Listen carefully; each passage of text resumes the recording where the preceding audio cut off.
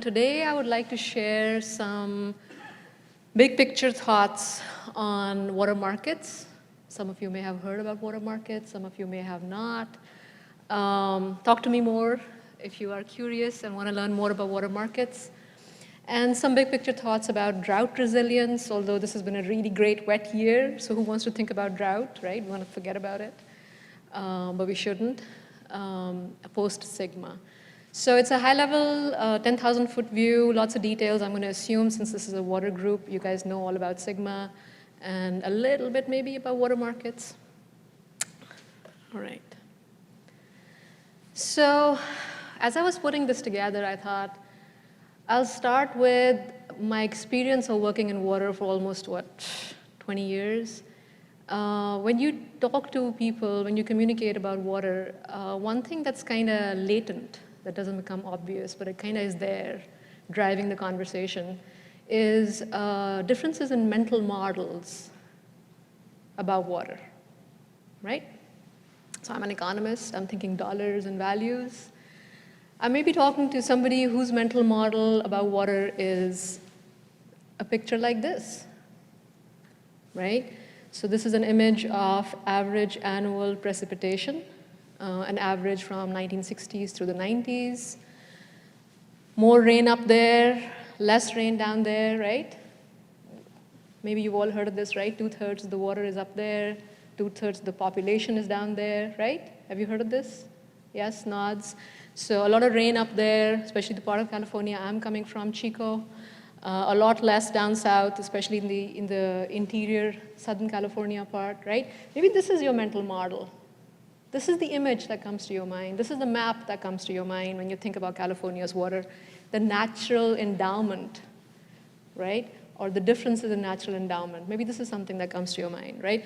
And maybe it's an engineering problem to be solved, right? Move the water where the people are. And we solved it. Maybe this is the image that comes to your mind when you think about water. The really impressive human-made water infrastructure in California, the dams, the reservoirs, the canals, right? This is an image I copied from National Geographic, right? Titled Replumbing California, right? So maybe if you're an engineer, or civil engineer, this is the image that comes to your mind, right? Maybe this is the image that comes to your mind about California's water. This is a really cool paper by Grantham and Weirs where they took more than 100 years of water rights in California, all of the prior appropriation water rights, and they mapped the cumulative water right allocation relative to availability, right? So the areas that you see in red, that's where the cumulative water right allocation is almost 1,000% of availability, right? So maybe the image in your mind is not just the endowment or the infrastructure. Maybe the image that comes to your mind when you think about California's water is relative scarcity. We're really short in some places. And by the way, just comparing this image to the earlier images, notice that the areas in the southern internal parts of California, that's where a lot less rain comes in, right? The Kern County area, but that's not where the red is, right? So scarcity is driven not just necessarily by how much you have, but how much you're using relative to how much you have, right? So it gets a little complicated. So I thought I'll start talking about the mental models. Is it the natural endowment that comes to your mind? Is it the infrastructure that we've developed that's really impressive and is an example for the rest of the world? Or is it the relative scarcity that comes to mind? Or the water law perspective, right? Who has the right to first use water? So the question I want to ask you is, or make you at least consider for a second, is what is your mental map? Right? Are you aware of it when you have these conversations? And I thought this would be a nice reminder for today as we meet colleagues across disciplines, right? And these mental maps are important because I love this quote from Einstein: to break a mental model is harder than splitting an atom, right? And those of you who've engaged in interdisciplinary research or interdisciplinary conversations, or maybe even taught a GE class that has students in other majors coming in, oh, it's hard to communicate across mental models, right? So I thought that would be a nice way to kind of get started today. So I'll share with you what my mental model is. And where is Elijah? He's going to recognize it. He's not even here? Elijah is going to recognize this mental model because he's been helping us in our Fresno research. So this is my mental model. This is a model of water and irrigation districts in California, right? What's a district? What's an irrigation district? It's a geographic unit, right? And this one group of farmers or water service delivery providers is going to be a special single service focused area. So even though we think about state or the State Water Project or Central Valley Project and all the infrastructure, a lot of water management in California is local, right? And these boundaries, I mean, this is a bit of a mess. We can clean it up. But these boundaries tell you that within this geographic unit, which is the district in charge that is responsible for delivery and maintenance, right? So my mental model is a governance-related model, like who's in charge of what, where, right? Or some political scientists are going to call it a polycentric model, right? The word polycentric is kind of interesting. That means many centers, right? Let me define that. A polycentric system is a system that has many centers of decision-making that are formally independent of each other, but which nonetheless are forced to interact in both competitive and cooperative fashions, and may be embedded into larger systems.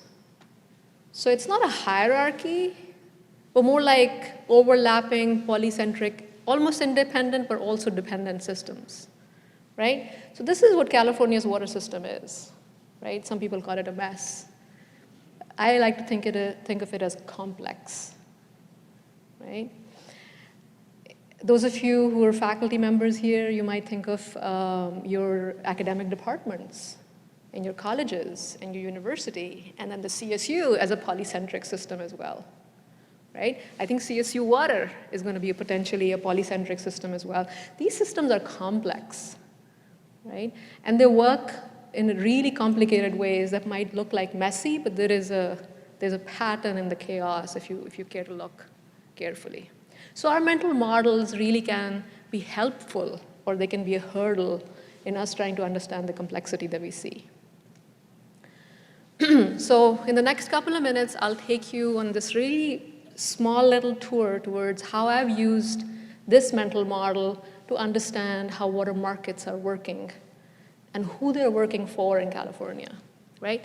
So a big series of research that we've been doing, me and my partners, has been looking at how markets in water have affected land values in the rural parts of California. Why does that matter? Well, it matters because when it comes to real estate values, that's 80% of farm wealth. And anything that moves that 80% of the portfolio in your asset, you're going to pay attention to it. So water markets have been affecting land values throughout the state. And as you can probably sense, sigma is a big role. That's a big factor that's going to come through. Because sigma is going to expand water markets in the state. And that's what looks very likely. That's what people who are in the weeds of this predict. This is a picture I took from PPIC. It's a picture of ever since water markets started, which was really in the 1991 in a big way, all the way to 2018, the vertical axis tells you the volume of water traded in the water market. And as you can see, it has been increasing, right? The yellow parts of the bar tell you just a year-long transfers. I don't know if you can tell the difference between the green and the blue, but the blue is long-term transfers, like maybe 5 years, 6 years, right? Longer than one growing season. And the green tells you, okay, we're not doing agriculture anymore, water is gone, right?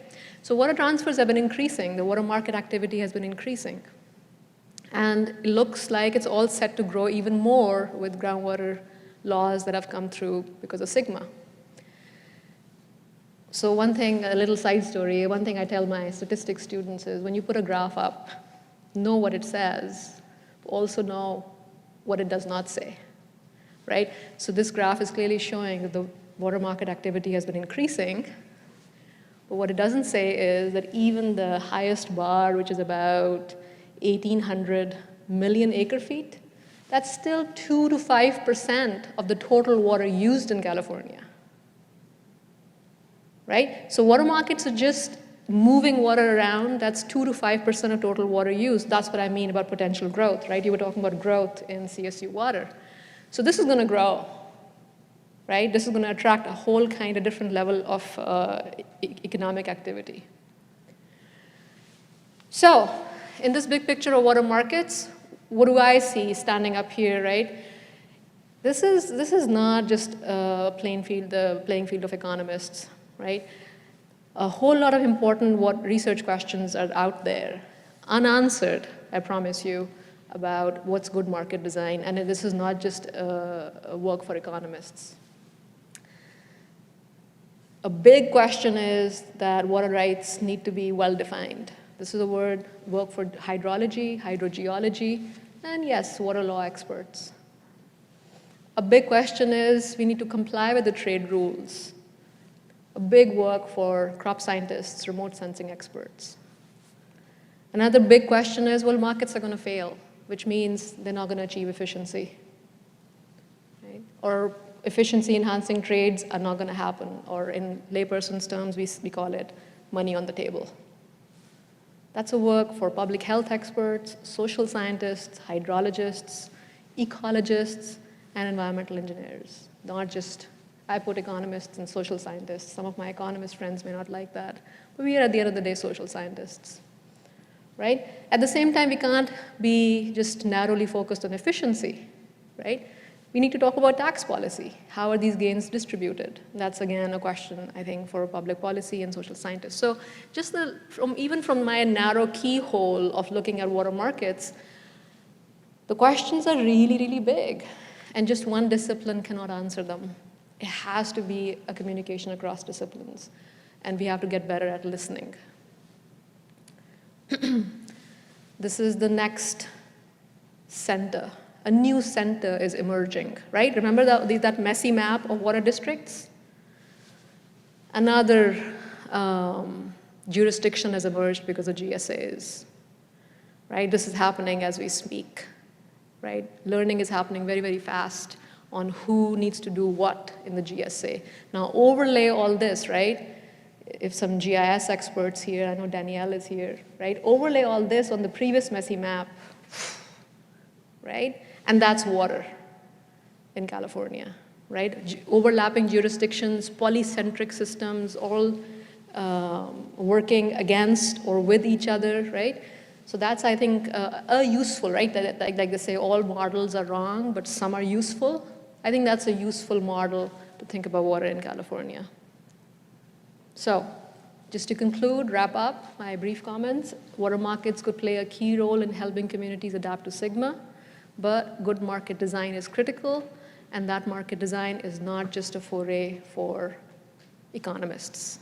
We need to talk to each other and design these markets better, because we need to protect third parties from harm. So my final slide, we need to move beyond state and markets. We need to be thinking about designing rules of the game, which is a fancy word for that is institutions. Previously, in the last 50 years or so, we've been thinking about designing institutions to force or nudge entirely self-interested individuals to achieve better outcomes. And that has been the dominant frame of mind amongst policymakers. Let's design institutions that nudge, you might have heard that word, nudge people towards more pro-social decisions. Instead, what I would like to argue is, let's think about systems, Let's develop institutions that bring out the best in humans. We need to ask how diverse institutions help or hinder innovativeness, learning, adapting, trustworthiness, cooperation, and achievement of more effective, equitable, and sustainable outcomes at multiple scales. So I think a better approach right now moving forward, because the complexity of the polycentric systems, is to think about systems rather than individual optimizations, right? And with that, thank you for your attention. This is a picture I took last summer, and it was 110 degrees. It was so hot. I've never heard of it being that hot in the Central Valley, but it nicely illustrates the problem that we have in the Sacramento Delta. The Sacramento Delta is, for those who don't know, it sits between the Central Valley and the San Francisco Bay. It drains 40% of the landmass of California, so it just has a lot of water going through it, and it's also hugely important to the California Water Project. About 2/3 of California gets water that has flowed through the Delta. So from Northern California to the Delta, then into the aqueduct, which you see on I-5. And there's also a lot of communities around that. So there's concern if there is flooding that it could be catastrophic for California water supply. And the essential problem that you can already see in this picture, you have water that's high and land that's low, and that's never a really good thing. So this is the Sacramento River Delta. It is right next to San Francisco Bay, which is next to the coast. So in fact, it's a place which is coastally influenced. You can get what happens in the ocean actually influences the delta. And of course, what happens in the California watershed or in the Sacramento River watershed also matters. So there was flooding this last year. It wasn't catastrophic, but there was flooding. So the question is this a coastal process, or is it a fluvial hydrologic process, or is it both? What are the factors that are important, and where are they important? Since it is influenced by a lot of things, what is the future? Is there an influence of sea level rise? What will happen as river flows get larger, potentially? So my approach in this talk will be to look at data. Some of the subsequent talks will look at modeling approaches. Both are valid ways of trying to understand how this system works. There's a lot of modern data. I'll just go here. There's a lot of, for the past 40 years or so, there's digital data that's available, but there's an earlier generation of data that was collected by the state, which has not been analyzed in a modern way, and is just sitting in archives and sort of languishing. And so here are some examples of those records, tables and tables of numbers of water levels. That's from 1967, that's from 1908. This one I think is from 1932. So I have teams of students that are actually digitizing these water levels, putting it into Excel, and then we're analyzing them. And here's just a snapshot of some of the records that are available. Really, there's at least 30 stations. There are water level records going back to 1930 or 1929, and then there are earlier records that we can use from the 1800s to get context of what the environmental change has been in this region. So it's really a well-documented, well-recorded region, but it hasn't been analyzed appropriately, in my opinion. So what do the results show? Well, it does show that there is coastal water level variability. So in these next graphs, if you see a yellow coloring, that means that there's a lot of effect. The blue coloring is less effect. This is coastal water level perturbations. Could be storm surge, could be just some other sort of upwelling process, something that's happening at the coast. And what you see is that the pointer is not working, but as you go up into the delta, that's on the right-hand side of that plot, there is still an effect of what happens at the coast. You don't see it if you go visit one of these towns. You wouldn't have imagined that, yes, this is a coastal region, but in fact it is. So even in Stockton, in the lower right-hand side of the, of the graph, you are seeing some coastal influence, maybe 50% of what happens in San Francisco. In terms of wind, it's a windy area, especially in summertime, and there are westerly winds that actually push water to the right. And so the further east you go, the bigger the effect of wind is. And it can be up to 8 inches, 10 inches of water level during the really windy days. So when we're thinking about flooding, we also have to think about wind and how that is influencing this really complex network of channels that we have there. In terms of river flow, there's different rivers with different magnitudes coming into the delta, and they obviously have an effect. In the lower right-hand side, you can see, sort of south of Stockton, there's a rather large possible effect from the San Joaquin River, and then up in the upper part of the graph, that is the Sacramento River. In Sacramento itself, the levees are about 30 feet high over sea level, and so you can have up to 10 meters of water level variation. By the time you get to some of the western delta stations, it might only be half a meter or a meter, but we need to know what those are, what the response is at every one of those locations, so that we can predict what will happen when there's a flood of the future. If we look at this graph on the right-hand side, this is sort of a graph of the different water level variabilities up to 150 kilometers from the Golden Gate. And one interesting thing is that the lower, the dashed lines, that's the effect of our exports. So in fact, we are lowering water levels in some parts of the delta in the southwest corner by sometimes up to half a foot or 10 inches or even a foot. That's interesting. In California, the rivers run backwards. The San Joaquin in the summer goes towards the bay and takes a U-turn and gets pumped right back. So that's kind of crazy, right? But that's what we do. And then there are other tide effects that happen. There's more water stored in the delta during large tides, during spring tides, than there are during neap tides. And that creates sort of also a pumping and pulsating of water. So all these things are happening all at once. And then finally, there are tides itself. And for a tide person like me, this is a really, really interesting graph because it just shows there's this huge variability. There's all these colors. That means that anywhere you go, even if you move 5 kilometers in one direction or another, you might have a very different tidal regime. And that's because there are all these channels, there are reflection effects, there's damping effects. But even in Stockton, which is, again, sort of the right-hand side of the lower right-hand side of the graph, you have a tidal range of 2 or 3 feet. So again, Stockton is a coastal city. And so is Sacramento during low flow conditions. This is a really interesting plot. So we did this analysis. We had to account for all these different factors: wind, river flow, daily variability from the coast. And when you then look at long-term trends over the last 20 years, this is the plot of sea level rise that we get. The global average is 3.5 millimeters a year. Right now, San Francisco is right at that average, at 3.5 millimeters a year. The delta is not. It is very heterogeneous. There are some locations like Antioch which are actually rising at a lesser rate than the coast, and then there are some that are substantially more. And you might scratch your head and say, what's going on? Why is this? How could this be? And the answer is that we've got lots of subsidence going on in various places of the delta. Some of it is actually oxidation of the soil, but there is also compaction going on. There's probably groundwater effects.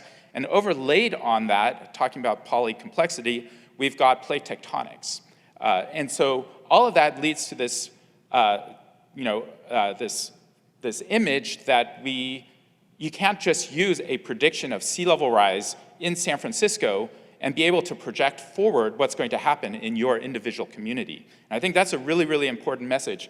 If you look at San Francisco Bay, it's the same thing. There are places like Foster City that are sinking fast, and there are other places which have much less of a problem. And that will probably lead, just thinking about it, to interactions between different communities that have different interests because they're sinking or not. So that's how the delta works today, and those are the factors that influence it. Is there any evidence that things are changing over time? Well, one obvious thing is that river flow into San Francisco Bay has changed since 1850. This is a paper from a decade ago that used the San Francisco tide gauge as a river gauge, and what you can see is that in the 1800s, which is sort of the right-hand side of the figure, there were some occasional really large floods interspersed with dry times. We have the same thing going on in the last 50 years, but you can see that the peaks have gotten a haircut.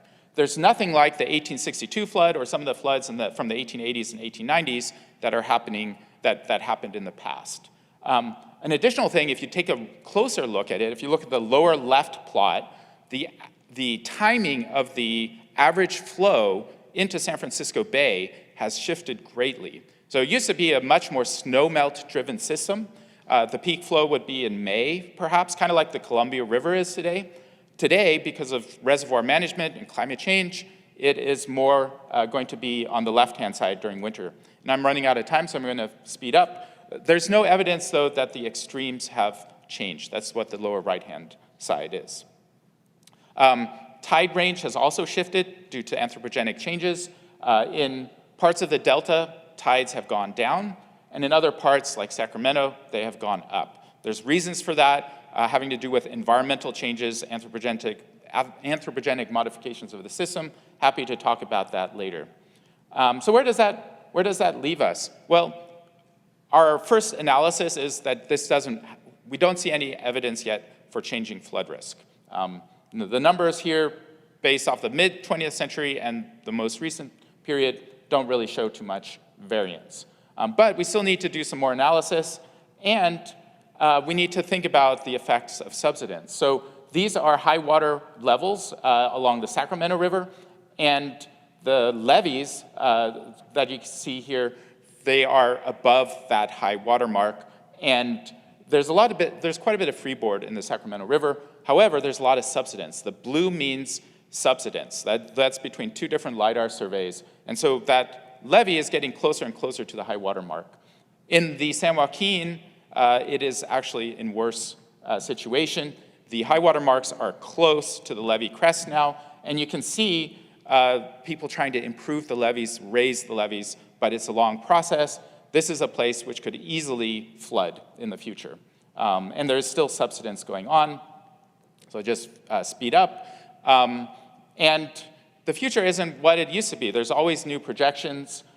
This is a recent projection of super mega floods that will happen in the future. The 30-day rainfall amount might increase by 50% or so by the end of this century. That would be bad news, right?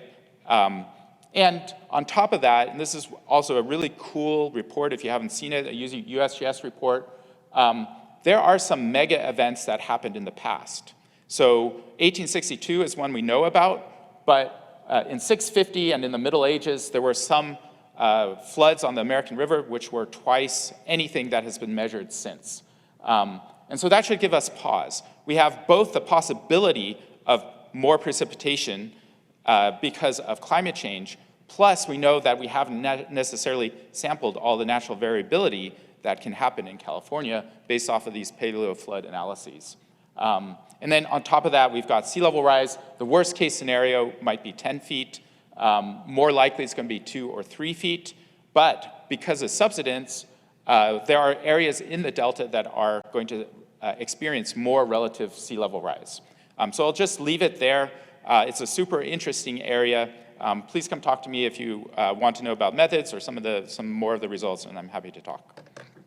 Thanks.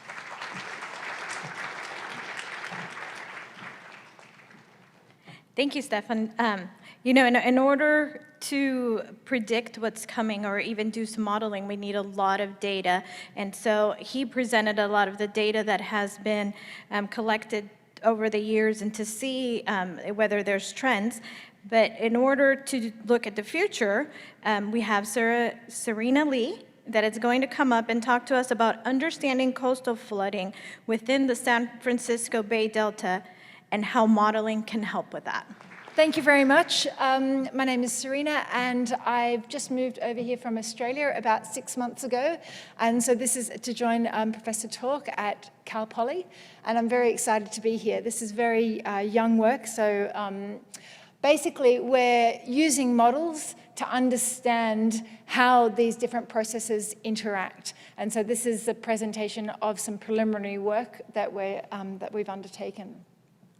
So the challenge that we're trying to address is really climate change, and climate change will lead to shifts in oceanic processes as well as shifts in atmospheric processes, leading to higher sea levels and altered rainfall regimes. So higher sea levels combined with shifts in vertical land motion lead to increases in coastal flooding. These atmospheric river events that you've seen here, similarly, just before I moved here, Australia had been through droughts, and you would have seen the fires. And then this year we had 4 1-in-100-year flood events within a couple of month period. And then I moved here and got yours as well. So we've seen that these atmospheric river events really have high flood potential. Coastal storms, when combined with high tides, also expose the vulnerability of our coastal infrastructure and assets. Now, the processes that interact are river processes, tidal regimes, the changes in the mean sea level, vertical land motion, but also the water resource management. This is a new thing for me to understand all the different pumping, the temporary dams that get installed. All these actions also affect the system and affect the response in coastal flooding. And so we're trying to understand and explore how these processes interact. Now, there are lots of observations in this system, much more than we have back in Australia, let's say. It seems to be, to me, a very data-rich area. However, the observations can't capture everything everywhere all at once. Bubble. So we're using numerical models. Now, the processes that I'll talk about are tides, river discharge, and sea level rise here, and in the future we'll also address a vertical land motion. The methodology, I'm employing a flexible mesh model that is already developed for the system. So we're using an existing tool that has been published. It's a flexible mesh model, and it combines a 2D model of the system, and the rivers are 1D, and they have links to the 2D system. If we zoom in, this just gives you a little bit of an understanding of what the grid looks like. At the open boundary, at the ocean, it's forced by tides, and then we've got all the river discharges coming in, and the atmospheric conditions are from the ERA5 model. So we've done these conducted experiments. Our baseline conditions basically represented the winter of 2017, which was a high river discharge year.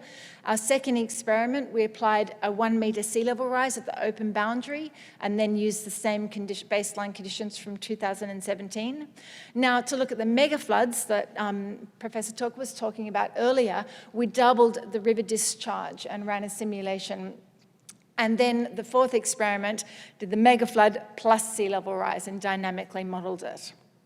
Okay, so in this simulation, we're seeing, you're seeing the interaction of the tidal processes. The little 2 dots there show the San Francisco tide gauge, and then further upstream at Port Chicago. And then on the other little images, you see the river discharge in the Sacramento River and the San Joaquin. And so you can see how these different processes affect the water level at hourly time steps throughout this system. And as the river discharge increases, just that real, increase in water level. Now, this model includes like the discharges and the bypassing systems, but for all the simulations that we've conducted, we've maintained the conditions for the water management from 2017. So that's something we'll look at in the future. Now, if we just, in terms of coastal flooding, we really want to know what's the maximum water level, because that really tells us how close is that to our levee heights or to Highway 37 or what have you. So if we plot up the maximum water level for that whole time period of that water storm period, this was the result for the 2017 baseline conditions. If we add the 1 metre sea level rise, you see a shift upward in the baseline maximum water level. Then for the mega flood situation, you really see that the predominant change is in those riverine areas, particularly the upper tributaries. Now, if we combine the mega flood and the 1 metre simulation, it really almost looks like a combination between plots 2 and 3. But if we want to understand it a little bit further, we'll minus the baseline conditions from the other plots to see the difference from the baseline conditions, and if it is a linear situation.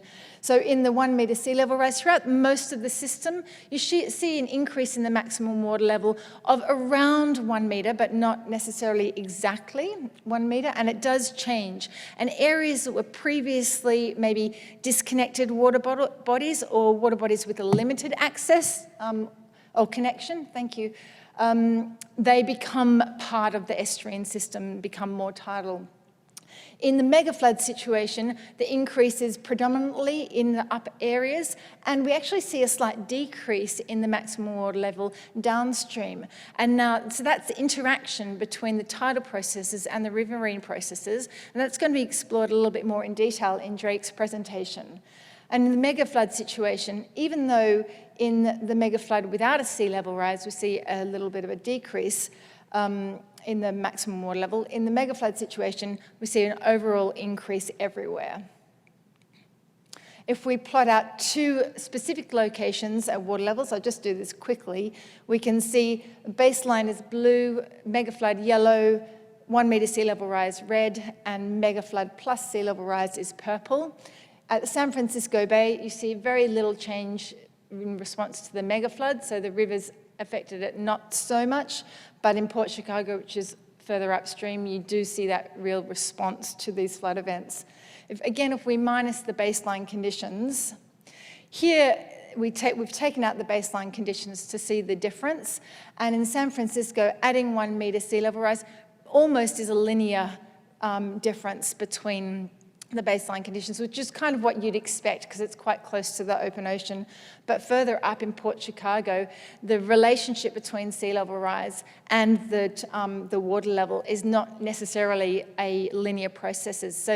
So there's nonlinear interactions due to the changes in the tidal processes caused by even just a metre change in the bathymetry. And I better summarize quite quickly. So in summary, the interactions between the tidal processes and riverine processes are complex and spatially variable. The water levels in the upper bay and delta areas are most affected by high river discharge, but higher runoff still does cause a effect in the lower bay, potentially reducing the maximum water levels. Now, the interaction between the tides and sea level rise invokes a nonlinear response in this system, excepting quite close to the ocean. And sea level rise causes it activates formerly non-tidal areas in both the riverine areas and adjacent water bodies. And the combination of mega flood and sea level rise basically increases the flood risk everywhere.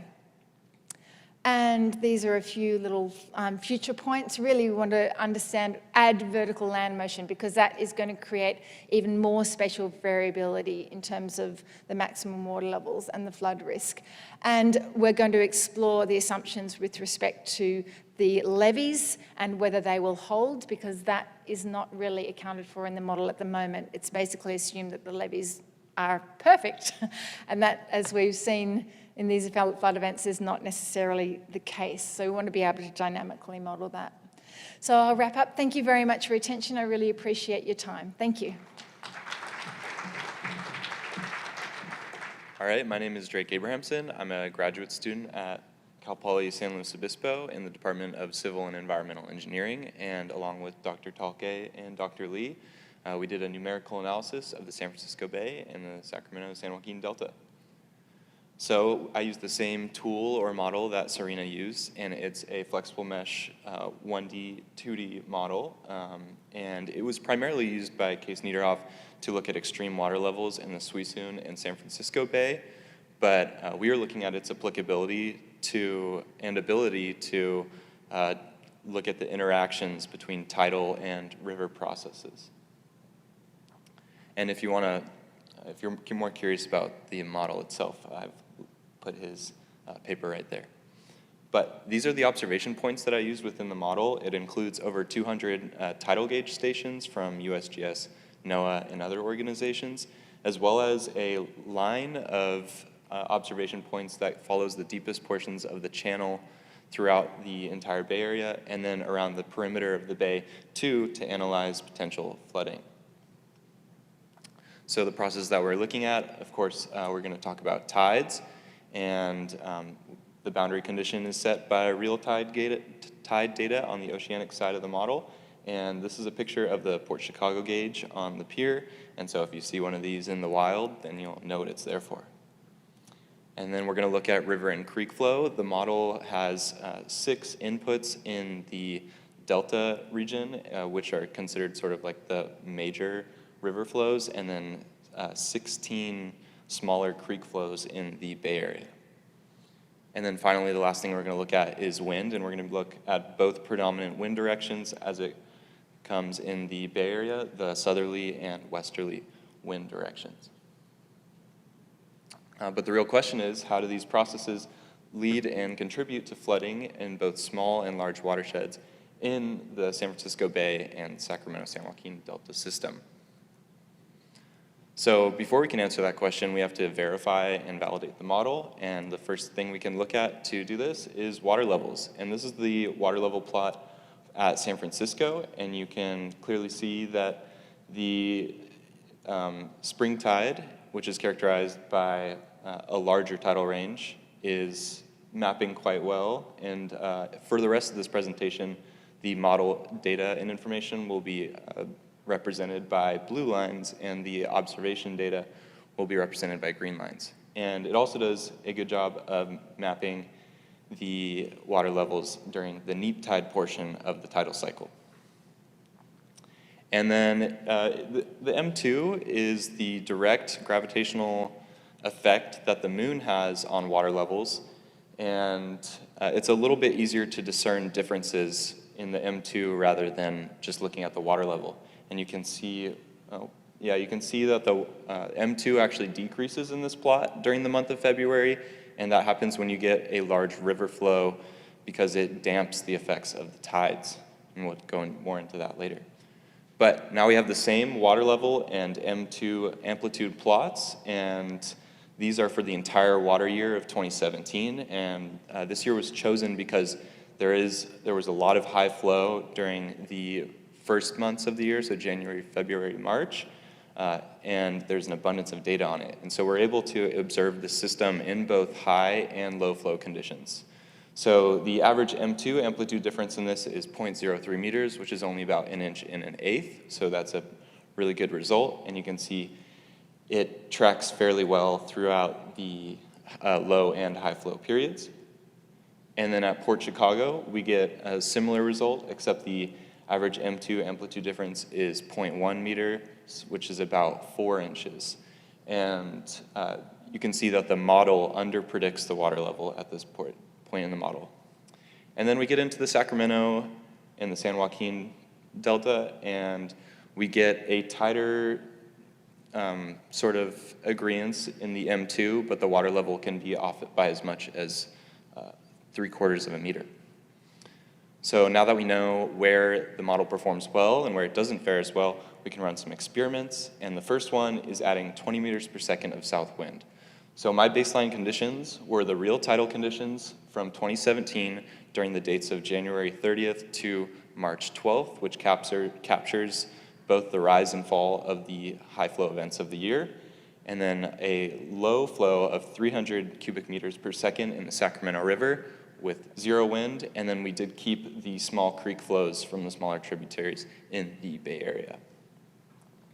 So when we add that wind, and these plots show the highest high water levels with and without wind, and when we add this south wind condition, you can see that in the northern perimeter of the San Francisco Bay, the water levels are increased significantly. And equally interesting is the water levels also decrease significantly at the very south end of the South Bay.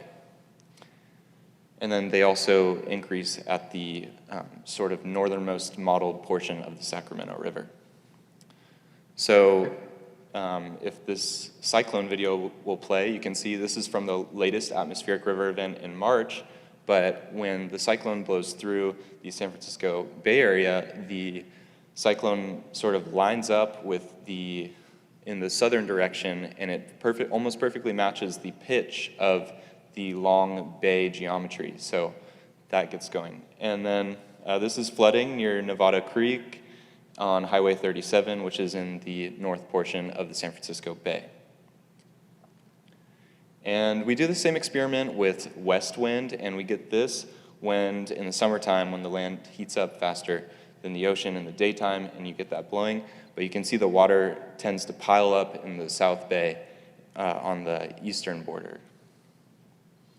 And then the last experiment is adding in our real flow from 2017 in the Sacramento River. And you can see that it increases kind of self-evidently the water levels in the Delta region. But what's more interesting than that is that there isn't really any significance in the highest high water level increase in the Bay Area anywhere west of the Carquinez Strait. So that sort of clues us into that oceanic processes such as tides and winds are much more important when it comes to flooding in the western side of the Bay Area. And then some topics to be explored are some increased grid resolution to decrease the friction effects in pinch points of the model, as well as density stratification effects that also decrease the friction because the fresh water from the river, when it interacts with the saline water of the ocean, tends to glide over like it's on ice. And then we can also talk about delta management, especially how it aligns with the spring and neap tide cycles to avoid compound events between high tides and high river flows. So thank you so much for your time and attention. It was an honor sharing my work with you. My name is Danielle Salt. I'm a research engineer at the Office of Water Programs at Sacramento State. We work with a lot of state agencies on a number of water issues, but one of those is dam breach modeling and inundation mapping. So we work with the Department of Safety of Dams. So I'm going to go over some of the recent updates to the dam safety regulations. There's been a lot of changes within the last 6 years. I wanted to talk about my master's project from 2019, which was a case study of a Southern California dam, and finally talk about some of our current research in comparing different dam breach models and the differences between the results. So California, you may not know, it has over 1,200 jurisdictional dams. And a dam is jurisdictional if it's either over 25 feet in height or if it impounds greater than 50 acre-feet of water, which is not a lot of water. We have multiple reservoirs that are in the millions of acre-feet range.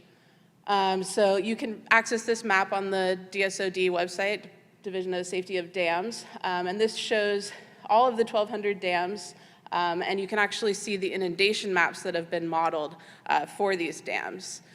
So you can see that the dams are concentrated in certain areas, but when you're talking about dam breaches, that water has to go somewhere, and it does not just stay where the dam is. So looking at, in local to more Monterey area on the left here, we see if the failure of Nacimiento Dam, which is about 80 to 100 miles away from here, can actually cause significant inundation in Salinas area.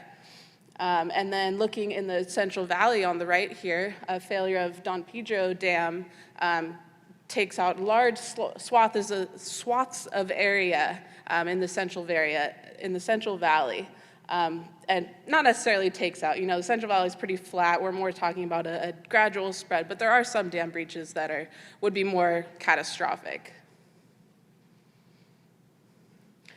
So the change in the dam safety regulations really were catalyzed by the 2017 Oroville spillway event. You may remember there was a failure of the concrete spillway, which is where you see the water flowing in this picture. As a result, they had to send some water over the emergency spillway, which is off to the left. You can see that sort of dirt area up at the top to the left of the spillway. And the erosion caused by the flow going over that spillway, which had never been used, the emergency spillway, created some significant concern that 30-foot concrete wall was going to fail and send a massive amount of water down into downstream areas. So this was happening for about a week, and the situation became very dire. They thought it was going to imminent failure. So there were over 180,000 people evacuated, and that is a lot of people. There were not a lot of good plans in place for how do we deal with moving these people. You can see these, I think this is from Yuba County, the only guidance they give people was don't go north. So what happened was a lot of traffic. If you look up articles about this evacuation, you see the word chaos a lot. There was major traffic issues, people were stuck, and a big problem of that was the uncertainty in where would this failure flow go if it happened. So what happened, within 4 months, Senate Bill 92 was passed, and this required that all 1,200 of those state jurisdictional dams, other than the low hazard ones, were required to have an emergency action plan on file, as well as inundation maps for any potential dam failure or critical structure failure like a spillway or a saddle dam. So how do we do this dam breach modeling? There's a number of software options that exist. There's some models that only create breach hydrographs, some that only deal with the downstream routing of flow, and also combination models. So for our purposes, we're looking at HECRAS and DSS-WISE. HECRAS is a U.S. Army Corps of Engineer software program. It is free for public use and is definitely the most commonly used. At OWP, we also, in our work with DSOD in reviewing inundation maps, we use DSS-WISE, which is a web-based program that requires a lot fewer inputs and can be really utilized in an emergency situation to figure out quickly where water is going to flow, but you do lose the ability to make modifications that you have in HECRAS. So are these dam breach modeling programs the same?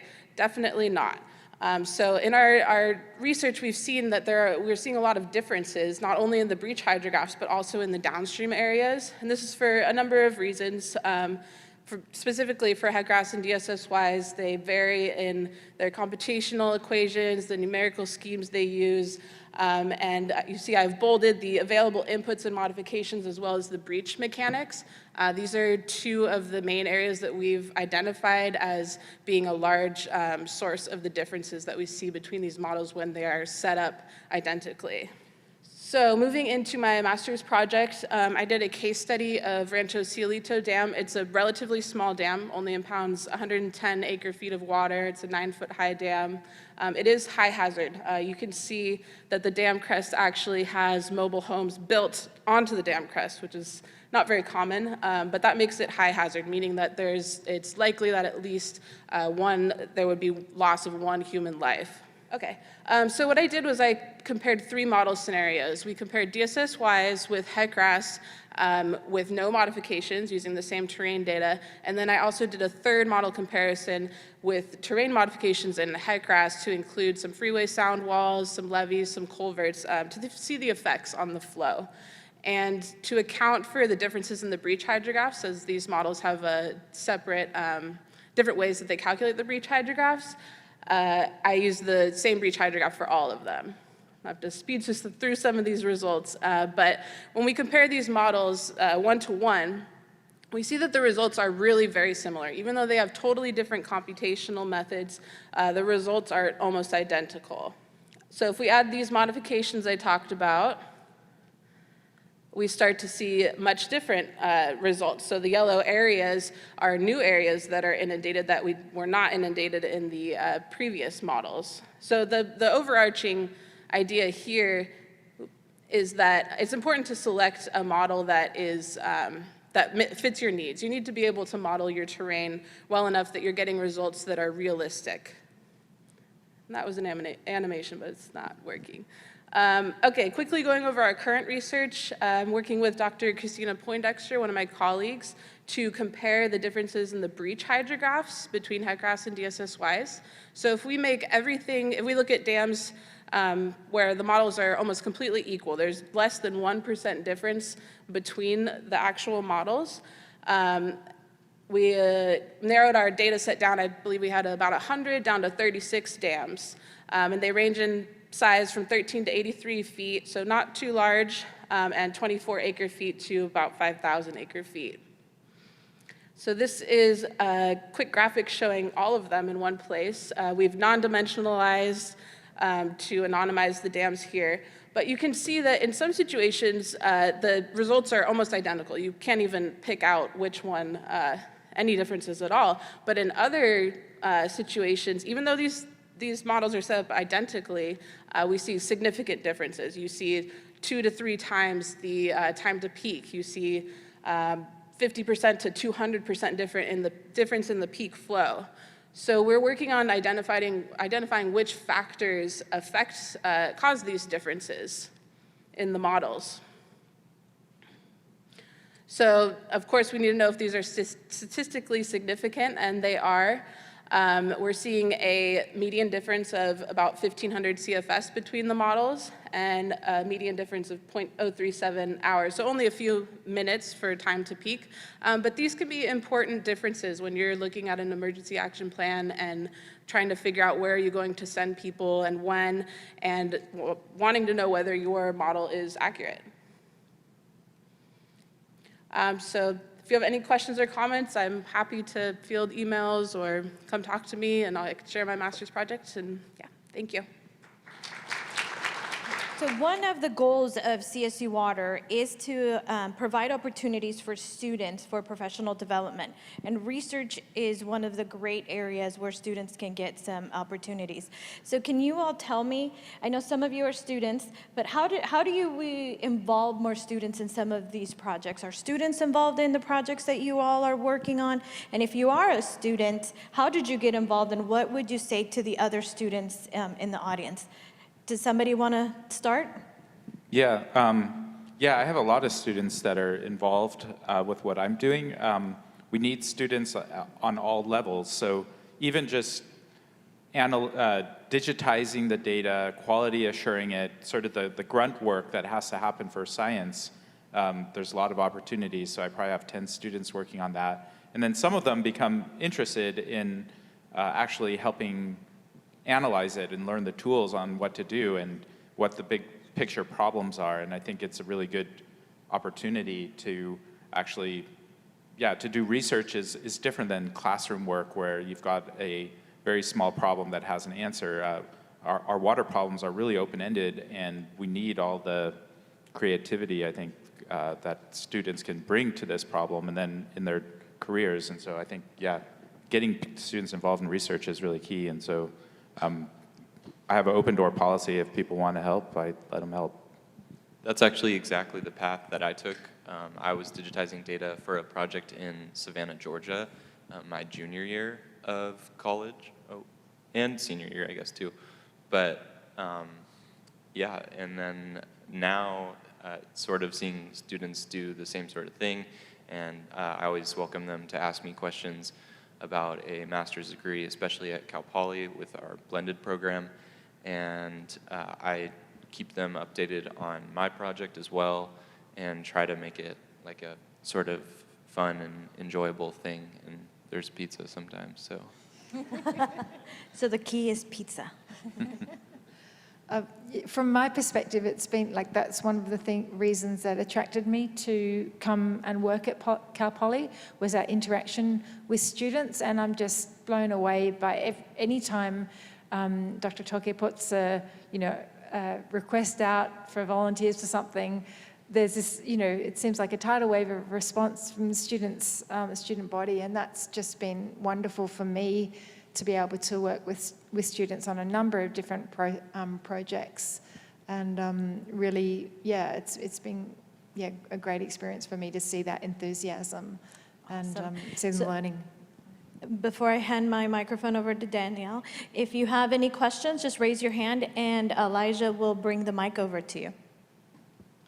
So like Drake, I also started as a student at OWP, and now I'm a research engineer.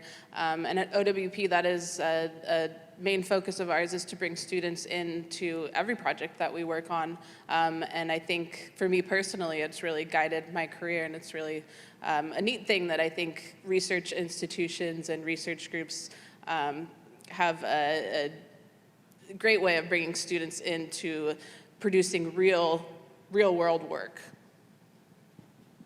Thank you, all of you. So another question. The flood is in our minds a lot because of what's happened the last few months. But in order to get to the stage that you presented us today for your modeling and your data collection, this happened years, months ago when it wasn't flooding yet. So we were in a drought, and all of you were thinking, how do you model and collect data about flood? And so I think one of the things that happens is a lot of us get inundated with we hope, inundated with requests for proposals, for ideas. So how did these projects come about? Like, was it a proposal that you responded to, that you had an idea and it became a reality? Was it something that you were personally interested? Did you go to a conference and a colleague mentioned this? Like, how do you even think about modeling for flood when we're in a drought? You want to go first, Danielle? No. You want to? Yeah, that's a interesting question. I guess I've always been interested in these sort of extreme events. I remember walking home during the 1982-83 El Nino and just wishing it would rain on my way home from school and playing it. You know, there was a mudslide behind our house and I played in it, and you know, so it was kind of like, yeah.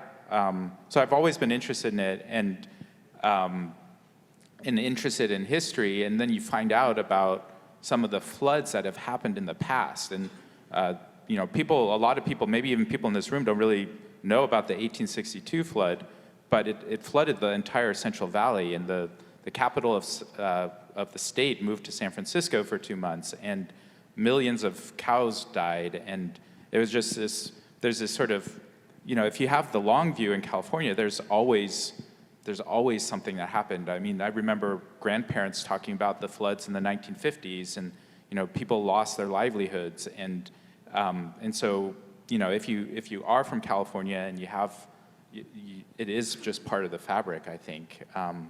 And 1997 is another example. You know, I was teaching a class on extreme events last spring, and I showed them pictures from the 1997 floods, and they had no idea that had happened because it was before they were born. But if you've lived through it, and you know, and you can tell, you know, the stories of what you saw, it makes it real. And so, yeah, I've always been interested in that. And then there's, you know, the tie-in with the old archival data and the sea level rise. You know, in this country, we have so many people who don't believe in sea level rise, or they don't, you know, which is just astounding to me. And so, you know, getting these old records and, you know, thinking about the old extreme events and what is the natural variability.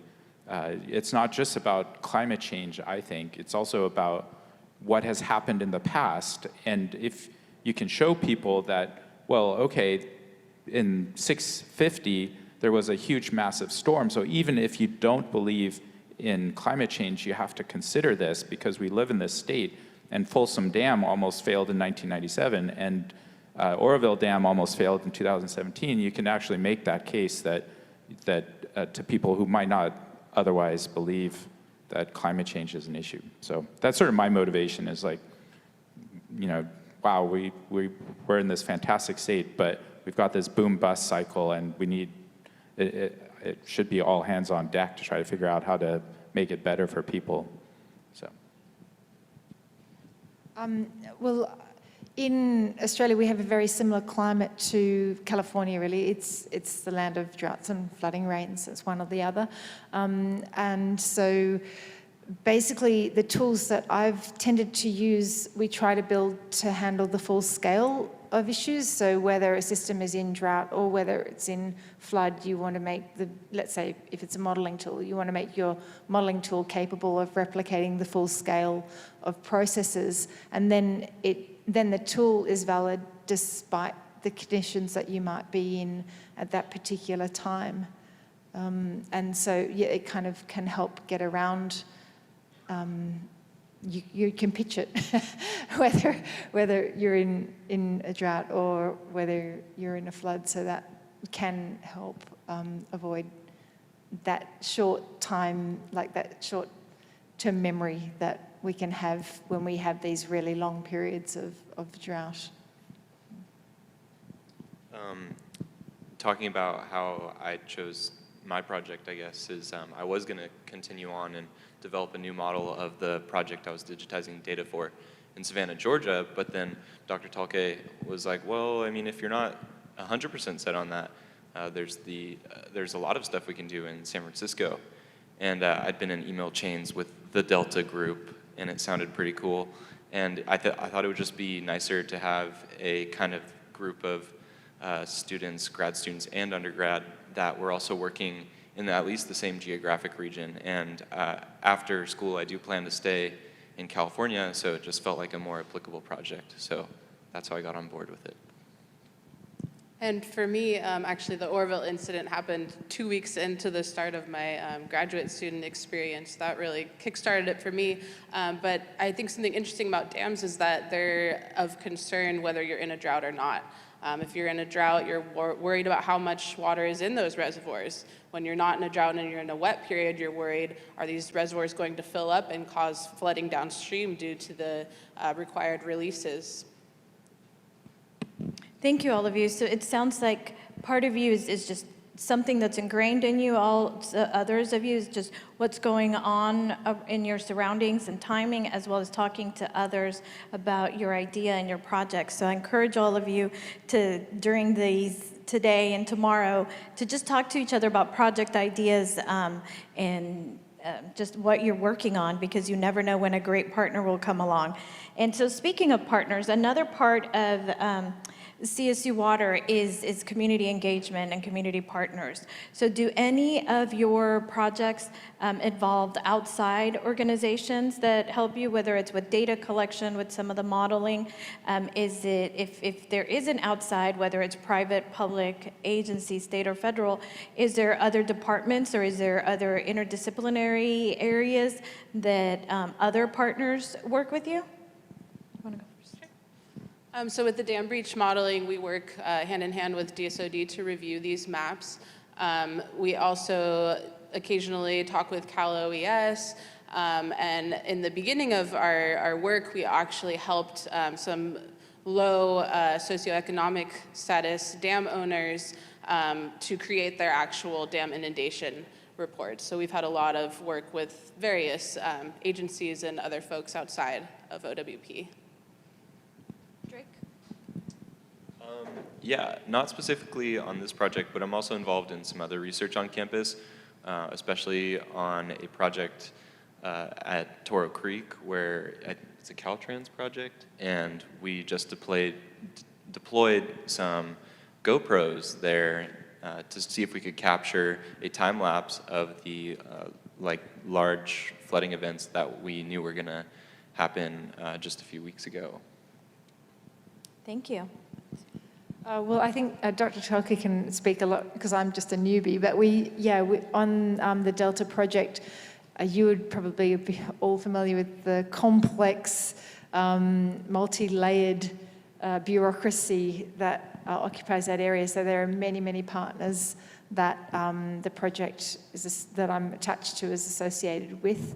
I think the Delta Stewardship Council is definitely one of those partners, but Yeah. So the funding for this project that we talked about is from the Delta Stewardship Council, and they have tie-ins to government, to a lot of organizations.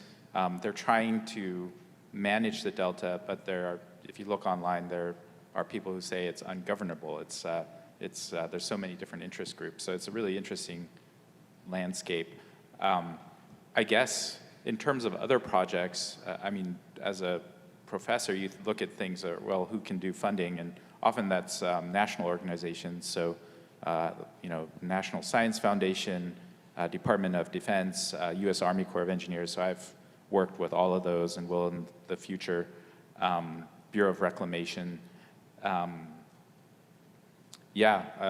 think there's probably opportunities. Water impacts so many different organizations, all different types of, from people from small scale to large scale. So, it's really a fundamental thing. So I think, there's tons of opportunities out there. Thank you. And right before I hand it over to Steve, we do have a question.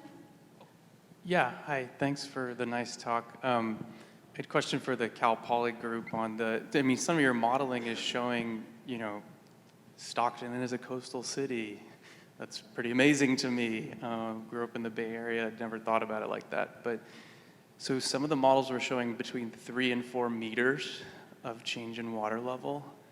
Other than raising levees, what are potential solutions that people are talking about in those areas?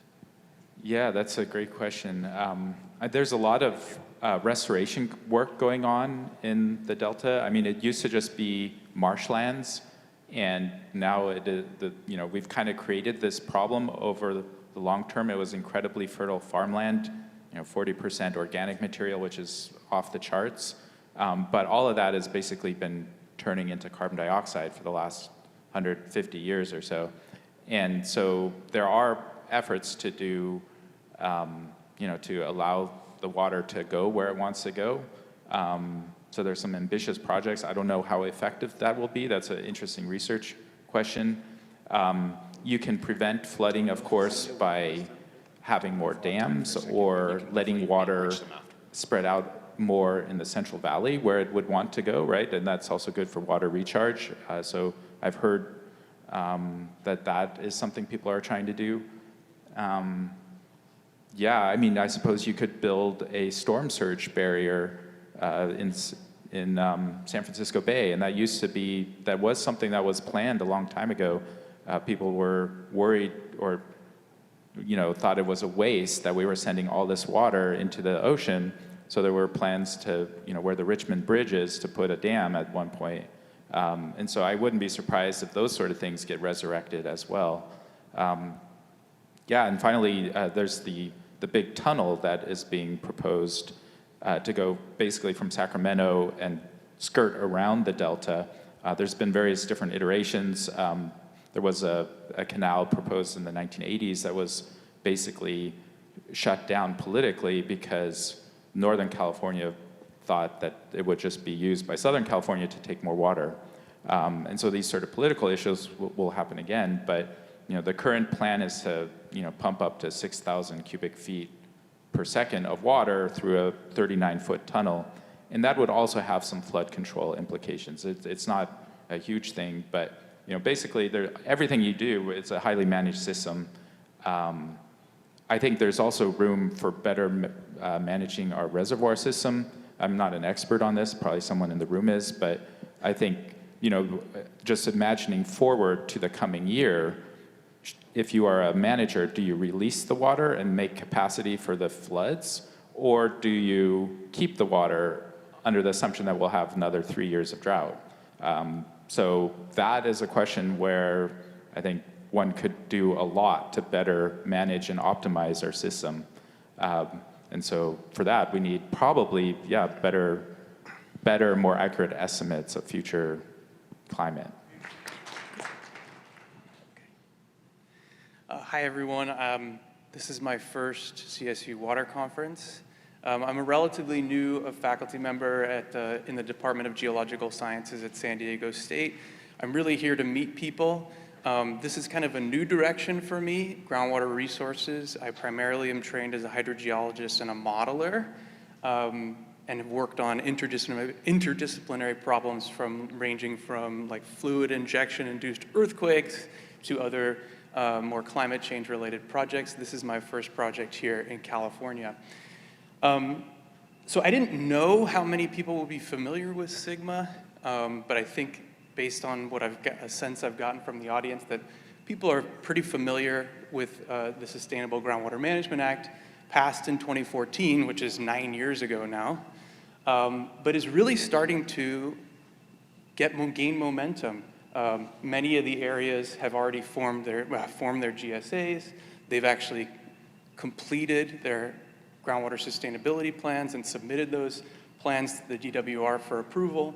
Many of the plans have been approved or are in the process of being approved. And now we're into the implementation phase, which is a 20-year process starting around 2020, maybe 2022, for some places 2023, and going out to 2040. The two key factors that we're going to be looking at are the lowering of groundwater levels and the reduction of storage. And the key indicators are the measurable objective water levels and the minimum threshold water levels that many of these groundwater sustainability plans have set going forward into the future. I'm going to focus mainly on the critically overdrafted aquifers in the southern part of the Central Valley. And the main questions I'm going to ask are, Where are the areas of greatest long-term sustainability concern within these critically overdrafted aquifers? How will the political boundaries that I think Anita so nicely showed in the very beginning conflict across the larger aquifer and potentially produce interagency depletion? And then third, how drastic is groundwater depletion expected to be in poorly monitored sigma regions?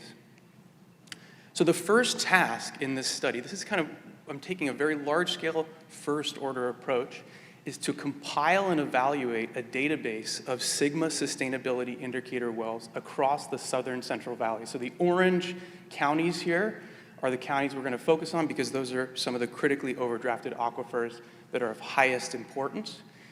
And look, just take a first-order look. What is the spatial coverage of indicator wells? How spatially dense are they planning to monitor water level change, storage change?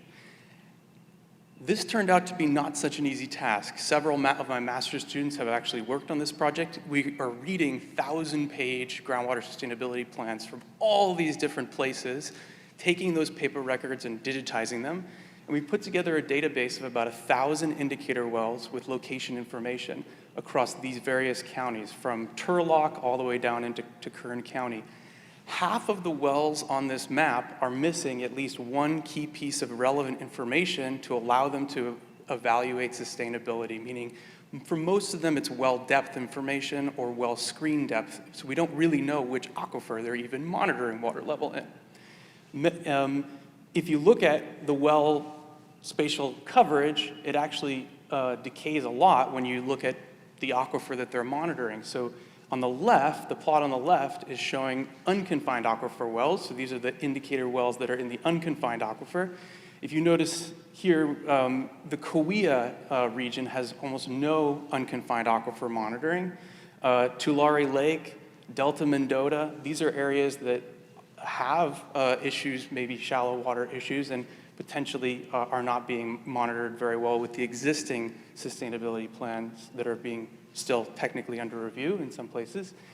And then if you look at the deeper confined aquifer, obviously there are fewer indicator wells going to deeper depths, but it's even sparser. So Kings County has very, very few wells, if not any wells, going to the confined aquifer. Delta Mendota is the same. So this at the very first order, just from the very start, we could see that there are areas that are more poorly or more sparsely monitored in terms of sustainability. The second thing we're going to do is to just from a very simplistic point of view, model future groundwater pumping that's reflective of both wet and dry conditions. And we're going to use very simple model scenarios to determine where groundwater depletion is likely to be most severe. We're going to use, so part of my work in San Diego, we're very close to the California Water Science Center. One of the world's experts in Central Valley hydrology is at the USGS California Water Science Center. They've developed the Central Valley Hydrologic Model. It simulates monthly water budgets from 1961 to 2020. Lots of data constraining this model. A relatively complicated model, but essentially just a big water balance. And we're using the second version of this model that's going to be published, actually coming out this year, I think, from the USGS. And what we're going to do is model future scenarios using historical climate. So we're going to essentially take water years from 1992 to 2014 and use those, model those out into the future from 2020 to 2070, which is essentially the implementation and sustainability horizon for SIGMA. We're going to model groundwater pumping using the farm process package, which doesn't model point source pumping, it models aerial pumping from different types of land use, mostly through crop coefficients. And we're going to modulate pumping using crop coefficient changes. If you're interested in how we do the modeling to some more granular detail, come talk to me. I'm happy to give you more information about it. But that's the model we're using. And so the very first scenario we ran, okay, was basically taking what's the pumping today, or essentially what's going on right now, and we're just going to keep that constant over the next 20, 40, 50 years, and we're going to look at what the projected drawdown will be. That would be the relative change from the year 2020 out to 2040, and that's what I'm plotting on this graph here. So the colors here on the left graph are modeled drawdown, anywhere between 5 and 20 meters of drawdown by the year 2040 if nothing changed in terms of groundwater pumping in this region. Obviously, these are critically overdrafted aquifers, so we would expect some drawdown. Plotted here on the right in this water level time series is essentially an example indicator well from the Kauai region, where we expect big drawdowns to be in the future. And it's showing you essentially how that drawdown looks in comparison to the measurable objective and the minimum threshold for that specific well. Plotted in the little circles are the indicator wells for this region, and the hollow circles are ones that pass their measurable objective by the year 2040. The green ones are ones that fail. So you can see there are significant areas where there are well failures to meet their measurable objective under just a baseline model scenario, okay? And what we're going to do is run this model out to 2070. So we're going to keep pumping at the current levels, and what you see is essentially a linear decrease in groundwater levels that is proportional to the pumping rate. And because we're doing this over the entire Central Valley, all these areas, we're not doing any heterogeneous heterogeneity in terms of how aerial pumping is happening. You essentially see the drawdown increase in magnitude and increase in terms of scope. So the cones of depression are most pronounced kind of in the Kauai region and also probably on the west side of the Central Valley, okay?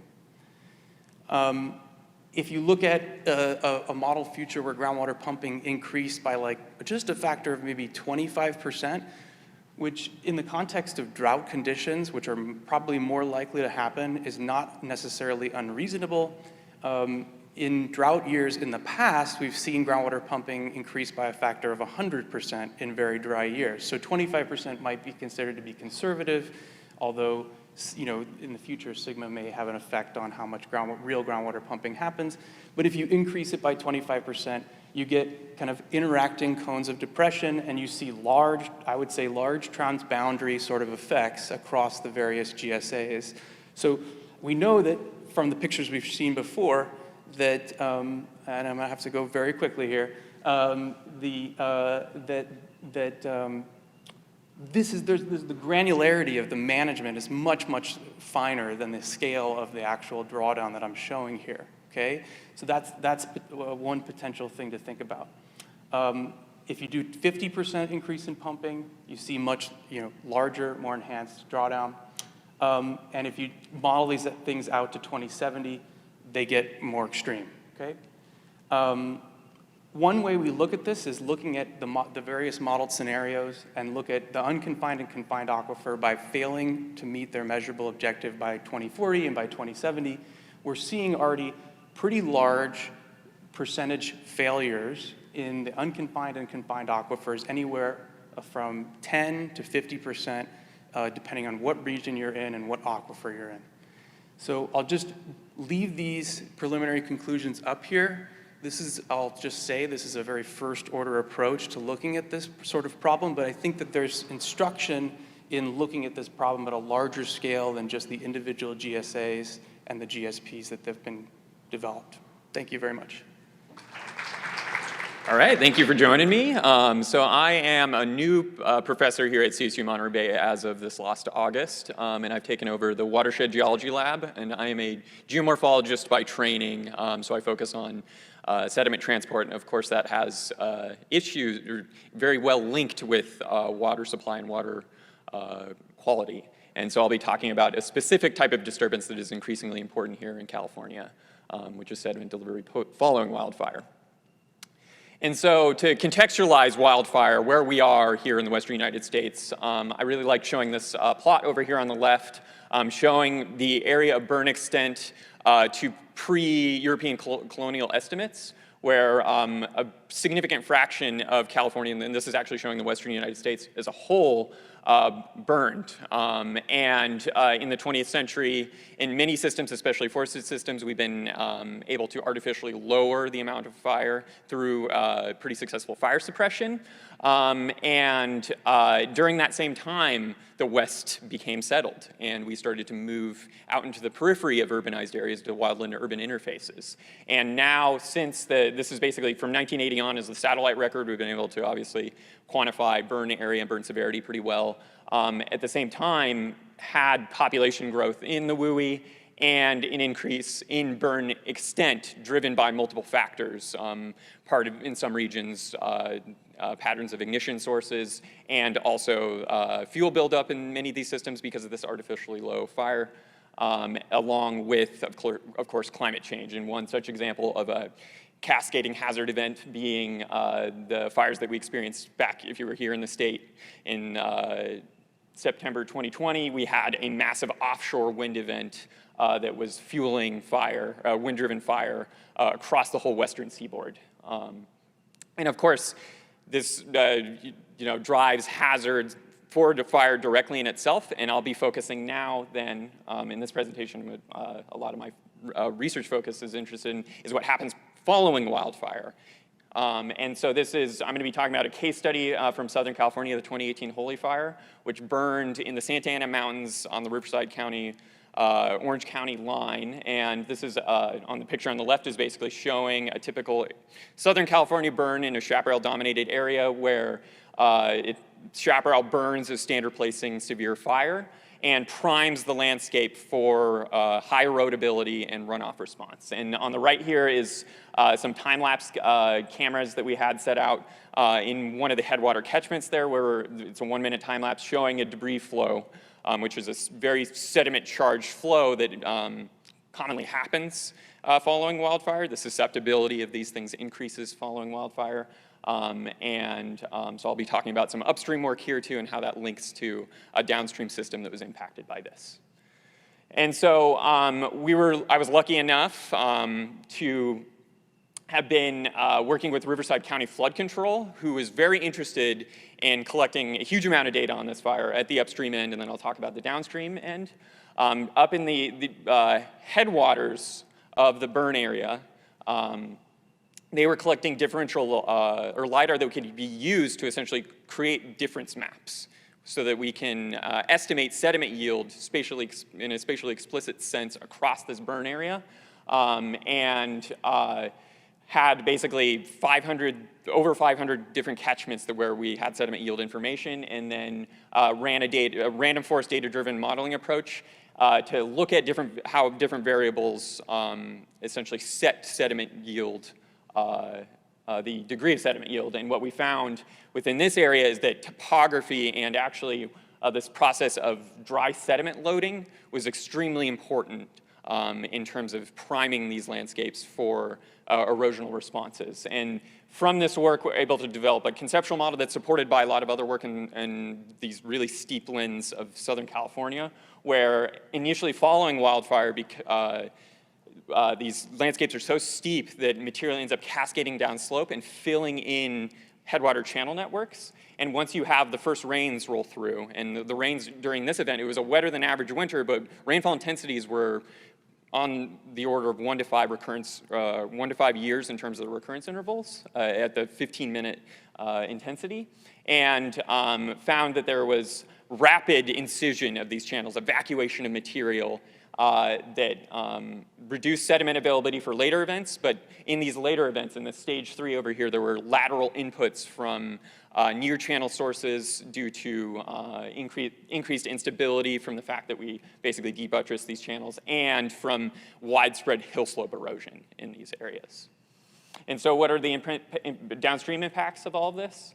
I was lucky enough to be able to work with a huge group of folks, primarily Riverside County Flood Control, who commissioned a study to essentially look at sediment outfalls or runoff from debris basins in the Holy Fire. So this is the outline of the Holy Fire here. And they were basically able to look at 2 endpoints from burned catchments, and one of which, McVicker debris basin here, actually drains to Lake Elsinore, which I'll talk about in a second. And they were able to sample these for sediment concentration and various water quality parameters, and also measure, for the first event, a control site that was unburned that was nearby experiencing similar rainfall intensities.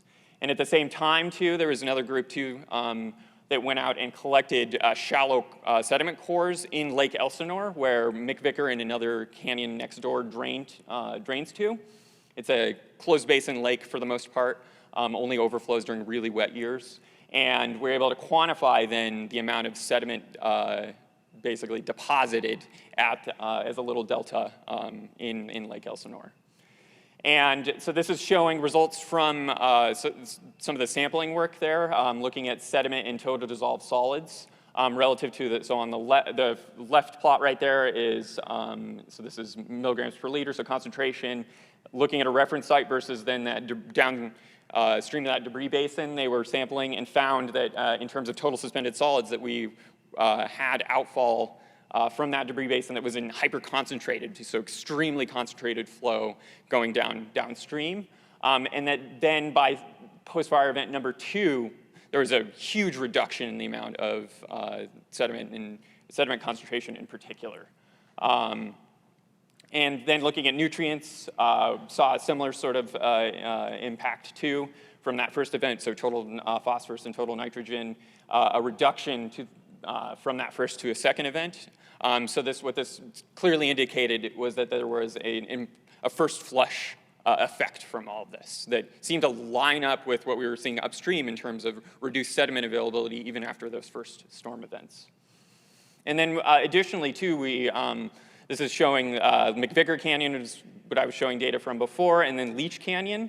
Those have debris basins located at their outlets to be able to catch a lot of material, particularly following wildfire. In areas like Southern California, this is pretty common.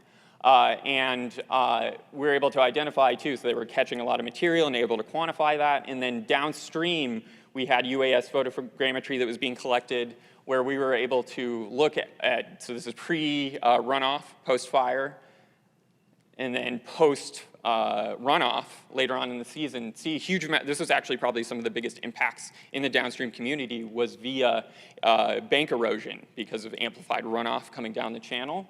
And do surface differencing with those two models and determine that in this instance, bank erosion exceeded any overbank deposition, so red exceeding these blue areas.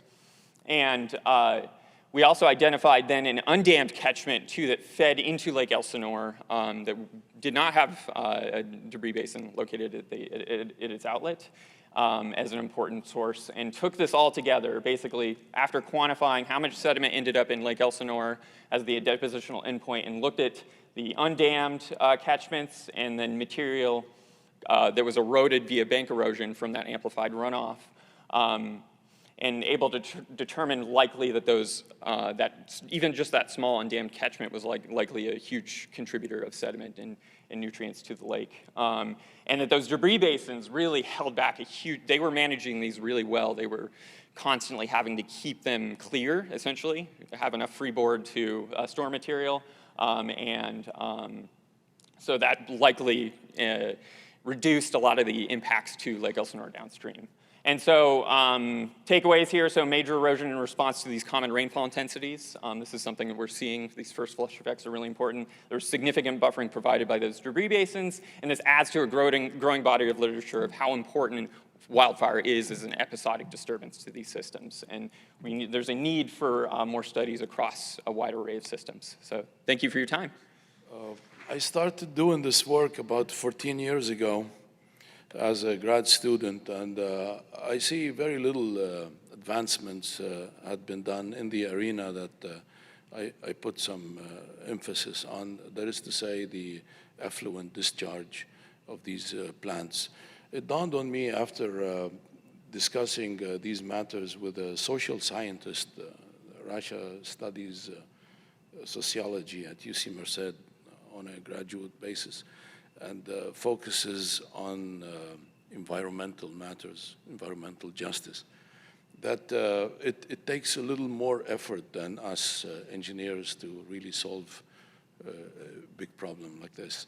And I don't want to call it a problem per se, because this is something that people use to augment water supply, and maybe this is fitting in the theme that my colleagues here and CSU-WATER is creating and presenting to all of us. The most important part is to really address it from its holistic subject matter. That is to say, why do we need it?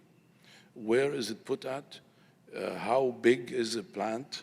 And how useful it is too many questions, perhaps, but a simple solution or simple answer to all these questions would be size and location do matter. Size matters because if you look at the lower middle of this screen, I don't know if this pointer works. I'm not going to risk pointing at somebody's eye and create an auxiliary problem in optometry. But anyway, the concentrate, that is dumped out of a plant is generally, like a sideline. People focus when it comes to these major processes on one, how much water I can get out of it, okay, permeate, and how robust my chemical engineering process is. How can I optimize the membrane so that I reject salt and gain water? It's all about like a market. I think Dr. Chaudhry put it beautifully, that it is a market out there. And it turns out that desalination, first and foremost, appears to me at least as like a business. Water is a resource, unfortunately. Well, it is quite a fortunate thing that water is a resource, and I, for one, would love to keep it as such. I'm not here to advocate negatively against desalination. I'm a proponent to using desalination sensibly from the point of view of the last resort within a portfolio that is diverse, just like our talents here are diverse. And also in a state like this, whereby so many climates and so many resources do exist, but if we at some point try to manage them in an optimal fashion, I think we can get to a place whereby everybody is sensibly dealing with the subject matter and not harming the environment to start with. With this said, I just want to say that I come from a school that prides itself of inventing the reverse osmosis first membrane back in the 1960s. Great deed to humanity. The only thing that is not really explicitly addressed up to this point, and it varies between one entity and another, what would be the brine looking like, A lot of times, and I spent a few years working on this. Please bear with me a little bit, just some simple computations, and we'll go over this very quickly. You, in essence, need about 2 gallons of seawater to get 1 gallon of potable water. You can argue that, some recovery processes can do better than that. The last literature I read from a proponent to desalination said 53%. I'm using 50% here in this example. You can see it at the upper side. The recovery means, how much permeate versus the influent is basically computed. So a permeate, by definition, is what you receive at the end. You can drink after some treatment. The influent would be what you take from the ocean, and an effluent, on the other hand, is what you dump back into the ocean. Notice that the ocean is mentioned twice, at least, in this discussion, because it's a source and a sink at the same time. Source, sink, quite confusing, and within the same vicinity almost. So think about this. You take water that is about 33 parts per thousand, or 33 practical salinity unit, and then you dump back about 70 practical salinity units, or 70 parts per thousand. So not only you're taking 2 gallons and using one of them, rejecting another one, but also you're increasing the salinity by practically double. So this leads us to dilution. When you dump all that effluent in the ocean, and that's a traditional style, still used in some countries, dilution is very limited to this kind of process. So what we have done over the years, and this is a couple examples I want to show you. It's from Oman on the Persian Gulf. direct deposits to the ocean, or, and then here, this is from Ashkelon, plant in the state of Israel. This was open to production back in the mid-2000s, and it was the pride of that country, because it supposedly brought a lot of water to the nation. Now they're shifting towards reusable reuse. So in this study, I focused on another solution that is putting diffusers in place. And as it turned out, the diffusers were almost an artifact from wastewater treatment and releasing them into the ocean. So it may not be fitting, at least scientifically, within the same reason because of the following. As I said earlier, that desalination brings salinity that's about double the amount of what you take from the ocean. But also, it seems that within the reverse osmosis process, that the density also increases dramatically, so that the effluent plunges down to the seabed, killing along the way a lot of marine life and fauna and flora. So this is another problem that even with a diffuser, you may have to work on to really move forward. In this very fuzzy image, thanks to global water intelligence, they're going through a system called digitizing desalination, meaning, it's ironically centered around the buoy here, but this is just for high-tech image. So you gather data, you keep an eye on the plant, and you maintain the plant, and then finally you optimize somehow. I thought we can take this a little step forward by bringing the actual constituents in mind, the people who will be ultimately using the product. The social scientists need to be involved. In that case, what we need to really keep in mind is that you are putting a plant usually at an impoverished area, and this affects folks directly. And brine disposal is still, until this moment, not really addressed well, so this is why I'm bringing this up.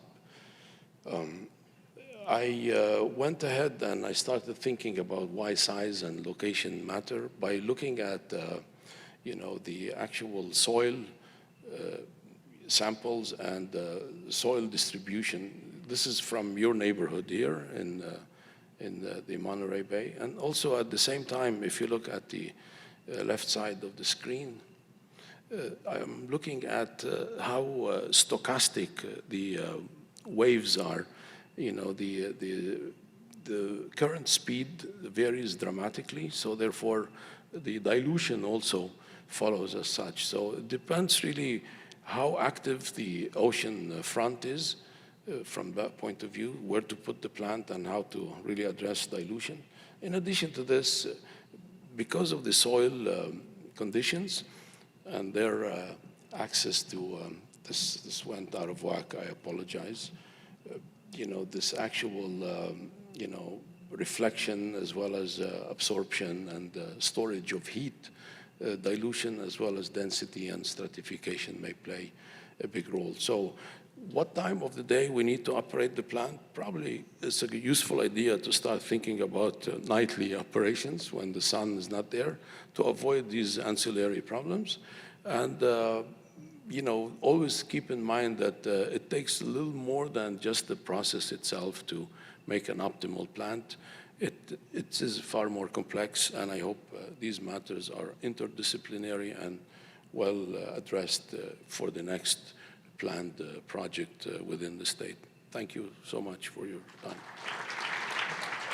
Thank you. My name is AJ. I'm a research scientist here at Cal State Monterey Bay, who works under a cooperative agreement with NASA Ames. And so there's a few of us here, and it's been great to talk to everybody so far.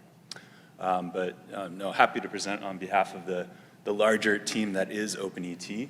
And so one thing I do want to mention right off the bat, that this is a multi-institute effort and has taken a lot of work to get it to this current point. But when we talk about evapotranspiration in the context of water management, I thought we'd just kind of take a pause and talk about its value for quantifying the consumptive use.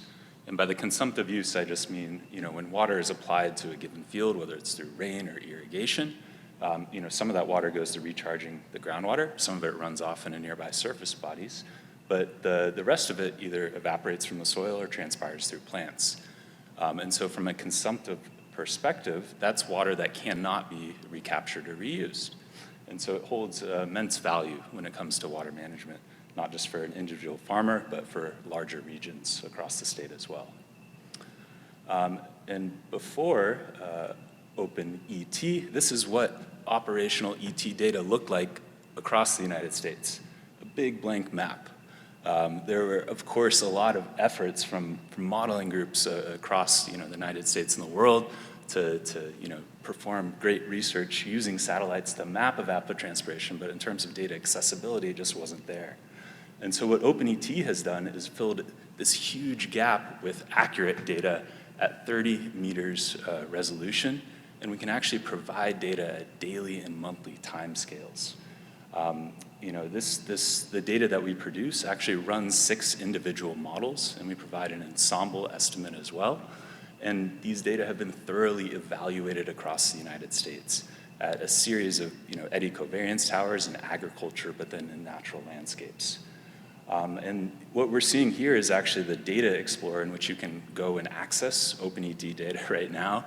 And so it's really as simple as pointing and clicking and getting a time series of ET data for a region of interest. But in addition to that, there's been a ton of effort building an application or an API to be able to automate access and integrate it into a number of applications.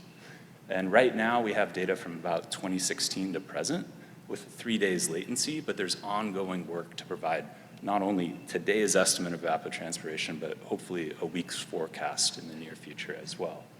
And working with a number of states in the Western US right now, we're hoping to extend it back across the few decades into the 1980s to provide a longer baseline for not just ET estimates, but also that consumptive use. And beyond that raster data set, there's been a lot of work that's gone into creating this field boundary geodatabase. So that means that all that evapotranspiration data that you saw on the previous slide has been summarized and aggregated within individual field boundaries that have been provided by states. And so, organizing the data to be able to kind of just select a field or select a geographic domain to select a set of fields to provide data is another way that we hope to ease the access and lower the barriers towards using these valuable data sets. But how do we model it? And so if you're not a remote sensing satellite scientist, I just wanted to kind of go over a few key principles and how we're doing this. And so, conceptually, evapotranspiration is controlled by the amount of vegetation. And so certain satellites are able to pick up, how green or how healthy, how much vegetation there is across the landscape. And so coupling this information with the atmospheric demand for water, or how dry the air is, how much sun there is, we can actually get a fairly accurate picture of how much water is evapotranspiring from a well-watered area. And so this approach is really meant to leverage a lot of the existing weather station networks that have been meant to support a water management. And so in our earlier speaker kind of mentions the crop coefficient approach. This approach is more in line with that. And then beyond that, evapotranspiration consumes energy. And so from the Earth system perspective, ET is the variable that links the water cycle and the surface energy budget. And so another set of models, takes advantage of this relationship and is actually modeling, ET via the latent heat that is represented in the equation above. And so thermal observations of the land surface are indicative of which areas are, are consuming more energy for ET and which ones are not. And so this is how that kind of plays out in space. The left image would be what you see with your naked eye. The middle image is that thermal image where the blue pixels are cooler, there's more ET, the red pixels are warmer, less ET, and then the one on the right is more of the normalized difference vegetation index, which represents how green the landscape is, how much vegetation there is, so that would be indicative of more ET. But beyond running these physically grounded models, we also have to build trust in the data. And so this is where I just wanted to take a moment to highlight all the effort that's gone into validating this data set. And so you can see we've leveraged a number of eddy covariance towers across the United States and performed really the largest accuracy assessment to date. And so the figures on the right are just showing the scatter plots of daily ET estimates over cropland sites across the US for each of the individual models.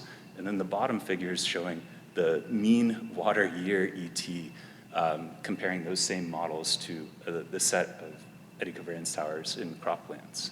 And so when we talk about kind of delivering information to water managers, whether it's an individual grower or more of like an aggregated sense from a water management perspective for a year, we need to perform these accuracy metrics across those different timescales. And locally, our team at Monterey Bay, we're actually deploying these towers in the Salinas Valley. Our president this morning kind of discussed about how Salinas is the salad bowl of America, and so from that standpoint, it's a little bit unique from agriculture in the rest of the US. And so we deploy these towers in lettuce fields, celery fields, and recently we're out 2 weeks ago in a vineyard down in Salinas Valley, and using this to build trust in the data. And I just want to acknowledge the CSU ARI system, which has supported a lot of this effort as well. But, and then one other application that's outside of agriculture but related to water management is, one of our partnerships locally with the Monterey County Resource Conservation District. And so one of the things that they're working on is actually removing an invasive species along the Salinas River. And so this blue dot that you see right in the middle here happened to be a field where we've learned that arundo happened to be removed like 2 years ago. I just want to kind of showcase how easy it would be to use OpenET in this context. So we have a map of mean annual ET. So you can see that for this particular area, we're seeing rates that are in that green to blue shade, which are similar to a lot of the nearby agricultural lands. This invasive species is a large water user. And after removal, you see a drastic decrease down to levels that are mirroring, you're seeing the impacts of fire scars on the left, but seeing a large reduction. And if we were to look at that time series for that particular field, you can see that you're seeing the large difference from that multi-year baseline.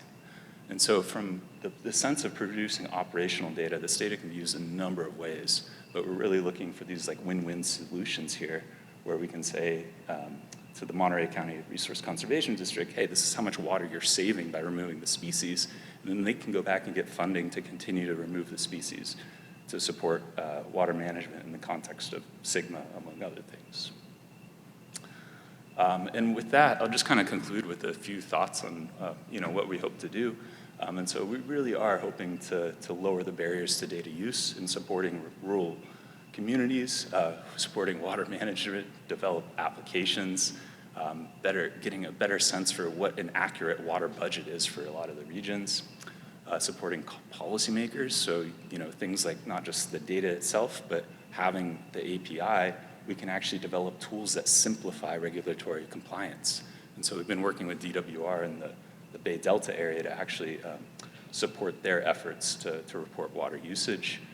And then beyond that, one of the things that we're hoping to do through our colleagues' work, it's got a poster here, Lee, is working to integrate this into irrigation decision-making frameworks to support more efficient use, increase that crop per drop. And with that, just want to, again, acknowledge the collaborators, not just from NASA, but many other institutes, and happy to answer any questions. Do you think the tool could be applied to our water supply watersheds to look at how man-made fire suppression is artificially increasing ET in those watersheds? Do you see a linkage there, and do you think your tool could provide some insight? So to start, I do think the tool has the capability to answer those type of questions. Right now, considering we only have data from 2016 to present, it's a little tough to kind of establish the baseline to tease, I think, specifically answer it, but once we start marching back in history and producing data over the longer record, those types of questions for sure can be answered. In that one slide I presented where I was showing the impacts of species removal from Arundo, you could see the huge fire scar on the left.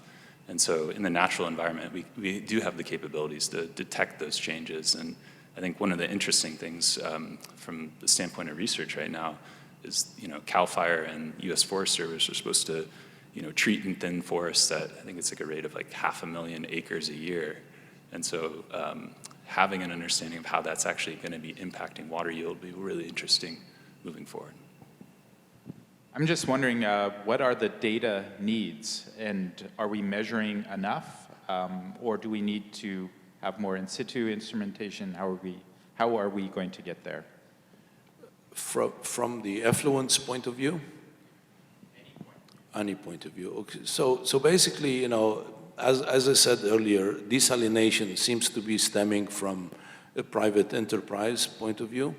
And I think if this is the skin in the game, this will be always like a business of sort. If it is an essential tool to augment a water supply in some municipality or locality, I think it's feasible.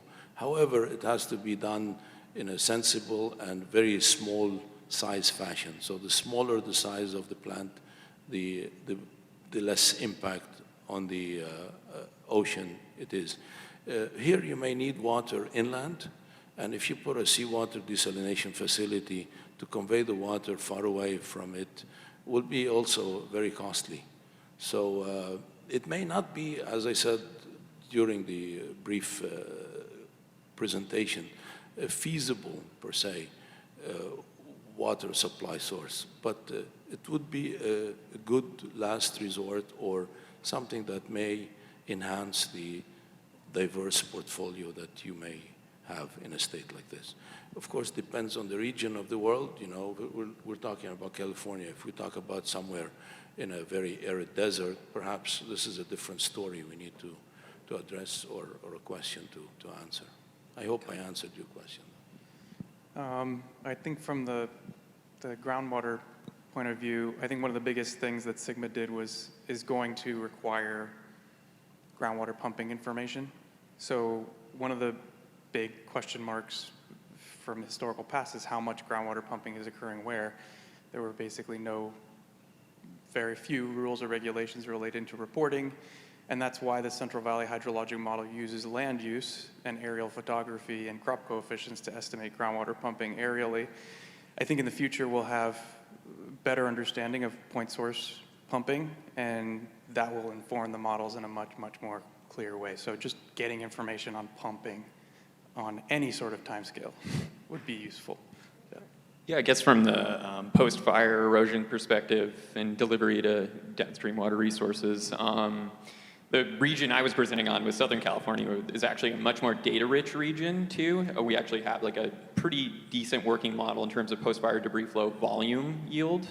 And it's becoming pretty clear, obviously, to a lot of that plot that I was showing in terms of fire suppression. We've been able to, in Southern California, actually not in many of these chaparral-dominated systems, it doesn't really follow that paradigm. And actually, a lot of the increases we're seeing in terms of burn extent and burn severity are in that, we began this conference, right, with looking at a precipitation map, right, across California, are in the northern two-thirds of the state where we have these artificially large fuels and larger fires burning. So from a data standpoint, and this is what I argue for trying to get funding, is that the northern two-thirds of the state, from that standpoint, from this fire flood response, is much more understudied, and we need to go basically chase fires and see how well current working models are in terms of predicting sediment yield to downstream water bodies and all the concomitant hazards. AJ? Yeah, in terms of evapotranspiration, while we did conduct a really large evaluation, it was still 150 sites for the United States.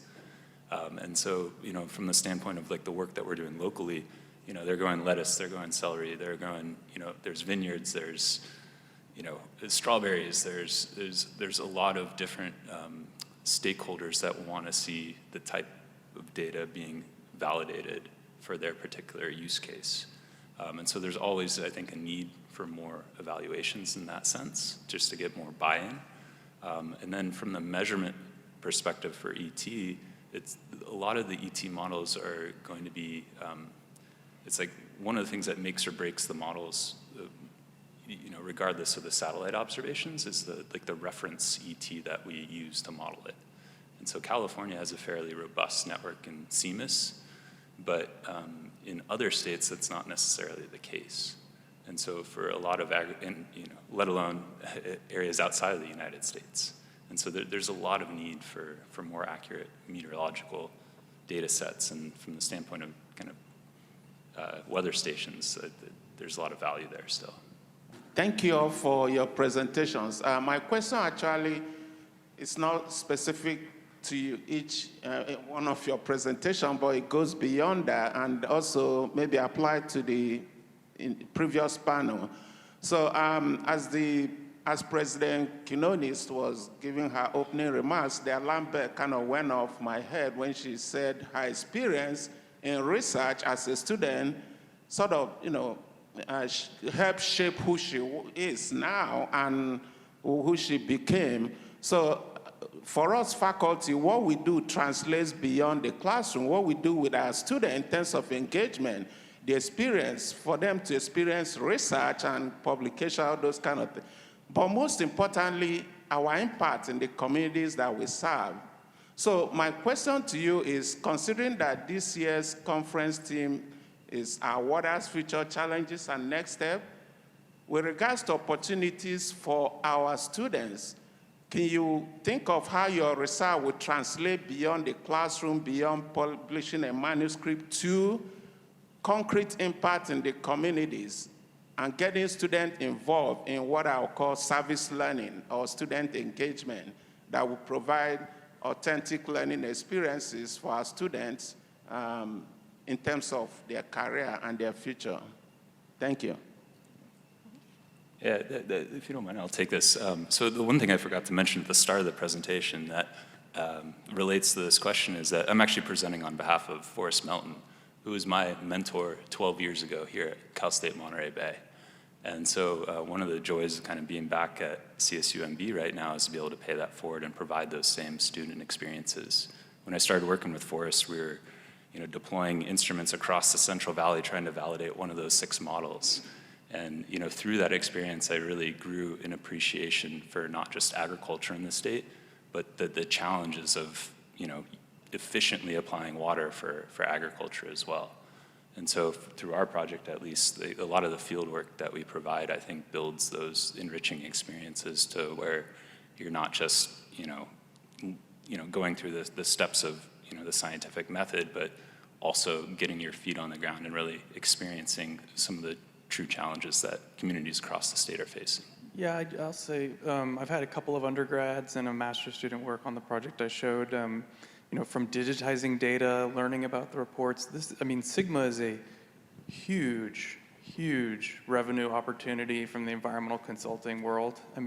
I know of several environmental consulting firms that are just opening up whole new groups dedicated to SIGMA.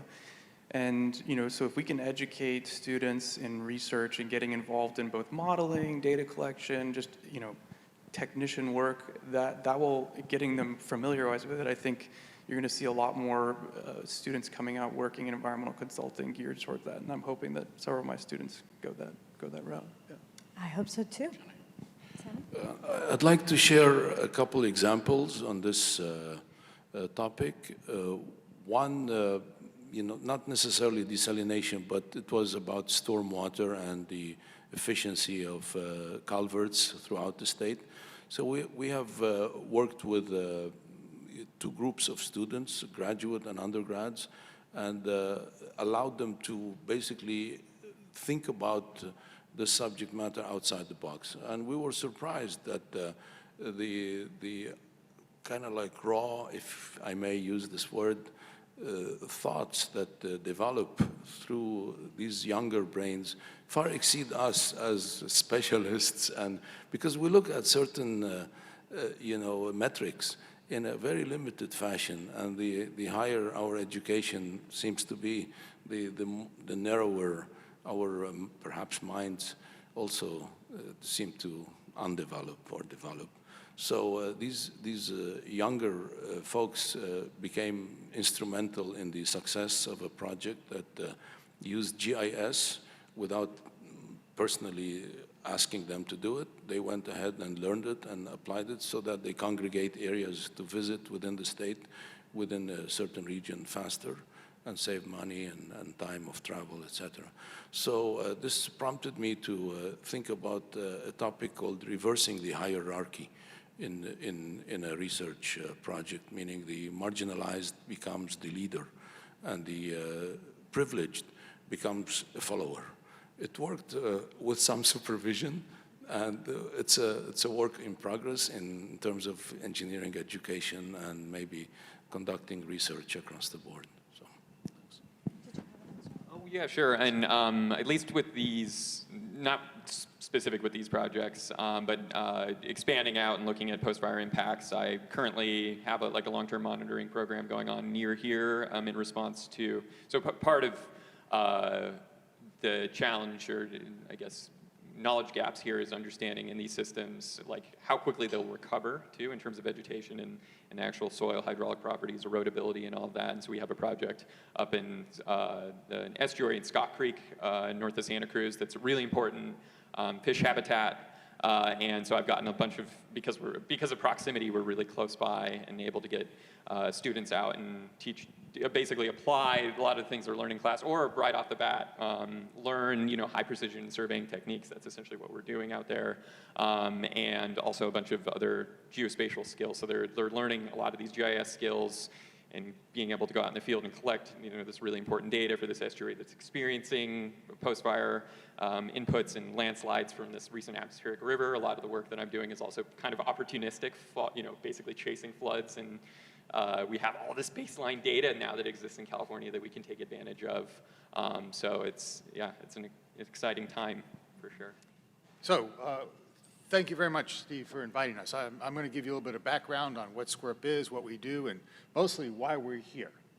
So I'll just start talking without myself. Oh, there they go. So what is SQUIRP, and mostly why should you care? And why are we here? So what we are is what's called a Joint Powers Agency. A Joint Powers Agency is a public agency that's formed when multiple government agencies have a common mission. And rather than each independently trying to accomplish that mission, they join forces and start a new organization that does it for them collectively. So a typical Joint Powers Agency would be like a regional fire department. Each city doesn't want to have its own fire department, so they join forces and create a regional fire department that does it for them. In our case, the joint power is water quality research. So obviously you see the connection to CSU Water. Our job is, as Steve said in the introduction, to provide a scientific foundation for water quality management among our member agencies. We are not a regulatory organization, we're not a policy organization, but we work for the groups that do that. And so our job is to take that science and push it into the management framework. I think what makes us really interesting is our diverse membership. We have 14 member agencies that are a unique combination at the regulatory and regulated side, as well as the local side and the state and federal side. 4 of them are the largest wastewater utilities in the state. We live in Southern California with a high population density, and so those are 4 of the top 10 in the world are actually in Southern California. We have the 4 largest stormwater programs, basically the county public works departments that manage all the stormwater flows and all the flooding. And then we have 6 regulatory agencies. So all of them are public agencies, but some are regulated and some are regulators. The real strength of the organization is that the heads of these agencies serve as our governing board. And it's pretty rare that you get to interact with any one of them, but once a quarter, we get all 14 of them in the same room for 3 hours just to hear what's new in science that should affect the way they manage. And to me, that's the real strength of the organization. In addition, we have commissions what's called Technical Advisory Group. It's the lead scientist for each of these member agencies that gets together to hear what we're doing and to essentially influence what we're doing. When I say influence, I don't mean influence how we do this, well, some how we do the science, but mostly what science we're working on and why what are the questions they have that need to be answered. They really help us with the research planning process. And that's really the strength of the organization. We have pretty good staff, but it is the connection to the management community that makes it somewhat unique. Speaking of staff, we have 50 full-time staff. I think 28 of them have PhDs, so very much an upper-level organization. We have labs, but one of the reasons we have so many upper-level people is a lot of what we do is try and build scientific consensus. The managers don't want to act on the basis of simply somebody did one good paper, it showed up on the cover of Science, it doesn't matter to them, they don't read science. What they want to know is, has the community started to evolve? So we do a lot of workshops, and almost all of our projects are done collaboratively. Why do we do that? Obviously, more brain power by bringing more people. But again, you want to build that scientific collaboration. One of the ways we measure that is number of scientific papers. Last year, we published with 188 different organizations. For what it's worth, I looked up, we are averaging over the last decade about 3 papers a year with the CSU system. We have published in the last 5 years with 9 of the CSU system entities. In fact, if that number doesn't go up after today, then it wasn't worth my airfare. So hopefully that's what will be happening, a little bit more in that. I should also tell you that of our 50 full-time staff, I looked it up, 18 of them have a CSU degree, so 36%. We have a 27,000 square foot facility, so we have laboratories, we have some specialized laboratories. So you want to do things like microplastics. I think we've had 6 of the CSU campuses actually come and get training on microplastics measurement techniques at SWIRB. And I think 3 of them presently have students that are using our facilities to do their degrees. We love that. So in all the things you're hearing about today, if you're thinking about how can I get my students involved with you, this is a good thing. My member agencies don't give a darn whether we did the work ourselves or whether we just created the nexus that allowed the students to work on issues that are important to them. That's a big win for us. So why are we here? Well, first off, Steve Blumenschein said, please come. But mostly because Steve and I see a nice synergy. We're 50 people, we have a lot of topic areas to cover. Bringing in more brain power, bringing in the ability to develop the consensus, bringing in students. There are a lot of skill sets that we have and some that we don't. In particular, a lot of interest in social science, a lot of interest in economics. Steve's got us together with some of your people. So Anita, you didn't get an answer question before, but one of those, and I saw Young here too, 2 economists that Steve got us talking with. We're already starting to develop some projects in that area. This is stuff that we don't know how to do, but we have lots of data that can hopefully go into projects that you and your students do. Stormwater engineering is another one. We're doing a lot of stormwater engineering work. There's just so many different pieces we can get to help. That's what we get out of it. What do you get out of it? Well, first off, we bring a connection to the management community. How do you take this stuff and get it into the you do projects jointly with us, we present them to our commission. So it's not just at the level of communicating at the other level, it's also we have an incredible number of communications with them about what's of interest to them, what do they need. And if you want that, the interactions with, I think, will help you. Similarly, there are a lot of proposals that come out. There was a RFP that just came out for DDT measurements. That's probably more ocean related, so it's probably more relevant to Cresta and Coast. But we're very involved in what came out.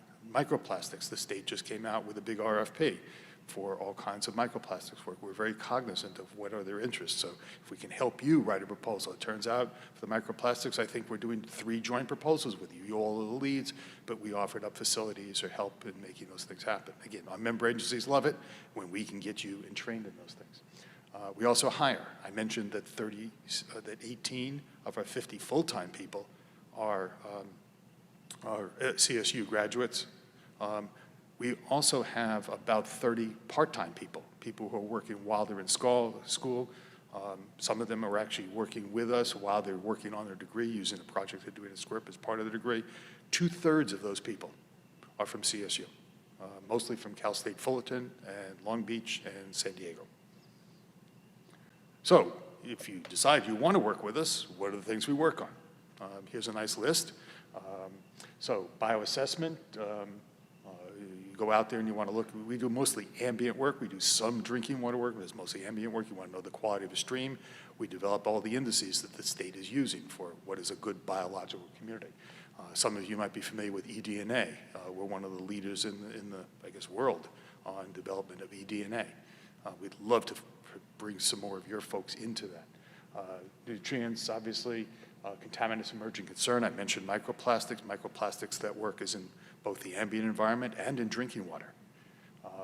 Microbial water quality, antibiotic resistance, all those kinds of things. Climate change, acidification, big part of what we do. And the one I'm going to stop on, because it's so relevant to you, is ecohydrology. So how much water do you need in streams, and how do you manage that? And so with that, I'm going to introduce Eric Stein. Eric heads up our biology department at SQUIRP, and he is one of the people who's really been helping the state develop a whole structure about how they deal with ecohydrology. And so Eric's going to give you a little bit more detail on that. So what I'm going to try to do is just give you an example. I'm going to talk about a specific topic area in ecohydrology, but really what I want you to take away from this talk is it's really, I think, a great illustration of the opportunity for collaboration and partnership between our organization and the larger CSU campus system and CSU Water. So think about this as sort of a case study for how that collaboration can expand to a lot of those other research thematic areas that Steve showed you on the previous slide. So again, I don't need to tell anybody in this room, I won't belabor the slide. We know we're in a wet year, we know drought's not going away, we know our water issues are not going away. I don't need to convince anybody in that room of that. But because of that, we know there's a lot of policy action, and it's been really interesting because particularly in the last 6 or 8 years, there's been a tremendous amount of policy movement in the state of California. And so what I've listed on this slide is a number of different policies, from everything from the recycled water policy to FERC relicensing to, you've heard a lot about SGMA, from groundwater. So there's a lot of policy action in the state of California. But one of the things that's important to recognize is I put 3 of the key players in terms of state agencies here: the Department of Water Resources, the state and regional water boards, and the Department of Fish and Wildlife. And what I'm going to tell you is, as of about 5 years ago, every one of these agencies was approaching how to answer this question of optimal water use in fundamentally different ways. And so besides being stovepipe like most of the state agencies are, they're really approaching this from a very different technical perspective, which makes it virtually impossible to align these programs and come up with any sort of comprehensive or integrated solutions. And so as an example, to illustrate one of that, the recycled water policy is one of the cornerstones of policy in California, particularly in the urban areas that rely on imported water to meet their municipal needs. And so in those areas, what the California Recycled Water Policy lays out is incentives and goals and processes to encourage use and reuse of water to reduce reliance on imported water. And so 2 of the key strategies in these urban areas are reuse of treated effluent. So all of this water that the wastewater treatment plants routinely discharge into rivers or the ocean, ways that we can clean that up and reuse that, get that back into the potable water system. And stormwater capture. You've seen a lot of this in the news this year with our wet year and all the water that goes out to the ocean. And are there ways that that water can be captured, either in surface water storage or subsurface water storage, and then reused for municipal use? So there's a lot of movement in trying to improve the way that we do this through things like what Anita talked about, water markets, as well as the engineering and technical solutions. And so this will reduce reliance on imported water in these urban areas. But fundamentally, what that sets up is a potential conflict, because as you remove that water from the system for human-focused uses, you create potential conflicts with other designated uses. So in California, through the State Water Board programs, all of our water bodies have these designated beneficial uses. And some of those are human-centric, but others are things like recreational use, which is a human use but not for drinking or municipal use, or a lot of our aquatic life use, our wildlife use. And I love this picture of an osprey eating a fish, and this is from the LA River, right? This is the Los Angeles River, arguably our most urbanized river in the state, but you still have this type of wildlife use. And so what you get is this inherent conflict between the demands of water and this recycled water, and taking water that for maybe 75 or 100 years has been discharged into these systems and is supporting ecology, is supporting recreational use, now being allocated in very different ways. And so this sets up an inherent conflict.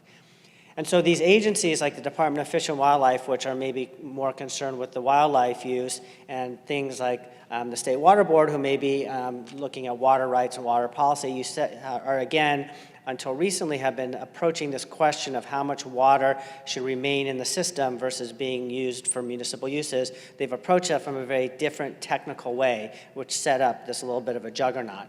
And so about 5 years ago, we convened a group of agencies and scientists across the state of California to develop this framework. And I would argue this is one of our most fundamental advances in the last 5 years, is the development of this unified framework, the California Environmental Flows Framework.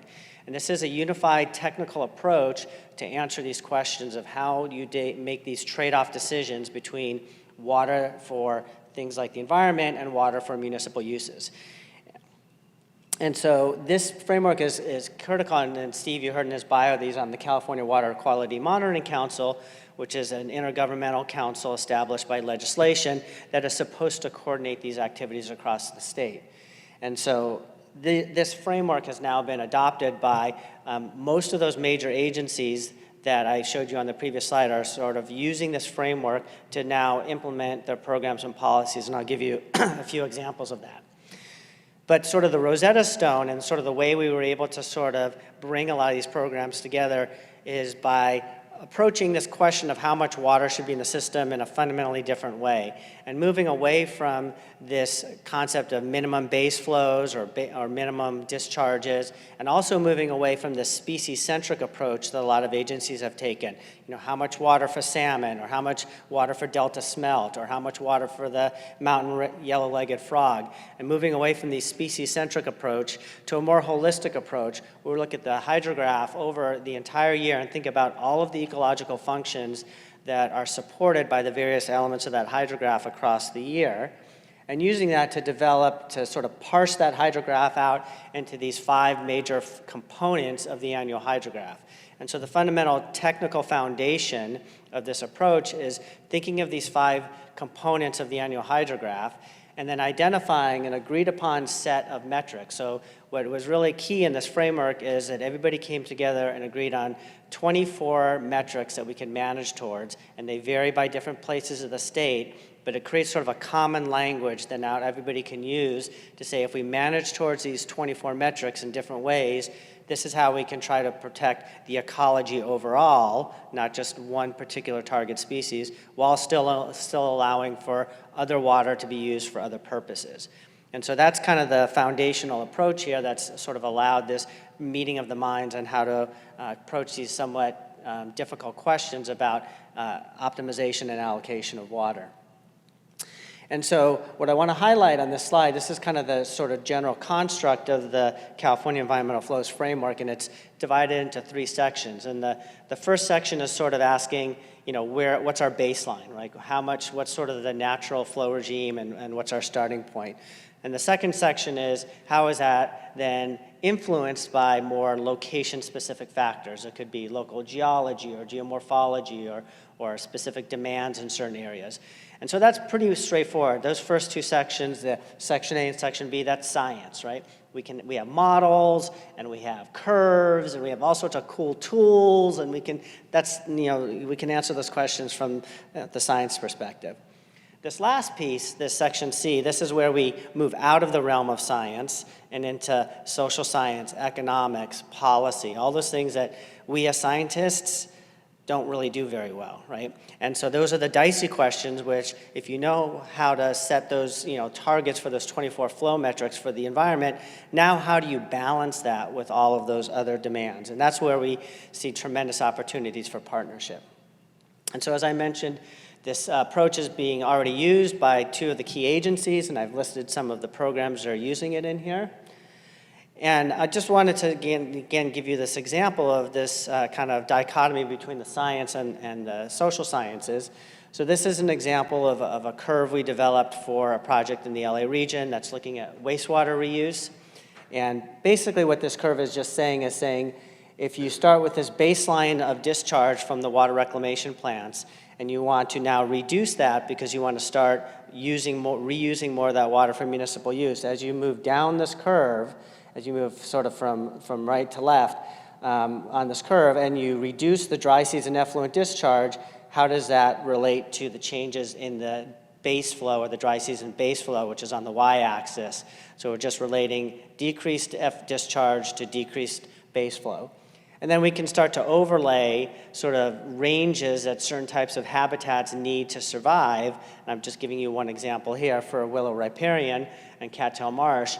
But you can see in that zone, very quickly as you move down that curve, you move out of that zone, that optimal zone for those habitats. So we can start to relate how much water reuse you can tolerate before you start having adverse effects on the environment. And that's fine. This is a modeling approach with a series of nested models, and we can produce lots of these curves. But again, the big question becomes now when we start to overlay how much you need for recreation, what are the social and cultural implications of reducing that water on local communities who may rely on that for the only green space that they have in their community? Those types of issues, we actually don't have analog curves like the one I just showed you to answer those other sets of questions. And really to make an informed decision, you need all of that. You need the models and the science-based curves that relate to ecology, but you also need these other sets of curves. And so this is a great jumping off point. So back in October, Steve, the two Steves, I guess, organized a workshop down at our facility in Southern California. A number of you in the room participated in this. We were able to start thinking about this intersection between the science and the social science and some of the engineering and all the things that Steve had just talked about, to start to build these collaborations between SCWRP and the CSU Water Network on how to integrate these social, cultural, and economic issues and engineering issues with some of the science, and develop tools that we can look at these trade-offs, approaches to balance, and hopefully illustrate how all these things can be incorporated into that three-tiered framework. So I just want to wrap up by just giving you one quick illustration. In each of those research thematic areas that Steve showed you on the previous slide, we at SCWRP, we develop these long-term research visions. They're usually 5 to 10-year vision documents where we lay out where do we think the science needs to go over the next 5 to 10 years to really answer the fundamental questions in each of those thematic areas that Steve showed you. And each of those vision documents, which are created in collaboration with all of our member agencies, so it's not just our vision, it's a common vision between us and the management community. Each of those documents is underlain by a conceptual model, which sort of lays out how do all the pieces fit together into this cohesive framework. And so this is an example of the conceptual model for our eco-hydrology research theme, which we just recently updated within the last month. And so I won't go through it in detail. It's hopefully fairly self-explanatory that we have elements of hydrology and water quality, and it relates to biology and ultimately to management. And so we use this conceptual model to guide the specific research questions that we pursue over the next 5 to 10 years. And what I want to illustrate is everything I've highlighted in here, in each one of these areas, there's tremendous opportunities for collaboration with the CSU Water Network. So whether it be looking at the drivers, the downscale climate models, or the land use models that drive changes in hydrology. We just heard some talks about groundwater. We don't do a lot of groundwater, and we do more surface water, so how do we bring in the groundwater piece? We heard about in the last talk about sediment flux and geomorphology and how do all of those pieces fit into the physical habitat elements. And then this whole realm of social and economic factors, which I've touched on a number of times, which are integral to everything we do, but not things that we do at SCWRP, where there's tremendous opportunities for interaction and partnership. So I'm just going to end there by saying, what I hope I was able to illustrate. We could go through each of those thematic areas that Steve showed you on the slide and do a similar exercise, and I guarantee you in each of those thematic areas, there's many points of intersection like I'm showing you on this slide. So what I'd just like to end with is saying I'm hoping that this workshop today is a starting point for more conversations and more dialogue where we can look for these opportunities for collaboration and partnership.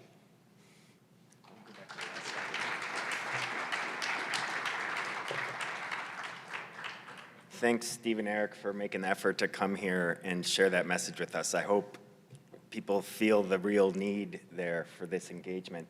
Could I get his last slide, please?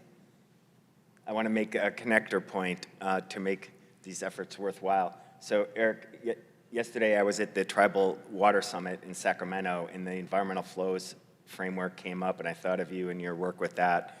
And in that session as well was an overview of some of the designated beneficial uses of water bodies. And Anna Holder with the state board, maybe you could talk about this later. And in this session was discussion of these new beneficial uses called TBUs, or tribal beneficial uses. And Eric, this falls within this realm here. And I know, for example, that our campuses, Humboldt, Dominguez Hills, and San Marcos have very good, intact tribal networks and institutes, so we could tap into those areas of expertise, for example. I'm studying landscape architecture, so this is really exciting to me because it's very like cross-disciplinary. And I was wondering, these socioeconomic considerations, like what are the big questions? Because you said that's hard to quantify, which makes sense, but what are like the big questions you see in that realm? Especially like research questions, I guess. So the question is, what are the big research questions on the socioeconomic, right? So it's a hard question to answer succinctly because it's very context specific, but I'll approach it in two different ways maybe.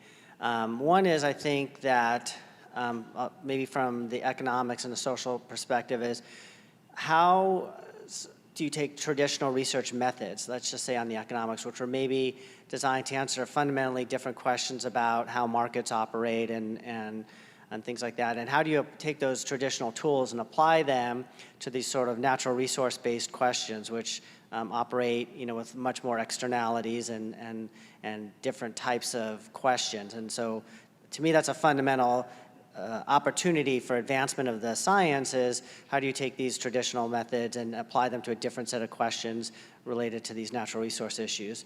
So that's, I think, maybe one example. And then I think, as on the social side, you've heard a lot. Steve just talked about traditional ecological knowledge. We are paying a lot more attention to environmental justice issues. And again, that's another example where we have tools, like for example, a lot of the environmental justice tools are really about hazards and impacts from things like contaminants and less about benefits, right? And so how do you flip those tools and look at environmental benefits and benefits to disadvantaged communities associated with some of these natural resource management decisions? So I think it's about re-engineering or rethinking the tools that we use to answer kind of fundamentally different questions. Hello, I'm John Varela, and I'm really fortunate and very pleased to be in front of you today to share with you a little bit about Valley Water, who we are, where we are, and what we do. We have a major challenge in front of us.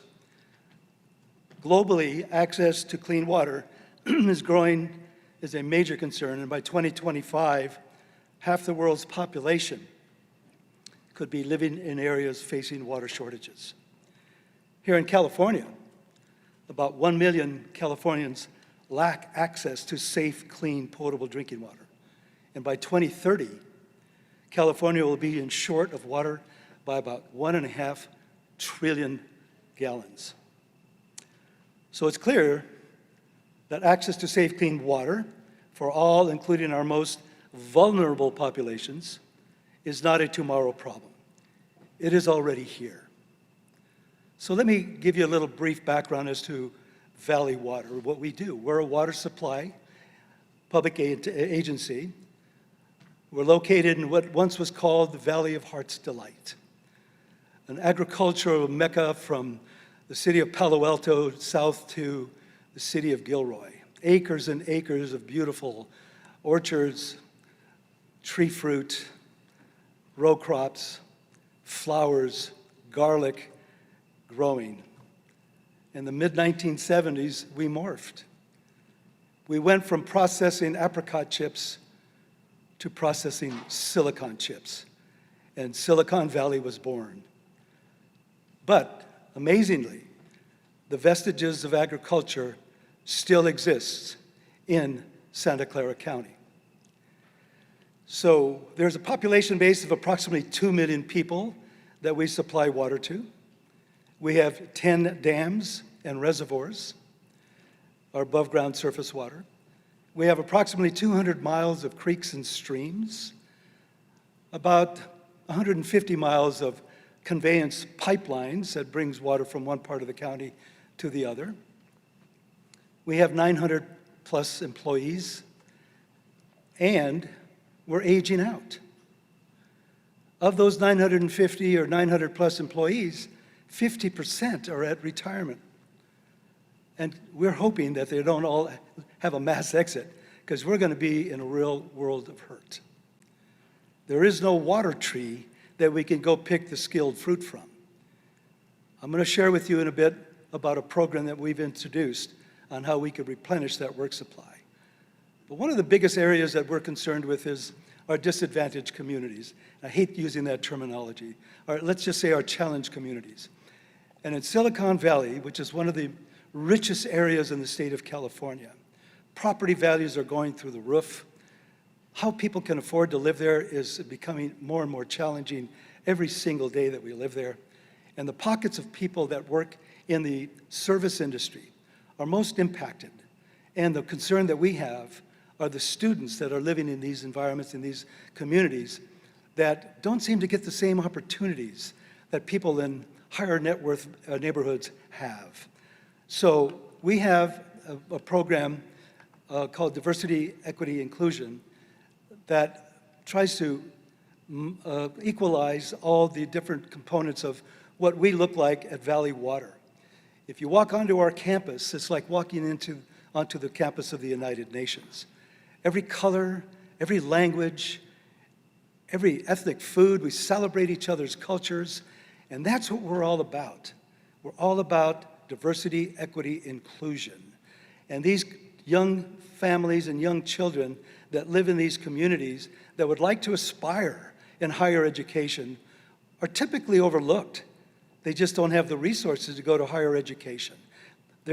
So many of them continue to work in the service industry, which is not saying that that's a bad thing, but those are typically the lowest paying job opportunities in the region that we have.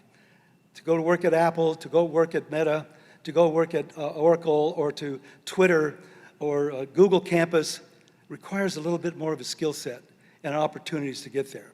So with our programs, we are enabling our kids in those disadvantaged areas to find programs where they can look for an opportunity, now this is being very selfish, to work in the water industry. So that is a very important part of who we are and what we do. So as far as the public agencies, we are entrusted to serve the public and provide high-quality services to all our residents.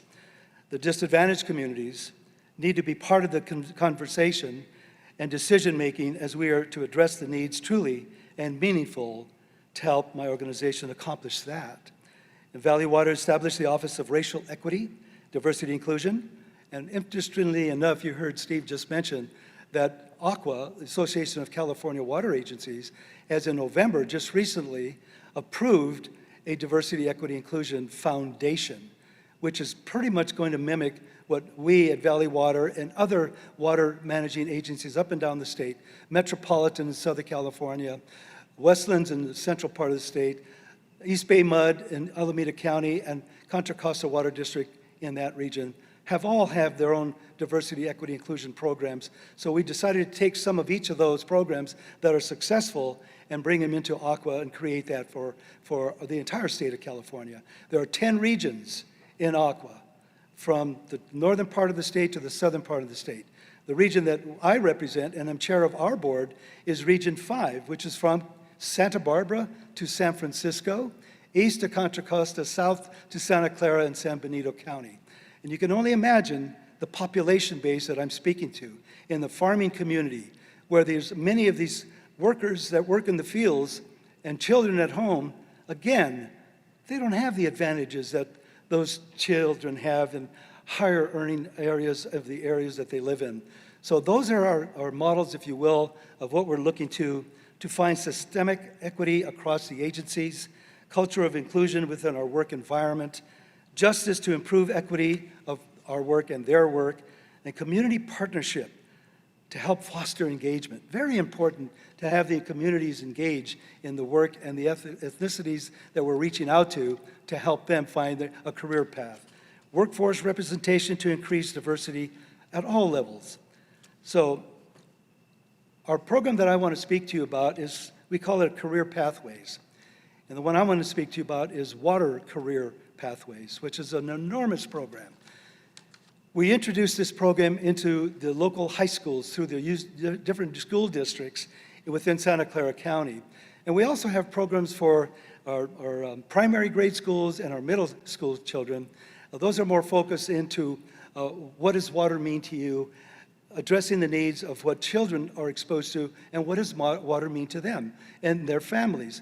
And then when you get into the mid-school, mid-level grade school and high school, we're more focused, talking about opportunities in water and career path. But the focus really is in the community college programs that we have incorporated. One in particular in Gilroy is Gavilan College.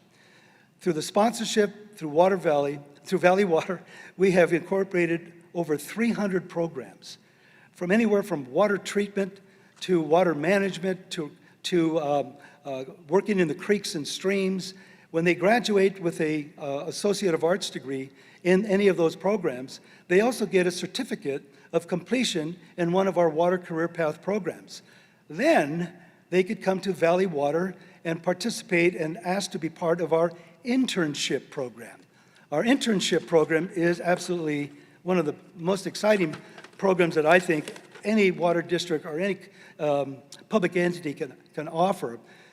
This past August, I interviewed and accepted in 42 new interns that graduated from one of the water career path programs in the high school and also in the community colleges.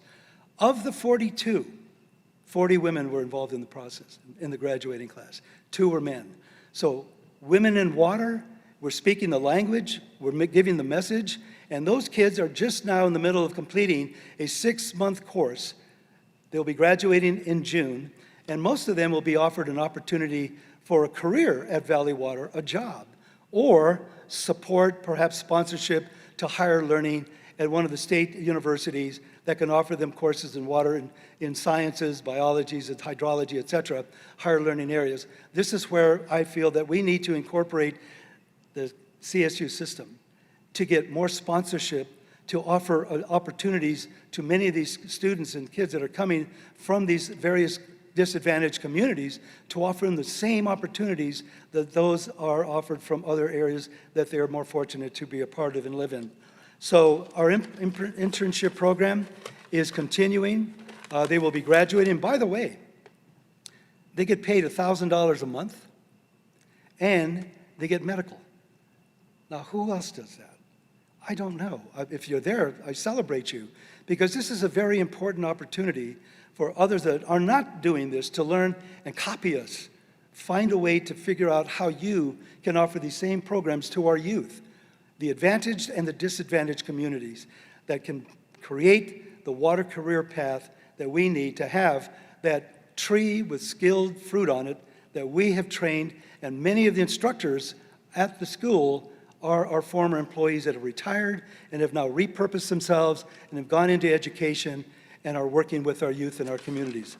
So that, to me, is one of the most important programs that we can offer to our community in our career path program. So I want to talk to you a little bit about what's happening with water supply in the state of California. So you well know that we all came off of an incredible winter. Back in September, the reports that we were receiving that we were going to be continuing, this is NOAA's giving us their science, saying that we're going to continue in the drought for the next year, perhaps 2 years. Well, then late November and December happened, and the first of many atmospheric rivers came and hit. We were very fortunate to have minimal amount of flooding. There was flooding, but it was minimal in the southern part of the county and the most northern part of the county. Back in 2017, when we had the last major water events and atmospheric rivers that came in at that time, much of the county flooded. But because of the work that we have done in our creeks and streams and with our water supply, we minimized our flooding, and so we were very fortunate to bypass that. Last Friday, the governor issued, I'm going to say an all clear. We're no longer in a drought. All the mandated conservation levels, water usage, et cetera, He says we're no longer going to mandate any of that. Go back to what you were back and whenever. Well, our board of directors took a different approach at our board meeting this last Tuesday night. We decided to say this: what was mandated is now voluntary. We're going to continue to have people water your lawns, but do it only twice a week. We're not going to enforce it. We're going to ask you, and if you don't do that, we're going to remind you. And then we'll probably come and knock on your door. We're also asking people to maintain a level of conservation at 15%. Back in 2017, Governor Brown said, at that point, he said, hey, look, we're going to keep and we're going to maintain conservation. We have educated the people. The people have now learned how to conserve. And now we're going to say it's all off, you don't have to do that anymore? Well, we're not doing that. We think it's important for all of us to make conservation a way of life. Saving water is what we're all about. So our mandate, or correction, our voluntary services will be outdoor watering more than 2 days per week, or decorative lawns, outdoor watering that causes runoff, don't like that, midday watering in the high heat of the day, watering after rainfall. These are all things that we are discouraging our constituents to pay attention to. And the reports that we're getting back since this message went out on Tuesday is people are saying, we support you, we want to continue with that, and we will continue to honor the conservation levels. So that's what I wanted to share with you. That's what I wanted to talk to you about. I'm open for questions if you have any questions. I'm Layla from San Jose State, so just down the street from Valley Water. Hi. I was wondering, are you offering this just for community colleges, or are these opportunities because... I'm not, you have a mask on and I'm not understanding you clearly. So I was wondering if you offer these opportunities for just community college students, or if you've also opened the internships for CSU students. We are a Hispanic serving university, have a huge diversity, inclusion, equity program, and I was wondering, you know, if they would, what kind of interactions are you looking for CSUs? Okay, our goal is to be part of the CSU system. We're not there at this point. We're strictly at the high school level and at the community college level. One of our board members has written up a proposal to present to the CSU program, starting at San Jose State, because that's our region. And we just haven't, there's been a couple of leadership changes at that school, so we're waiting for the right opportunity to get in front of those folks to say, how could this work? How could we sponsor this for the higher level education, where they will graduate with a degree and be brought into any water supply network anywhere on the planet for a high use for their skills that they've learned. So it's a work in progress. We're not there yet. Any other questions? At Fresno State, we have several internship programs, many of them paid, and we struggle to get students to participate. What are some of the things that you've found help get more participation by students in your internship programs? Sure. Well, we have 7 directors. And each of our directors, we work with many of the nonprofit organizations within our communities that have access to families of need, and they'll direct us. So, you know, this is something that is, how do I say it? It's not that it's controversial, but we have to be very careful not to be selective and say, okay, we're offering this, but we're not offering this to anybody else. So it's open to everybody, by the way, what we do in our sponsorship programs that we have. But we do work very closely with many of the religious organizations.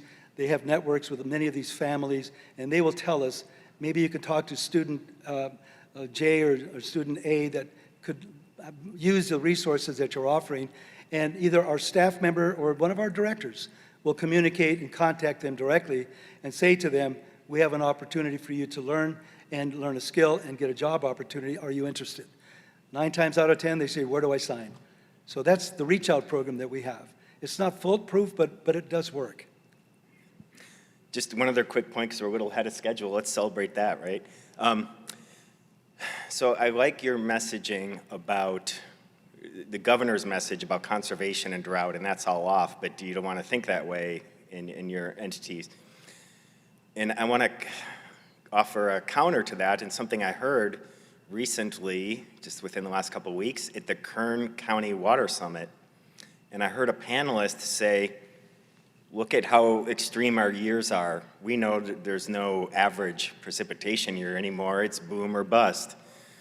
And then they showed, here's the percent that conservation measures impact given those huge many standard deviation swings we see in drought and a year like this. And the message, they were using the math to show, forget about conservation, we're at the mercy of whatever nature delivers. And I just thought, I like to hear your messaging of the mindset that you want to bring into the people you serve. Let's make it not just mandatory or voluntary, but let's just get used to conserving and valuing water, because we're gonna have these cycles of drought. And this year, if it shows us anything, who saw those atmospheric rivers coming? Everyone was just looking at the sea surface temperatures, right? But from what I read, there was things happening in the sky that decoupled the sea surface temperatures with the precipitation estimates, right? So I like your messaging, and hopefully we can apply that broadly.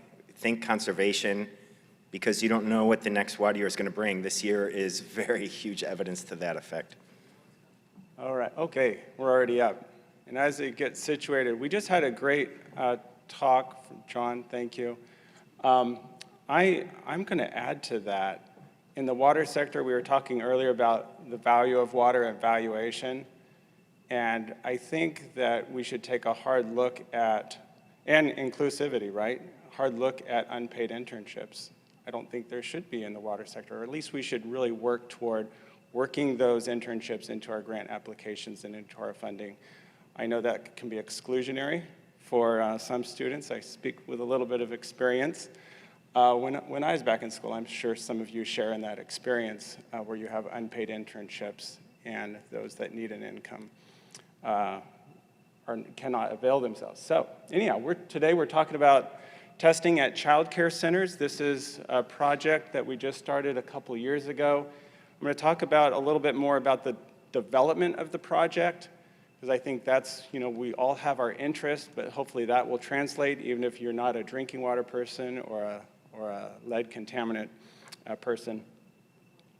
And then I'll talk about the process that we go through and some of the challenges that again, I hope we can translate. We'll talk about results. And all right, so project development. So here's my advice, and we've already been talking about this. We have great speakers, and Squirp was here. It's really to engage, to be able to listen, to make time to listen to what the need is, identify that need, and then be flexible. We have the skills, we just might not have the particular experience.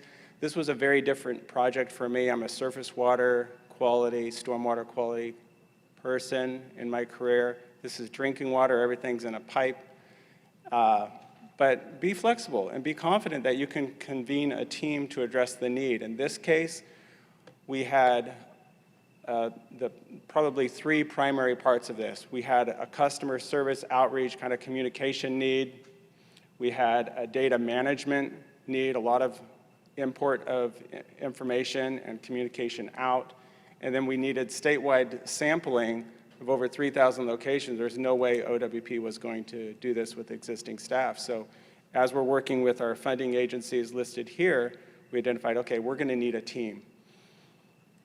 All right, so just on the Sacramento State's Office of Water Program side, these are the job classifications that we use. And yep, you can see on the bottom of this list, we have our internship positions. And of this list, we have about 4 people are just full-time dedicated to this project.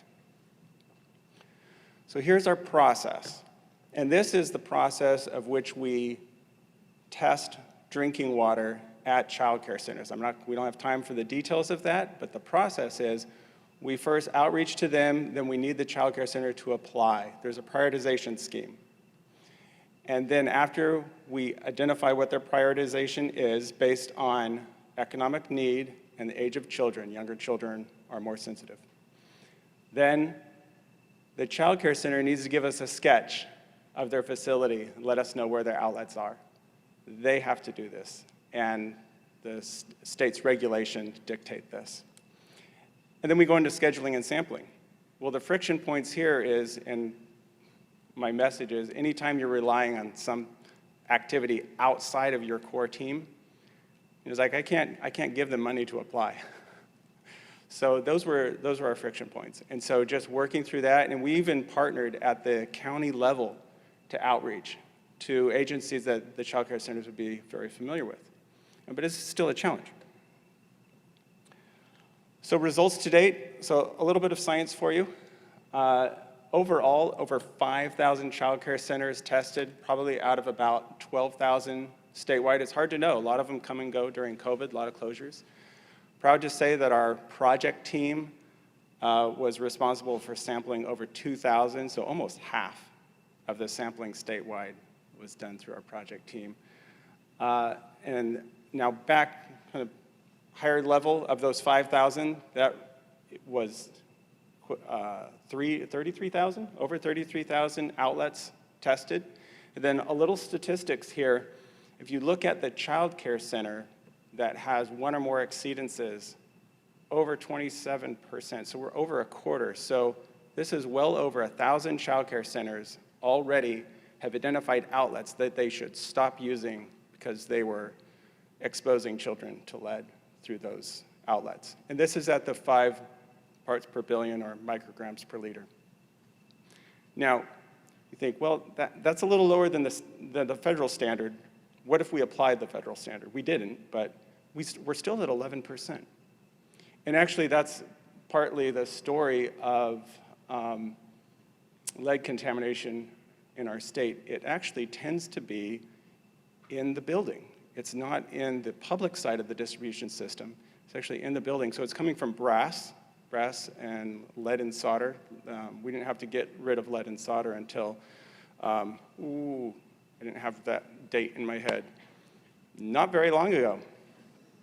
I think that was the 80s. So what we do is we focus on providing funding directly to the child care center to replace their faucets. That's where we have the exposure of brass. Brass can contain lead up to a certain amount, especially in older fixtures, so we provide that funding. So one of our lessons is very practical. Avoid an online-only vendor. It's really difficult to verify that a faucet that purchased today complied with state law, federal law, and California plumbing code as far as its lead content, that's its percent mass of lead per the brass, or its lead leaching, so that's a water quality testing standard. So that was difficult to verify. The other thing that we're hopefully going to shed light on is the impact of angle stops. That's not really talked about a whole lot in literature, but that's another opportunity. It's outside the wall. It's that shutoff valve underneath your sink, and that might be another point of exposure. So we've already pivoted, and we're strongly suggesting that we replace those angle stops. So I wanted to hit on outstanding need in case you do have an interest in this particular topic. Schools, child care centers, water districts, I think those are a potential audience to work with moving forward. I have a little asterisk there for schools. One thing that I think is helpful is if we all kind of put on our civic hat and track legislation. And here, AB 249, the last version I looked at, is essentially taking the child care center testing requirement and exceedance threshold and applying that to schools. So we went through a whole round of schools. Those with school-age children know this. We just completed this a couple years ago. And it would repeat that effort, but a stricter test, a more sensitive test, the same testing protocol that we use for child care centers. So that's coming, and that's going to be a huge outstanding need. And not only that, we have an update to our federal lead and copper rule that's going to come in and kind of overlay on top of that. So again, helping the water industry there understand the requirements, understand those differences. And so there's also going to be some technical assistance besides the outreach and communication. So I put some other things on here too. Relative importance of angle stops, and solder and brass fittings and lead parts of the plumbing system and lead fittings and goosenecks. We all know that those are sources of lead, but we don't know their relative importance. And if we had some research in this area, then we can help kind of triage a site and to know where to go to actually do a source control, because we could put a filter on everything. But a filter brings with a maintenance responsibility and a cost. So we really like to target source control. So that would help us there. And then also on the testing protocol, diffusion and mixing from those sources of lead is really important to inform how we actually collect the sample, what the stagnation time should be. So I think that's a little bit of an open question. And then of course there's no safe level for lead, so how do we really get down to non-detect, or essentially 1 microgram per liter? Little trivia, we have 5 essentially as our standard, because if you do have a lead contamination problem, the alternative is bottled water. So what's the standard for bottled water? It's 5. So why tell a child care center to provide water at a lower level than that? So the state stuck to 5. All right, thanks. Hi, everyone. Can you see me? Okay. So obviously, I'm not Ben. My name is Danielle Braham, and I am the director of the Center for Geospatial Science and Technology at Cal State University Northridge. And I'm filling in for Ben today, because unfortunately he's unable to be here. Today, I am going to be sharing about one of our projects that we've worked on, and we're still working on. And that has to do with identifying areas at risk from sea level rise-induced groundwater contamination in coastal California. And this project was undertaken with funding from the CSU Council on Ocean Affairs, Science and Technology, COAST, the State Science Information Needs Program. Thanks to Krista for setting that up. Our collaborators on the project were faculty and students at CSU Long Beach, Dr. Ben Hagedorn and Dr. Matt Becker, and student Mark Pratt. We also had a few students working with us at Northridge on that project as well. So, as you know, sea level rise is happening, and the OPC estimates that along the California coastline, the sea level rise of at least 3 feet is likely by the year 2100, and up to 10 feet is possible if we fail to curb emissions. The potential negative effects are, of course, the higher sea levels are previously dry coastal areas that may be permanently submerged, storm surges that travel further inland, and threaten neighborhoods further from the coast. But less widely known and understood is the effect of sea level rise and the effect it will have on groundwater, which is the focus of our research. The graphic on the left shows a simplified view of coastal groundwater processes under present-day conditions, where the water table is below the land surface, and consequently, that little red house, that graphic, is on dry land. Of course, with the inundation scenario after SLR, the graphic on the right shows where denser salt water from the ocean moves further inland, pushes up the less dense fresh groundwater, causing other issues. So in areas where existing shallow groundwater occurs, the increase in the groundwater level can result in emergent groundwater, or areas where the water table rises above the land surface and causes flooding.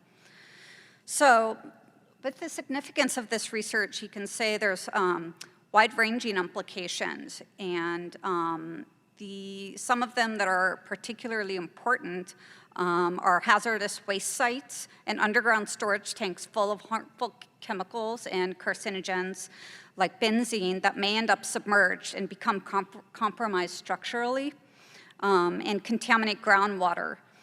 That results in serious potential health and human health risks, such as the direct human contact with these chemicals during flooding events. Also, the exposure to toxic gases if these chemicals find their way into homes through either cracked foundations, crawl spaces, or sewer lines.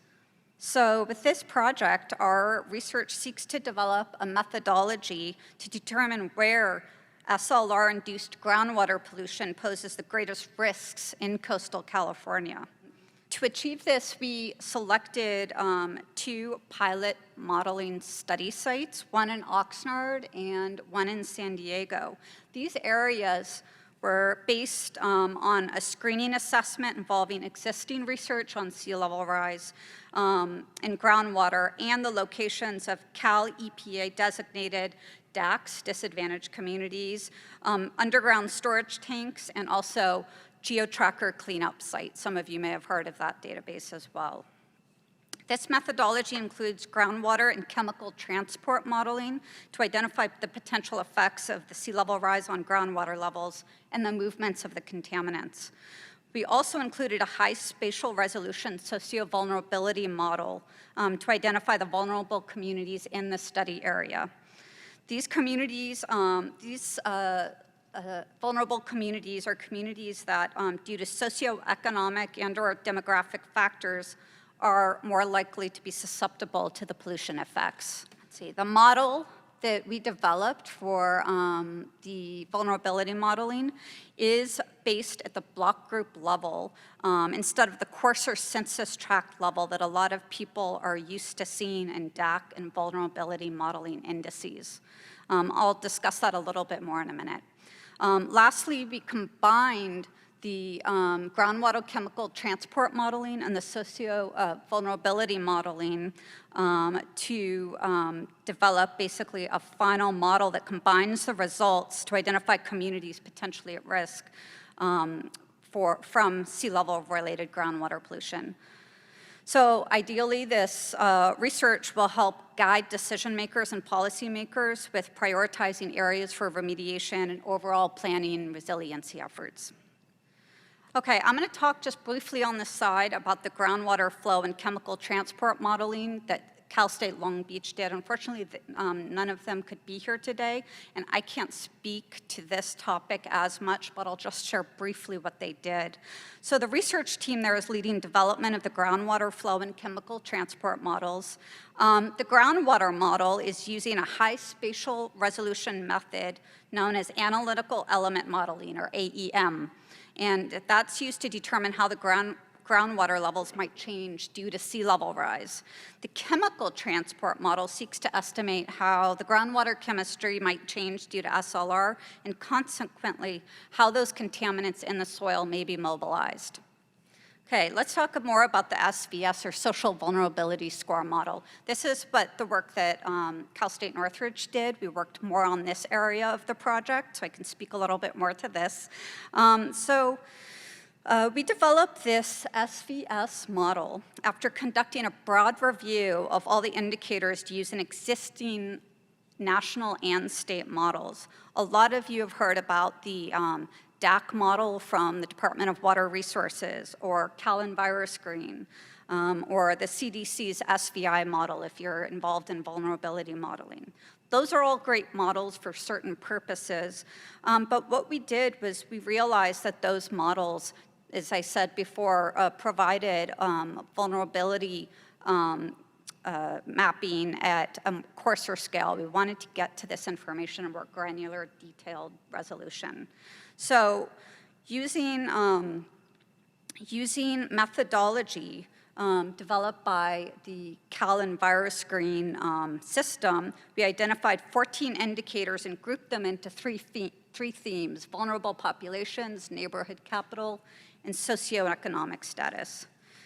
We closely, after following closely the CES, the CalEnviroscreen methodology, we calculated index values, and this became the most widely used model in California, the CalEnviroscreen model. And because it had broad acceptance, we felt confident using it to develop our high-resolution mapping for this project.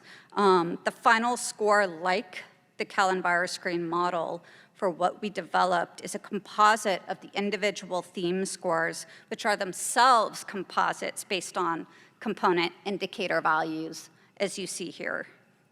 A few results. The map of our preliminary results is shown for the Oxnard area for the vulnerability mapping. The map on the left shows the percentile index score for each block group in quartiles. The red indicates the top quartile, with higher scores equate to higher vulnerability. The map on the right shows the CalEnviroScreen scores for the corresponding census tracts. Although we cannot directly compare the results since the indicators, exact indicators used were not the same, they were similar but not the same, you can see how block group level analysis provides a finer resolution map than a census tract level analysis. So if you see those 3 areas identified with the black circles, they were areas where the underlying population vulnerabilities are masked when using the tract level CES data, but when you use the block group level data, you can see that certain areas become more apparent. For these areas, the census tract scores in the 25th to 50th percentile of CalEnviroScreen, so they would not be considered vulnerable, but on the left, they are considered vulnerable. So what this does is it's bringing detailed data to the surface that might not otherwise be apparent. The advantages of this higher resolution model are where we can identify vulnerable communities in a more precise way. So the next steps, in the coming months, we're going to be completing the groundwater and chemical modeling. I should say Long Beach is going to be completing that process for the 2 study areas. And then ultimately what we're going to do is we're going to overlay all of our models together to identify coastal communities that are potentially at the greatest risk from groundwater contamination due to the sea level rise. In summer, we'll be sharing our results with state agencies and with the public. A few of those state agencies we've already met with to discuss what we're doing. You can see DTSC, OPC, and the state and regional water boards. Okay, so thank you. And if you have any questions, you can email Ben as well. If you have any questions for me, you can come up and grab a card. And if you have questions for the Long Beach team, please let me know, and I will give you their information so you can contact them. Okay, thank you. All right. Hello, everyone. My name is Keon Bagari. I am a joint doctoral student with San Diego State University and UC San Diego. I work with Dr. Hassan Devani in the Urban Water Group. And today I'll be presenting on how we use a numerical stormwater simulation model to estimate litter loading into waterways and water bodies. Our focus area for this study were 3 urbanized watersheds in Southern California. Here's an image of the outlet point of one of the watersheds, the Ballona Creek watershed. And you can see from this image that this is a very pressing issue where enormous amounts of trash are being washed into the Pacific Ocean. As a way to quantify how much of this trash or litter was being input by the stormwater system, the County of Los Angeles did a baseline trash monitoring study in 2003, where they deployed several of these catch basin inserts, as you can see in the far right, over storm drains, and they collected the trash and weighed it, and were able to see how much a specific rain event was contributing trash. So our main goal for this study was to have estimates for the lower San Diego River watershed. And the simulation software that we used is called PC-SWIM. It's a third-party version of EPA's SWIM, Stormwater Management Model. And of all of the input data you see in the top right there that have to do with hydrology, the most important for water quality is actually the land use data. With the land use data, we're able to specify a specific accumulation rate and wash-off rate depending on the land use type. So over there you can see the lower San Diego River watershed in the bottom right, and it's categorized into its various land uses. So that was a big component of what we needed to model the water quality. And this is what it looks like once it's in the PC Swim software. We have a simplified stream network, so I'm not showing all the conduits and streams, just the major reaches of the river, junctions there that are draining the sub-watersheds, and an outfall that drains the entire watershed. So since we had data from the Los Angeles counties, 2 of their major watersheds, we decided to also make models to build on their research and move from small catchment scale estimates to a regional estimate and try and see how much trash was being generated by the entire watershed. So here's a picture of the Los Angeles River watershed. I have some statistics there or characteristics of this watershed. Its land use type, it's about 5 times as large as the lower San Diego River watershed, but it has similar land use and rainfall. And again, you can see that I just used a simplified river and stream network because we were not really concerned with flooding so much as understanding how much a given rainfall runoff was carrying the available trash. And a similar slide showing the Ballona Creek watershed, which you saw the outlet point at the first slide. So there's various options to define buildup and wash-off functions in SWIM. Of the equations available, we explored a linear buildup, a power buildup, and an exponential buildup, where the amount available or accumulating increases with the number of dry days in between storm events.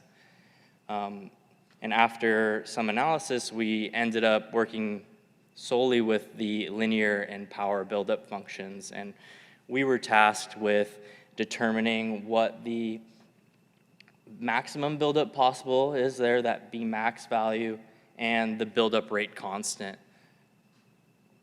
And that power buildup can just be manipulated to be a linear buildup too. And when it came to wash-off, we selected to use the exponential wash-off, where wash-off load is dependent on the buildup mass available. And we were tasked also with determining the K sub W wash-off coefficient and N sub W wash-off exponent for that equation.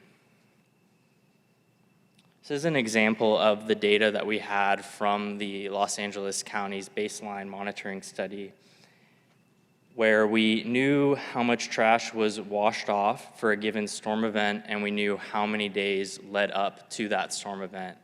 So looking at the average values per storm event, we were able to fit trend lines to this data and determine the buildup rates associated with those trend lines. Another key takeaway from this graph is that the highest rainfall did not always produce the highest wash-off load. High rainfall needed to be accompanied by that long accumulation period to have a high load. And we also did an analysis on the socioeconomic factors around sampling sites, and this graph can show that it was a poor correlation between disadvantaged communities and increased wash-off load. And generally, we saw that there was an upward trend with increasing numbers of dry days and increased wash-off load.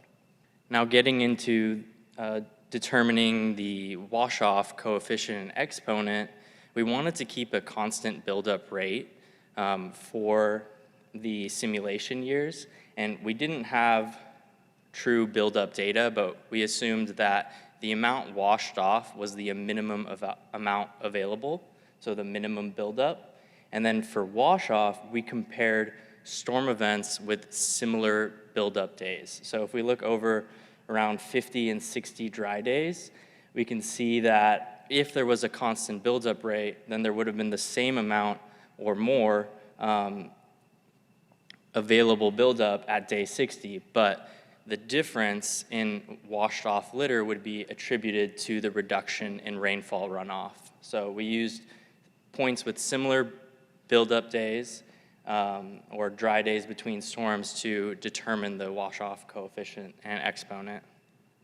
And this graph figure shows some of our calibration tests. So based on different K sub W and N sub W values, we ran various calibrations, and we found it very difficult to match the observed wash-off load on a storm-by-storm basis, and instead it was more realistic to try and match a target annual loading for an entire year. So we looked at the entire year and tried to calibrate toward that. And again, you can see here that the largest peaks in the green lines, which is the observed wash-off, doesn't necessarily happen with the highest runoff, which is the grayish line in the middle. You need that long accumulation period. And with the calibrated parameters, we then applied the calibrated parameters for the Ballona Creek watershed and the Los Angeles River watershed to the lower San Diego River watershed, and we were able to get these estimates for a given simulation year. And we've done some validation of these results with a 2017 study in San Diego River, in the lower San Diego River watershed. However, we want to continue to do this with more field work to be able to improve these models. And we also have a great opportunity with the Ballona Creek Trash Interceptor, which is currently collecting trash in the Ballona Creek River, to be able to validate this model and see if we're accurately describing the estimates in that watershed. With that, thank you. And I just also want to thank Hillary McMillan, Trent Biggs, and Hassan Devani, who have been directly a part of this part of the project, and also state that this is part of a greater project to assess trash loading from the San Diego River, associated with Dr. Alicia Kinoshita, Dr. Natalie Mladenov, and Dr. Megan Welsh-Carroll. So thanks to you all for all your support. Hi everyone, my name is Kelly Holman. I'm a master's student at San Diego State University, and my advisor is Dr. Natalie Mladenov, and so my research focuses on microplastics, specifically tire wear particles, which are considered microplastics, as they are a combination of both plastics and natural rubber elements. And so my research focuses on looking at the potential impacts of tire wear particles on water quality in a simulated setting. So this is all based in the lab, and it's all experimental. So what are tire wear particles exactly? They are, again, microplastics that come off of tires as they do in regular driving conditions. So there are two methods for which they come off of tires. The first one is shear force, and the second one is evaporation of volatile content. And these microplastics are found in stormwater runoff and roadway dry weather runoff, and that leads to surface water pollution, and of course leading to potential water quality impacts. And that photo on the left shows what tire wear particles look like when they're made in the lab. So they look like very fine black dust, but they are individual particles. And so we're really interested in the chemicals that could leach off of the tire wear particles once they are in water. Previous research has found that the leachates from tire wear particles, or the dissolved constituents that come from these particles, were found to result in coho salmon mortality in the Pacific Northwest. These salmon are keystone species up in the Pacific Northwest, and so that was a really big finding. They found that these researchers found that 6-ppd quinone, this particular compound, resulted in the mortality of these keystone species. And 6-ppd quinone is actually a product that comes from a reaction of air and 6-ppd, which is an anti-ozonant that is used in tire manufacturing. And so that's really important to note, because 6-ppd is really important in producing our tires and making sure that they're safe to use on the roads, but unfortunately it does cause a reaction product that is known to cause toxicity to specific organisms. And so we're really interested in what other chemicals do leach off of these tire wear particles once they're in water. How rapidly do these chemicals leach out of the tire wear particles, and what is their persistence in water?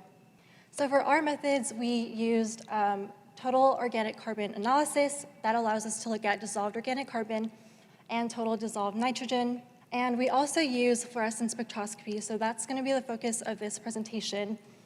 Fluorescence spectroscopy is a method that is a lot more rapid than other traditional methods, even including total organic carbon analysis. So this method allows us to analyze samples within around 2 minutes, and that allows us to look at samples at multiple time points as compared to a more destructive method that'll take a lot more time to analyze samples with. And with fluorescence spectroscopy, we can focus on the fluorescent fraction of organic compounds that are in water. And so this plot on the right, that just shows 3-dimensional excitation emission matrices. So these are like a fluorescent fingerprint of fluorescent chemicals that could be in water. So they're almost analogous to an elevation or topography map, where instead of elevation, we're looking at fluorescence intensities. And so this allows us to further characterize water quality by focusing on the fluorescent organic compounds. And for our setup, we use laboratory-created fresh water, which has low dissolved organic carbon, and we are looking at sunlight or dark conditions. So we want to see the effect of sunlight on the leaching of organic compounds from these tire particles, as well as the effect of sunlight on the degradation of those compounds. And so this is just what the setup would look like. So we have our tire particles that are suspended in water, and we have our controls, and that's what the tire particles look like once they're floating on top of the water. And so we would either photoirradiate those or put them under simulated sunlight or have them leach in dark conditions just to compare the difference. And so after we leach these compounds in water, under sunlight or dark conditions, we found that there were 5 specific fluorescent peaks in the water, as shown on that figure on the very left. So that's what the water quality would look like if we're looking at fluorescence only. And so once we're looking at this overall leachate, we would like to know exactly what compounds are in those. And using non-targeted analysis, collaborative researchers were able to identify cyclohexanamines and quinoline compounds, and from there, we were able to look at the fluorescence of those compounds and found that they actually matched with some of the peaks in our overall tire particle leachate. And so that just shows how we could use fluorescence spectroscopy to work with other methods in the laboratory to track these chemicals in water after tire particles are leaching in it. And we're also interested in the degradation of the organic compounds that come from tire particles. And so in this experimental phase, we separated the tire particles from the solution, and we only look at the liquid, and we photoradiated that just to see what happens when those chemicals are exposed to sunlight. And from using fluorescence spectroscopy, we were able to see that these 5 distinct fluorescent peaks were, in fact, able to degrade under sunlight at different rates. So we found that 2 specific peaks in the tire particle leachate were fastest to degrade as compared to other peaks that had a lot slower degradation under sunlight. So this just shows that a certain fraction of compounds in tire particle leachates are going to be more persistent in the environment. So for example, if they're in stormwater, they may not be more likely to degrade under sunlight. And so those compounds would be really important to look into if we're thinking about regulations. And so for our conclusions, we found that under 24 hours, most compounds actually were able to leach out from the tire particles in water. Compounds could either degrade rapidly or persist, or they could also be volatile. And these specific compounds that come from tire particles could be tracked with fluorescence spectroscopy, which again is a rapid method, a lot faster than more traditional methods. And so for some next steps, it'd be really important to identify additional compounds that are rapidly degraded or could persist in sunlight. And that concludes my presentation. Thank you. I'm an assistant professor at Cal Poly Humboldt, which is the latest Cal Poly campus. We used to be called Humboldt State. And my faculty collaborator is Margarita Otero Diaz. She was not able to be here. but we worked together. And then 3 students, Angel Cortez Ramirez, Marty King, who's here, and then Claire Ingvoldsen, who was also part of the research work. So the focus of my talk is on pharmaceutical compounds, the removal of pharmaceutical compounds from wastewater. Earlier we had a speaker, Steve, and I forget the other colleague's name, but they mentioned water reuse and recycling. A big uncertainty in water reuse is the persistence of contaminants that are not as well removed in traditional wastewater treatment. And so, part of those compounds are pharmaceuticals, as well as personal care products that are persistent. And so, removing those, even though they are not required by the EPA currently, is pretty important, both in terms of protecting aquatic health, the environment, as well as enabling water reuse. And so, that's part of the motivation for this work. Another motivation is, where Cal Poly Humboldt is located. We have a pretty very environmentally sustainable wastewater treatment system in the form of constructed wetland. So it uses a very low energy input. It does have headworks, but then, after the headworks, we use an oxidation pond followed by a few treatment wetlands. And so we want to see, can this sustainable system of treating wastewater be enough for removing, trace contaminants? And so that's also another part of the motivation. So constructed wetlands are actually quite complex. They involve a number of mechanisms, biological, photochemical, adsorptive, plant uptake, and other mechanisms as well. And so it's quite a complex system. It's almost like a living system.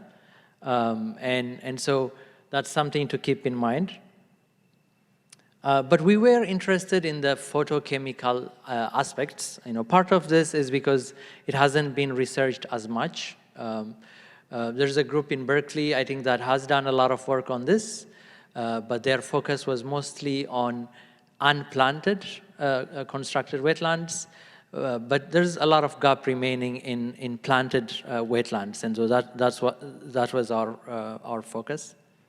And so I want to just help you get oriented with this. So there are 2 types of photolysis. There's direct and indirect. And so photolysis is pretty much a reaction of any compound with photons from the sun. And so in the case of wastewater, so you can see in the case of wastewater, the direct photolysis leads to photooxidation. And not all photooxidation is good, but it does lead to photooxidation. Now, the other side of photooxidation is indirect photooxidation, where the sunlight actually creates reactive oxygen species that we call radicals, such as hydroxyl radicals, singlet oxygen radicals, and then triplet excited DOM. And these compounds, in turn, react with contaminants, and they degrade them. And so today's talk, in our modeling effort, we actually want to model both of them. And so you can see these photosensitizers include dissolved organic carbon, nitrates, and carbonates. So we really want to understand their evolution throughout the constructed wetland. So the more we understand that, then the better we can do a job of predicting the reactive oxygen species. So keep that in mind. The wastewater treatment is related to the evolution of the photosensitizers, and then that will be related to the eventual removal of the trace contaminants. And so modeling this system does get complex, but I'm going to quickly talk about the layout of the model. And then, so you can see, you have to think about compound-specific factors such as quantum yields, molar absorption coefficients, pKa's, and then reaction of each compound with the respective radicals. So you have to think about that. And then you also have to think about the wastewater composition. So nitrates, certainly other carbonates, and definitely DOC as well. And then eventually, once you predict the reactive oxygen species, then you can calculate the reactions between the the reactive oxygen species and then the actual compounds. And then, of course, we have to add transport to it. So we have to look at the hydraulics of the system, and then as well as dispersion aspects of the reaction as well. So quick introduction to the Arcata wastewater treatment plant. So 2 oxidation ponds, and then a bunch of treatment wetlands followed by enhancement wetlands. And then in the middle, we have a chlorination and dechlorination step. So just for you to see the actual system, so you get those 2 oxidation ponds followed by treatment wetlands and then enhancement wetlands. And someone mentioned earlier, again, I think it's Steve and his colleague. So actually part of the permitting for this plant is that it does provide beneficial use for birds as well as recreation as well. We wanted, I guess, so let me quickly go back here before I present some preliminary results.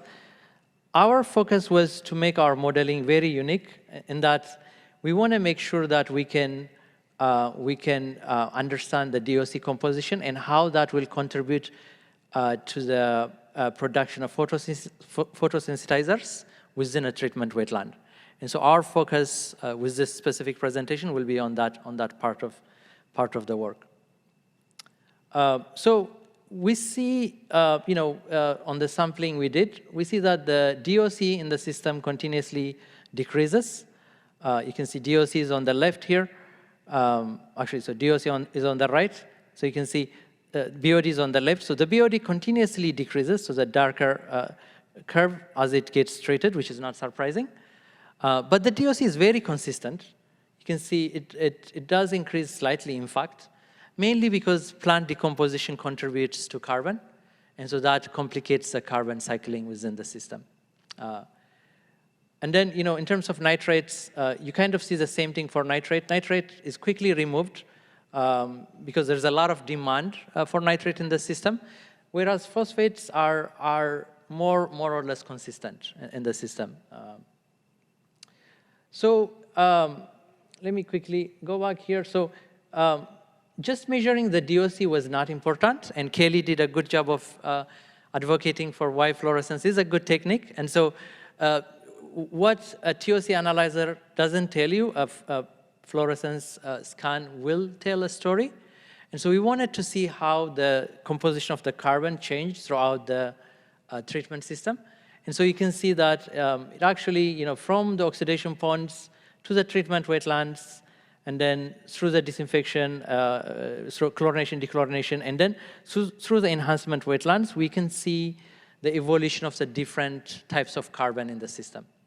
And so we want to, see how that impacts the generation of the reactive oxygen species that I talked about earlier, and then how that will eventually impact the removal of trace contaminants. So part of the goal of looking at the fluorescence is to quantitatively relate this result to the production of the radicals, and then eventually relate that to the removal of the trace contaminants. So just a quick point here is that, between the oxidation pond and the treatment wetland, we get this fulvic, type peaks showing up in the treatment wetland, and that becomes important as I present the next result. And then we also see actually humic-like compounds increasing in intensity between the oxidation pond and the treatment wetland. And so in the treatment wetland, we see enhancement of humic-like substances as well as new production of fulvic-type organic compounds. And the reason why this matters is the next thing we do is we actually try to quantify the production of radicals. Specifically, we quantify hydroxyl radicals.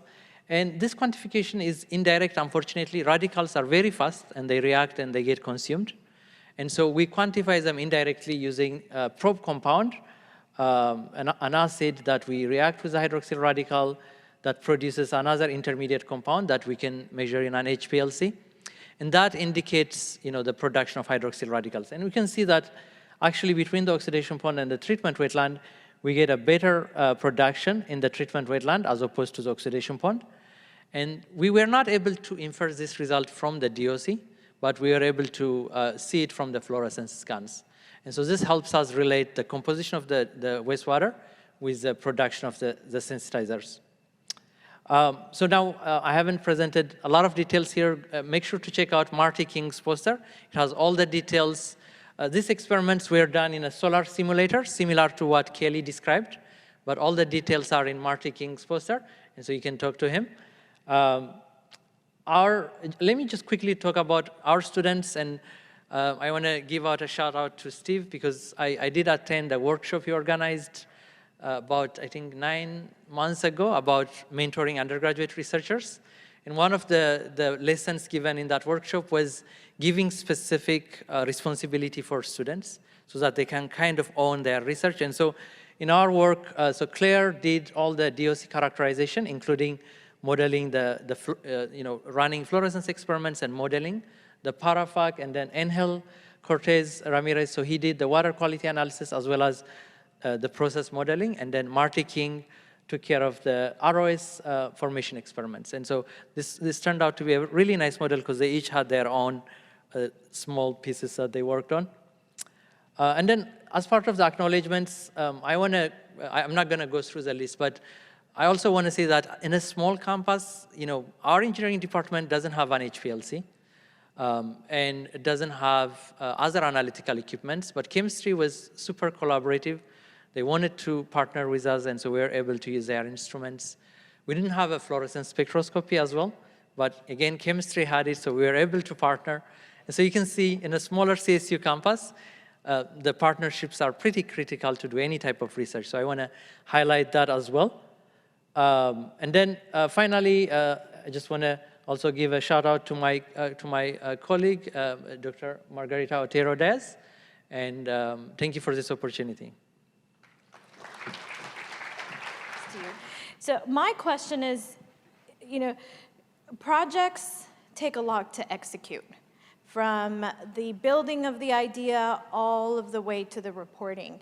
Is there anything that you would say to a young researcher what would you do different if you had to do it again, or you would start again, or that you would recommend for some of the younger junior faculty that are starting to do research or starting to do projects?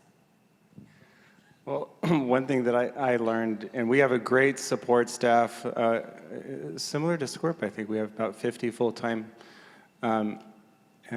employees, but we all work through what would be a Office of Sponsored Projects or something like that at the university level that's going to help get those proposals out the door. And just like the very first moment you have an inkling of a project or starting to work with a potential sponsor is looping them in and then working through the details of what's going to get submitted and remembering that, and we run into this a lot of the details that you need about your own staff and billing rates, et cetera, you're going to need that from your partners too. So as you start to identify your partners, get that in the pipeline. And so this is kind of more in the mechanics, I think, of just getting that proposal out the door. And then what I didn't really give justice to when I was talking first is, when you're engaging with the agencies that are often sponsor us, remember, state agencies can come directly to us through an agreement template that the legislature gave us, so it's very convenient for them. It can be a no-compete agreement, as a lot of our work that's been spoken about today. So they come to us, and being available for those conversations, and they don't often come to us, so we have to kind of go to them and see what they're presenting in public meetings and what their needs are and what legislation is driving their agency to take particular action. So we can have a science question in mind, and that science question of pushing the envelope on science might not be what the legislature thinks we need to do. They might just say, you need to go test all childcare centers. So I think that too is that flexibility when you're developing the idea. Yeah, I have a question for both Brian and also Kelly. So I teach toxicology course, this semester, and also environmental health. So those topics that I discuss with my students, the lead and also quinone compounds, how toxic they are. But I will ask individually, when it comes to testing the lead in the water, does your agency also does testing of the lead in the blood of the children? That is something, once we know what's the concentration of the lead in the environment, and also we are also supposed to know what's the concentration of lead in the blood. Right. I have a feeling someone else in the room is going to know about the environmental monitoring in humans. So that's really important work. Raise your hand if you are aware, because I'm not going to touch on that much. Oh, we have two people. So right behind you and to your right. Okay, great. Make that connection. So it's important work, and we are only doing water analysis. So that's an important component of it, but also part of it is messaging. EPA does a pretty good job. It's called the 3 T's. T is in the letter. And you can look into that as far as lead testing, and it also gets into exposure and encouraging people that think they have an exposure in their children to go to their pediatrician to get that blood draw. Thanks. Did I miss a other question? I'll ask for Kelly. Yeah. The other question is, so you mentioned about those quinone compounds. There are out of 5, I think three tend to be persistent in the environment for a very long time, right, in the waters. Do you know where do they end up, those compounds, and how do we actually, from the fish or from the consumption of the, like how long they actually persist in the environment, in the water, those 3 compounds? Mm-hmm. So those 3 peaks that I was showing, those are more like 3 classes of different compounds. So they're not necessarily 3 specific compounds. Just because it's fluorescent spectroscopy, it's not quite as descriptive, I would say, as like, for example, non-targeted analysis, which will tell you exactly what compounds they are. In terms of in the environment right now, it's really just an experimental phase, so we're just seeing what we're seeing right now. But I would imagine that if they are not being photodegraded by sunlight, then maybe there are other pathways for them to be degraded, for example, biodegradation or other means of oxidation, but right now it's currently just unknown. So it's really important for us in our lab to continue looking at exactly what compounds could be contributing to those peaks, and then maybe even going as far as taking those specific chemicals and then seeing their degradation in, under sunlight or even like biodegradation. So yeah, hopefully that answers the question. Thank you, Kelly. We have another question back there. Yes, I have a question mostly about Brian's work, the lead testing in child care center. So as a social scientist, economist, my question, 2 questions are, the first one is when you investigate that lead contamination at various sites, do you also investigate the source of contamination? Because when you know the source of contamination, you can control at the upstream of the source, or you can control where you see the downstream at human interaction level. And then the second question is whether you also survey or investigate the averting expenditure, such as you mentioned, if the child care center actually use bottled water services or there are other services, they may not necessarily follow the compliances of lead control. So these 2 questions are related to policy implementation.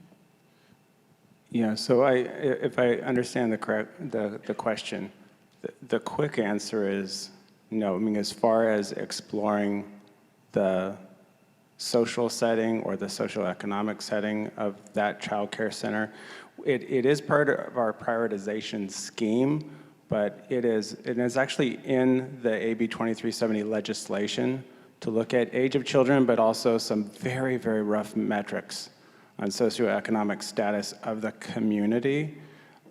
So we really, with that just kind of bumper guards, it helps us prioritize child care centers a bit on need, and then, as I mentioned, age of children.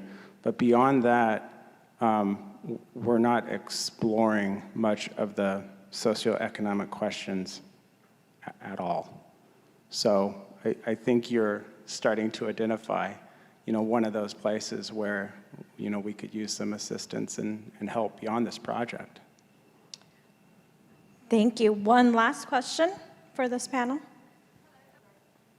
I was wondering if you were able to see any influence of any, let's say, policy decisions on the amount of litter that kind of collected downstream, or if you're able to identify if it, like the source, is it all kind of coming in from landfill just sort of blowing off, or, yeah, because, I mean, say in Australia we have litter campaigns that kind of target action, and we see an effect in the coastal zone of less litter. So yeah, I just wondered if you're able to. It would be interesting to look at the baseline study I mentioned was done in 2003. So since then, there have been a lot of campaigns trying to have people be more conscious of their behavior because it's ultimately ending up in the ocean. I haven't been able to look at what the status is currently. A lot of the images are from the recent years that I've seen, but as far as actually being able to compare the total amounts and looking at how that may have been impacted by certain campaigns, I haven't done that analysis. I mentioned the Ballona Creek Trash Interceptor, so this is a pilot project, and it's going to be a great resource, I think, to be able to see what the current level of trash generation is, and then a comparison can be made. But I would say that being able to talk to people and stop the issue upstream would be the best solution for something like this. But yeah, as far as what campaigns have been in place to make that happen, I'm not very aware of that. Thank you to all of the panelists. Hi, y'all. And to get to the question about monitoring and blood, there's a California biomonitoring program run by CDPH and others, so check that out. Yeah, so my name's Anna Holder, pronouns she, her, and I'm here to talk to you about swampy things. So as Steve mentioned, I'm an advocate of CSU Water because I am a product of the CSU. I did both my undergraduate and graduate degrees here at CSU Monterey Bay. I had a California Sea Grant Fellowship that landed me at the State Water Board in Sacramento. So I want to see that path or whatever path your students are looking for and be part of that. So the California Water Boards, we're super weird. It's technically 10 separate state agencies. I am at the State Water Resources Control Board based in Sacramento, and then there are 9 semi-autonomous regional water quality control boards. And I've seen in posters and presentations, a lot of y'all are already connected with one or more parts of this organization, but I just like to start super high level to give folks that aren't aware the big picture view of the water boards. And we have regulatory authority over water quality and allocation. We've heard from other people talk about the Department of Water Resources, which again, totally different agency that deals with conveyance. So at the State Water Board, there are divisions and executive offices. I am in the Office of Information Management and Analysis, or OIMA. That's kind of word salad for the data advocates and data nerds of the water boards. And within that office, I'm in the Surface Water Ambient Monitoring Program, or SWAMP. OIMA's scope is interesting because there are other divisions, the Division of Water Quality and the Division of Water Rights, for example, that have their very specific part niche role in the organization. OIMA can basically touch anything that intersects with water and data. So we have our swamp monitoring and analysis and QA/QC kind of part of the organization. We also are advocates of open data, open science, and information access, so really making our data open, accessible, useful, and used by anyone who wants it and those that are most impacted by our decision making. We also, as Steve mentioned, I'm our office's tribal coordinator, so we're working on building relationships with the close to 200 tribes and tribal governments that are here in California, and we also do our best to partner with community-based organizations and communities to really inform the work that we do.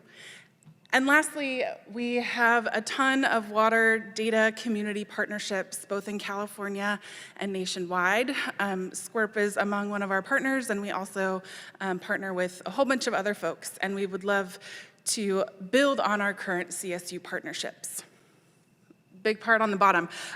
So in 2021, the State Water Board passed the Racial Equity Resolution, and so this year there was a Racial Equity Action Plan, and so across all of these pieces of our office, we're also looking at our work through an equity lens and trying to figure out how we can use data to operationalize and advance equity throughout all the work that we do.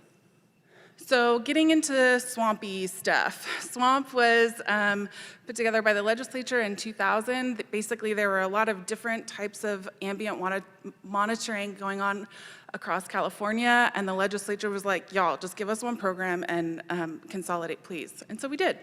And we facilitate and lead ambient water monitoring throughout the state with a ton of different partners. There's a bunch of logos on this slide, but we also have more partners that aren't shown here.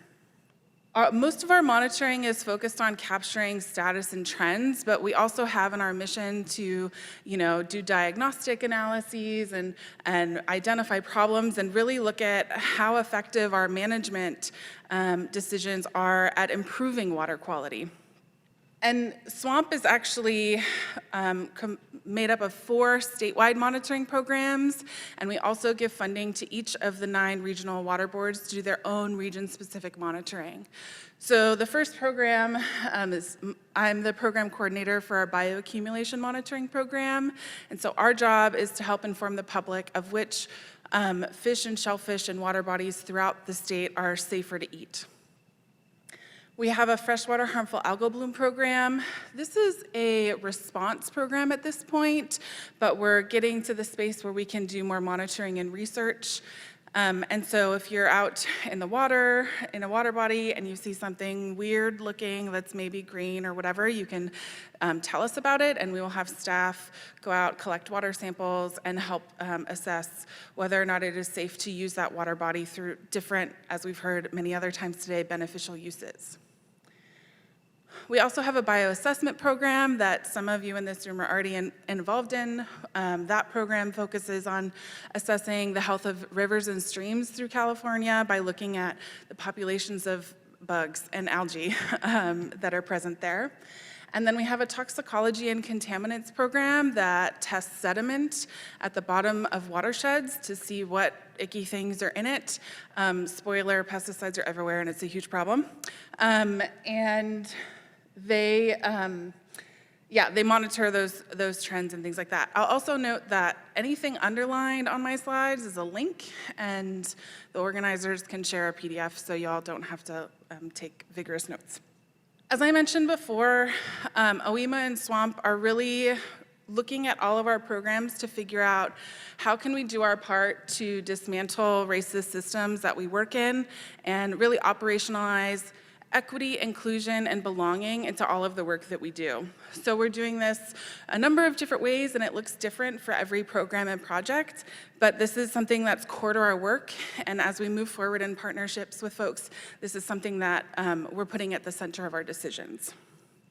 So, similar to Steve and Eric, I'm here because Steve asked me to be, and I was pumped about it, but also I think there's, coming from the CSU, I used to work for CSU Coast. I know that there's tremendous potential in the 23 CSUs and all of the diverse and amazing and talented faculty and staff within them, and so I'd love to build those partnerships when that makes sense. Like I mentioned before, any topic area that is associated with water and data is a potential connection for our office. Any swamp monitoring or analysis or anything like that. Again, equity is key, so re-looking at our data and seeing, are we monitoring equitably? Are we making decisions with equity in mind? And really kind of thinking about that in all of our projects and our work. Anything open data and open science is fair game. Water quality and water boards data, but our office, because it's not just SWAMP, we have had many partners and work on these topics and many more, drinking water, open ET, many things that were talked about today. We either have staff that are working directly on these topics, or we're close partners with other folks in the organization that are working on these topics. And I wanted to keep it short because I wanted to chat with y'all. So, are there any questions? I know, Steve, you maybe mentioned talking about tribal beneficial uses, but is there anything here that y'all want to talk about more, or we can break early, whatever, live your best life. Anna, if you could talk a little bit more about the Open Data Initiative, because I think it's like so many of us would like to consume that and learn how to consume that data. Yeah. Great question. So in 2018 or 19, the water boards passed an open data resolution, which mandated that basically it said the water boards data are public data, and that means the public should be able to access it and use it in a way that's appropriate, right? Like not sharing confidential information, but the good stuff, make it available. We have literally hundreds of data systems and sources, and so it's kind of a big spaghetti monster of data sets and databases at the water boards, but we're working on making those data open and accessible, so one way to access not just the water board's data, but other data from California state agencies is through the California Open Data Portal. There's also the Geo portal, California Open Geo portal. And then if you want SWAMP data specifically, our data is available at the California Environmental Data Exchange Network, or CEDN. But that's also accessible through the California Open Data Portal. And so getting our data open is in progress, and we actually, OEMA anyway, loves it when folks try and use our data and come back and say, hey, this sucks in these ways. How do we fix that? Because it helps us figure out how we can better share our data or interpret it to make it more useful and used for anyone that wants to use it. The SWAMP programs it's water quality data, but the water boards have data on, water quality, water rights, regulations, permits, you name it, we probably have a data set about it. I have two questions. One is that I noticed a lot of the data collected is not necessarily focused on headwaters, and I'm curious if there's opportunities through y'all's funding or your focus areas where we could increase headwater monitoring. And my second question is, how do you guys link your data into the California Data Consortium, or are you linked? The California Water Consortium? Yeah, so my director and our board chair, Chair Esquivel, are, I think, board members of the consortium. And so, yeah, we know about it. We're part of it. In terms of doing more monitoring in headwaters, we're totally open to that. And actually, the North Coast region probably does a lot of monitoring in those areas already. But as most of you that do monitoring know, monitoring is the expensive bit. And so that's really why I'm here, because I think together we can leverage partnerships to get more bang for our prospective bucks through partnership and collaboration. Thank you for your presentation. I have two questions. One is, are you open to the idea of serving as a guest speaker? It could be virtual, through Zoom or Microsoft Teams, or in person, as the case may be. I'm in San Diego, so, but I was wondering if that's a possibility. I would love to invite you to my class to present. The second question has to do with what opportunities do you have for maybe service learning or maybe a capstone project for students who can work with a preceptor at California Water Works to get some of those data crunched, and we can take it from research to practice. Yeah, so just to be clear, I did not plant him there, but those are great questions. Yeah, so absolutely open to presenting in person, virtually, whatever it might look like. I'm actually doing a project in San Diego, so I'm planning on going to that region a couple more times this year. And then our office regularly works with fellows and interns through different, different programs. And so we love the idea of giving students the opportunity to see how your research is actually applied in policy and management and regulation. And so, yeah, we want to talk about, what fits and our office culture really centers the students and interns and fellows. We want to make sure that, we also have a lot of data munging and crunching, but that's not a super fun fellowship for folks. So we want to make sure that we align the projects with student needs and interests. And that looks a little bit different for every student and every program, but it's something we are very open to in OEMA. Well, I'm sorry, but data crunching is fun, and I miss it greatly. Sorry, data entry. I also miss analysis and coding. Yeah. I mean, I have so much fun every day, but I got to admit, I'm missing the data simulation geek phase. So I just want to reinforce two fronts that you presented. One was the community front. So I want to remember, it seems like a while ago now, but the EPIC network. I just got an email this afternoon that the MOU is ready to sign, so maybe that could be leveraged, reinforced, but we're hearing certain themes and points of access. And then secondly, about the data, I'm pretty familiar with SWAMP and came here to California when it was getting rolling, and I had a lot of thoughts and things to say about it. So I want to maybe tweak you and think of other people. What are your data needs? Because when I came to California and what I saw was there's so many data sets, we don't need to generate a lot more data other than training students in how to monitor and do quality control. But rather on the data geek side, I decided way back when I was a grad student, just look at patterns in data, get a statistical toolbox, and be able to do some cool simulation things that a lot of other people can't. And it's been fun in California and then other parts of the world to do that with fish as a focus. And so what would it look like, for example, like your question was spot on, Emmanuel. There's some data needs like quality control, QA/QC, looking for patterns, data gaps, return on investment in monitoring. We know in CMIS, the number of stations has gone down quite a bit over time, right? So what would it take for us at CSU Water to reach out to you and people like you to make packages of projects that need to be done that we all can lead in our network? Yeah, I mean, we got data gaps coming out of our ears. And I think part of it is,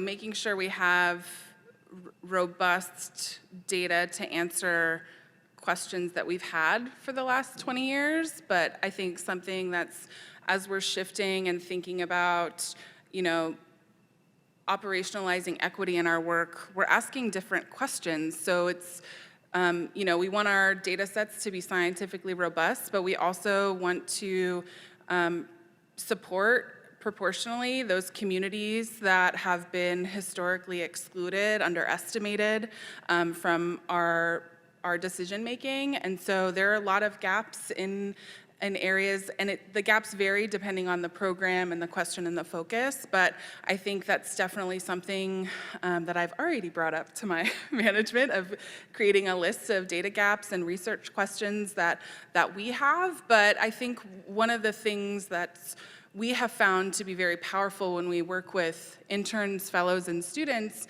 is they haven't been in government wonk land for a long time, so they come to the data with different perspectives and questions, and we want to hear those too. And so if your students look at our data and see a gap, we might not have thought about it, but we want to hear about it and explore it and hopefully fill it in. I'm sorry, we need to lead that effort, the researchers in the room here, because something I saw, for example, was we got so many data sets from our agency colleagues. I mean, that's what we got contracted for in my research operation that I had.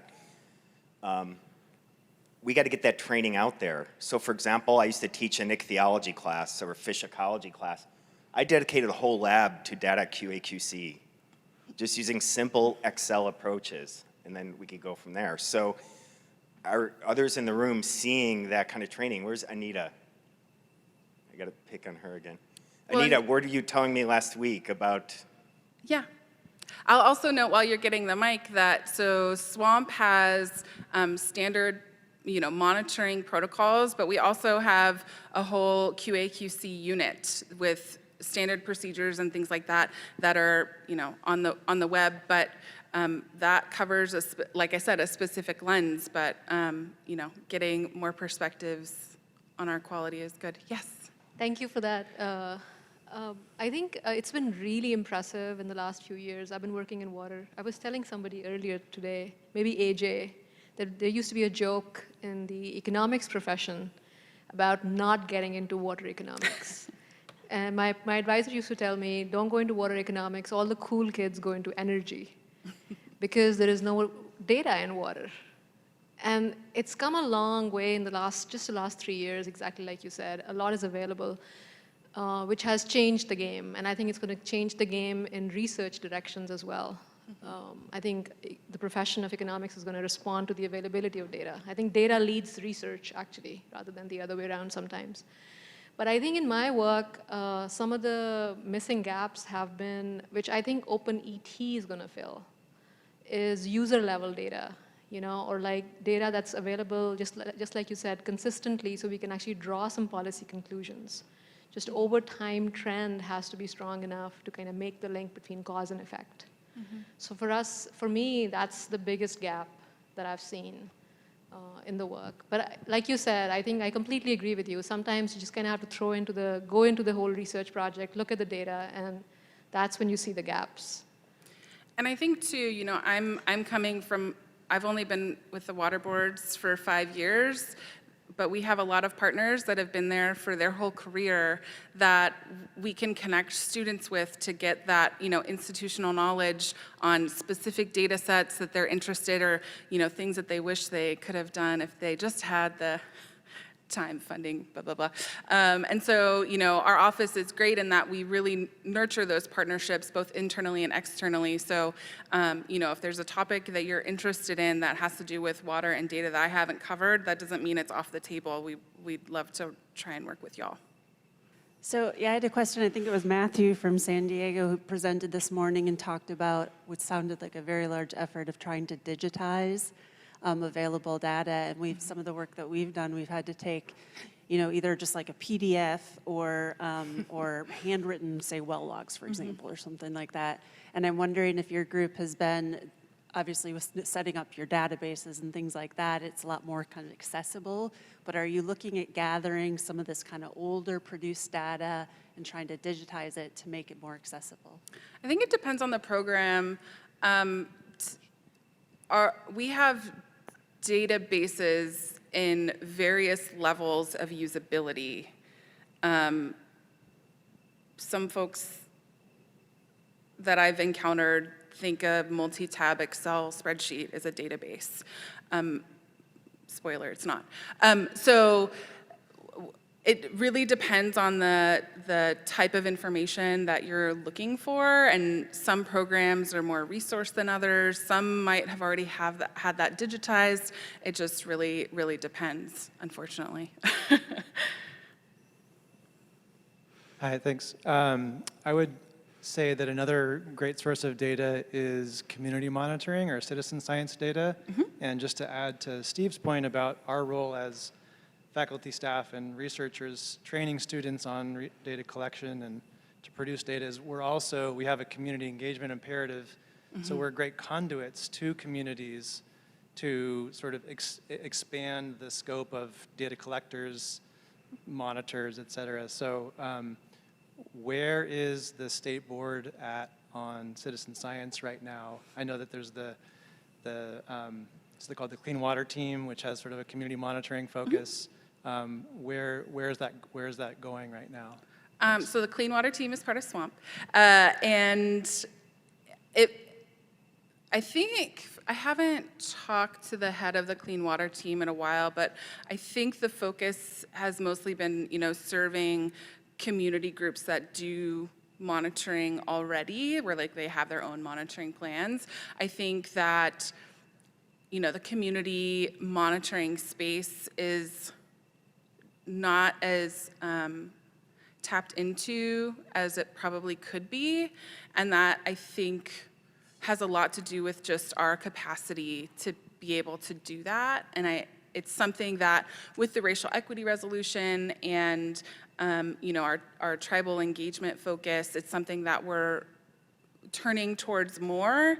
And with my specific programs, we'd like to approach those partnerships differently in the sense that we're not just extracting traditional wisdom and community knowledge. We're approaching questions together and through really good, deep partnership. So I just wanted to say that I actually used the CDN database for my research, and it was really helpful. It was really accessible, so definitely recommend if you're interested in like water quality parameters. But I also wanted to ask if you knew if the California State Water Resources Control Board had any projects regarding agriculture runoff and the mitigation of agriculture runoff, or if there was like any opportunities for that? I don't know of specific projects off the top of my head, but I think it's safe to assume the answer is yes. And if that's something that you're interested in, then I can, try and find what those specific projects are. And as Eric said before, I'm between you and the break, so I won't be offended if you just walk out. It's totally fine. I was just going to mention that the Irrigated Lands Program, collects data through a sort of local coalitions, and then goes to the water board, and that's to monitor runoff or contaminants from agricultural production, not dairies, at the regional board level. Yeah. So there are a few programs. No, thanks, Steve. It's good to be here. A lot of great presentation throughout the day. My focus at this point is I went from high tech into microbials into now fully in ag, trying to help the family farms. There's quite a bit. First, we started out as a Punjabi American growers. It's a Pacific state that we come from in India. That's mainly focused on farming. So the community from there owned about 700,000 acres, it's indicated. But what we figured out, we thought we were a minority. But as we're getting more and more involved, every farmer is a minority in California, especially in the Central Valley. So our memberships opened up to everyone because that's where the help is needed. So my focus, a lot of them is going to, today is going to be collaborating, bridging. How do we, all the good work that has been done, whether it's research or policies, how do we bring it down to the people that really need it? They're the ones that policies get pushed on, and when they really don't understand where these policies are coming in, as they're questioning, there's nobody there to provide the answers. So we'll go through quite a bit of the, and for sake of time, mission, vision, it's like all other big institutions. We're really gonna try to survive the family farms throughout the state. So our organization, we started about 2.5 years ago. It's growing. We're at about 300,000 plus acres, about 350, 400 farmers. It's expanding, and it's really focused on the 5 pillars. All the ag research work that all you guys are doing, when you really talk to the farmer who actually implements it, there's a huge, huge break in the technical knowledge, just in the translation of it. So in order to provide that gap, we got a bunch of professors at Fresno State and others. UC Extensions does great work, but it really hasn't closed any of the gaps yet. So we do a radio program, we're on social media, so we could have farmer to farmer and all the technical knowledge where it helps people really become a little more profitable. Other things we're doing is end-to-end optimization from a business op point of view, reducing farmer input cost. We have literally taken our membership and reduced the cost by 40% last year on fertilizers. This is not only just providing custom formulations, we are basically getting raw materials in, and this was on 6,000 acres. Today, we're expanding our company to further. Before you know, a lot of orders are coming. I mean, I'm constantly getting called today as the products that we're shipping. It's really improves the yield, the quality of the product. And main issues that are really caused is this drought has turned this whole ag industry upside down. All the work that has been done is really, it hasn't really penetrated to the farmer level. And there are a bunch of issues. When you're in the field, you see the trees getting yellow, or you're seeing the plants dying. And the crop yields are continues to go down. We'll go through that. And the last couple of things we're looking at is its market and pricing visibility. And also, as we look at government and institutions, NRCS is our partner in Fresno County. There are a lot of programs that comes down the pipeline. There are a lot of grants that comes down the pipelines. But it's really being stuck in between the people that has the money and the people who needs the money. The farmers actually doesn't really benefit from it.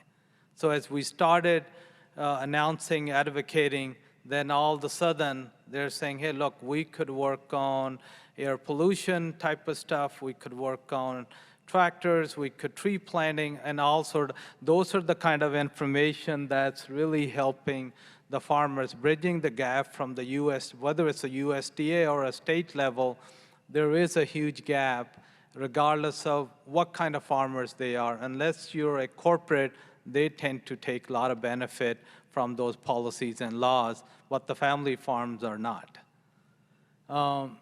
As we put in why we needed our organization, still kind of basically standing on 5, 6 pillars is to provide those services.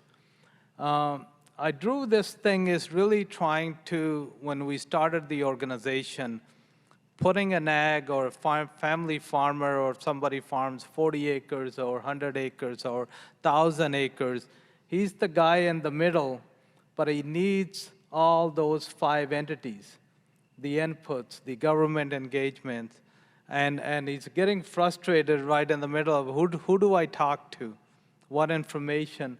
We kind of put some strategies around it as to where farmers can go, and we ourselves at PUG is creating these entities or offices or pointing people to where they can get all these help. Really just synergizing from top going down to where the help is needed. And a lot of this is done through our radio programs and social medias. And we do a couple of workshops it'll be throughout the state where the local farmers come in and we'll bring in different entities. And the major issues why farmers don't show up to any of the programs is they don't understand the language of the people who are presenting. It needs to be broken down to a level where it can be comprehended, where they can actually go affect something. So we don't put them to sleep. So a lot of our workshops, Steve went to one of our, we did one of the farm ag shows, and there's a lot of interactions there, pretty active, and a lot of people tend to show up. and that's getting bigger and bigger. So that's the goal of the organization is going through. As you're doing researchers and anything else, keep in mind of the people who is going to use your final product or final solution. They are the people who we could actually, I myself are doing a couple of different studies with UC Davis and others. We are doing studies on ET, I think, as it was presented earlier. Our ETs on one of the fields, it basically has to readjust it 7 times last season alone because of the variation in the soil, where the water depths are. We kept tuning and tuning and tuning, and it was still, we weren't able to figure the right number. The curves that came in, that was studies done prior, it really didn't follow those particular fields. A lot of drainage, a lot of humidity. This environment is really have changed a lot of the studies that have done before. So we're doing a lot of that type of work. So what are the water challenges since we're talking about water? I'm just going to give you a very high-level challenge examples. I mean, we talk about Sigma. Farmers are for underground water sustainability. Everyone you talk to. But the challenge that you're getting out there is laws was decided in 2013. It was really put together. It's being rolled out now. Now people are losing farms. If you think of our government stated we're going to follow about 1 million acres out of production, there's going to be huge impact. Even if you look at 500 acres, to run that, it's about $350,000 an acre. And the equipment cost is that 500 acres to take out of production, it's going to put somebody in $2 million debt. That's what the Sigma means to the farmers. So as Madera County farmers, when it begins to get rolled out, that's where the graphs that were shown, they were really correct. They're running out of water. That's the financial impact. These are 5, 6 generation families. Then we got together and said, hey, let's do a rally in Sacramento. Let's get our politicians involved. Let's get legislatures as these things are rolled out. So there are, if we look at a lot of water is available. Main consensus coming from the farmers is it's a policy that's really designed to take them out so a family farm can go to a corporate farm. And once that's done, I don't think you need much researchers either. I mean, corporates got plenty of stuff they could hire. I've been coming from high-tech industry. As our technology evolved, we needed less of researchers because you hit the physical limits. And really, a lot of issues came through. It's not just the cost. As the underground water gets pumped, we got 5% surface water. So 95% of the farms in the Central Valley was pumping out of the ground, no other choice. And that water has really got a lot of salinity, so the trees are dying. You ended up using twice as much chemicals to produce 30% less crop. And you got a lot of biocarbonates. The quality of that water coming out of the ground at 300, 400, 500 feet is pretty poor. And once that basically yield is going down, and then as you're deepening the wells, they're costing anywhere from $200 to $1 million. So these are real issues. The water is a real issue. It contaminated the Central Valley soil. And if it didn't rain this year and continue the same way, we don't have much longer, regardless of what we put out.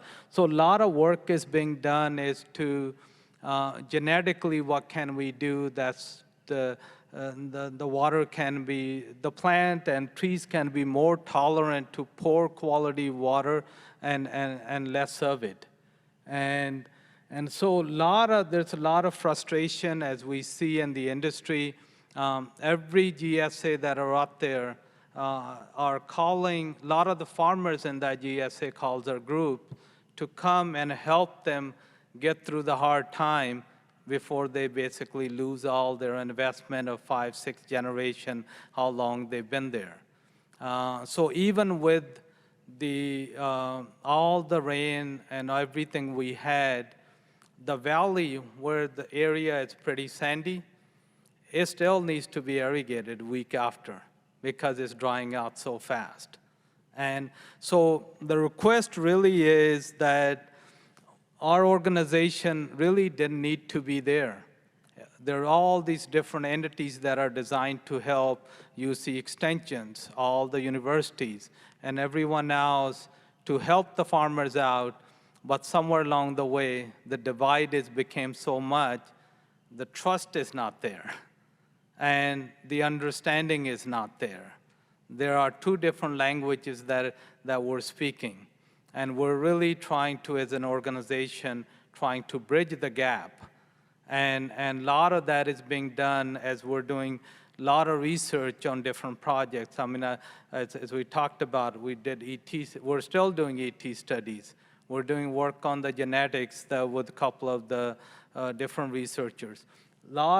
Because of the liability issues, the educational institutions steps back at that point and really hand it over to the private guys who are in it for the profit. So the request really that comes down is we believe the water is an issue. There are ways to implement things. There are ways to work on water qualities. There's ways to really work on the genetics and everything. If we don't do that, we could see whole valley vanishing within the next 10, 15 years. That could go anywhere from, we got farmers from Chico to Bakersfield, but take it really from Modesto to Bakersfield, where communities like Mendota are really wiping out. I mean, when they used to be really doing very good, and now you could see that whole community really trenching down, and there's jobs, schools, everything gets affected. So that's one of the reasons why we created this non-profit org, is to really get in and be a voice of the farmer rather than a voice of, hey, what needs to get implemented. The laws are good, but it needs to really benefit the community rather than kill the community. So we do see, if you look at the real estate transfers in the last 10 years, it's really from family farm to corporate farming. And once you're in corporate, you are going to have wonderfuls of the world that owns a lot of acreage, and they are pretty much vertically integrated. So we're working with a lot of different entities, institutions, trying to see we could become one of the bigger co-ops in California and really set the end-to-end processes that we could help the farmer itself. And also at the research level. Today, we will be probably doing a lot of testing ourselves, where new companies that are coming up that don't have funding, that don't have means to really get a product into the market. We have the market. Basically, fertilizer is like an $8 billion industry in the California. We could actually bring the product in, test the product. If it proves, we could actually market the product without companies ever have to spend a cent on really promoting their solutions. So that's what PUG is doing. Wanted to give you an update, and so I want to leave a lot of time for questions. Mm-hmm. Yeah. Does POG, or is there any part of it that focuses on potential implementation of regenerative agriculture practices? We're still in our infancy. The answer is yes. We're working quite a bit on solutions that we're directly taking. Our staff is pretty small, but we're really taking that solution to the farmers, and we could identify which are, for example, throughout California, I could get a data within 5 minutes what the impact of the last week's cloud, the rain was, or hail, or anything. Same thing with the regenerative ag. We could put a programs together, get somebody to monitor it, and provide the feedbacks on it. And once the farmer sees the values in it, then it gets implemented. Hello, thank you for your presentation. I'm just wondering if you can speak a little bit as to what kind of research your group may be doing, because you alluded to the fact that you may be using pore water and see how you can use plants that are more tolerant or use less water. And I'm thinking as a public health professor, what are the health risks of the pore water? Are you meeting any regulatory requirements, whether it's a maximum contaminant level goes, or any of those? I don't know. I'm just thinking, what kind of testing would you be doing to see that your product, the outputs, whether it's vegetables or avocados or pears, mangoes, whatever it is, eventually when it gets to the market and people consume them, we do not expect any long-term effects from those. No, it's a good question. Right now, a lot of the solutions tends to come from the private industries because they're wanting to put solution in for their own profits. And as they're coming, and also big corporations, they also have solutions. So where we monitor is, we got a lot of fields throughout the state, let's say the poor quality of the water. We will set up solutions. First, everything has to be economically sound. So it doesn't turn out just the experiment. Can we implement it? Can we implement it at what cost? We're doing a lot of business modeling to that point. And if the business model kind of fits in, it's affordable solution, we will take it to the field. We'll actually analyze a lot of the soil analysis. We do a pretty depth analysis on what's available, what's locked up into that soil, what can we basically unlock it. At the same time, we'll look at the tree tissues. We take 2 soil samples a year, 3 tissues, whether any rotational crop, vegetables, vegetables we do it once, but tree crops, we're doing 4 samples a year. So there's a history how that is performing. So with that analysis, we also have different people, experts that are CCAs that's with us to analyze that particular data and basically see how effective the product is. I mean, we used a product made from hydrochloric acid last year. I mean, it was a lot of lime that was in the field, and it did release that lime. What came out of it is a lot of magnesium. When you got magnesium, you got sodium in it, and then you got to balance calcium. When potassium's not really there, then your quality of the whatever you're growing goes wayside.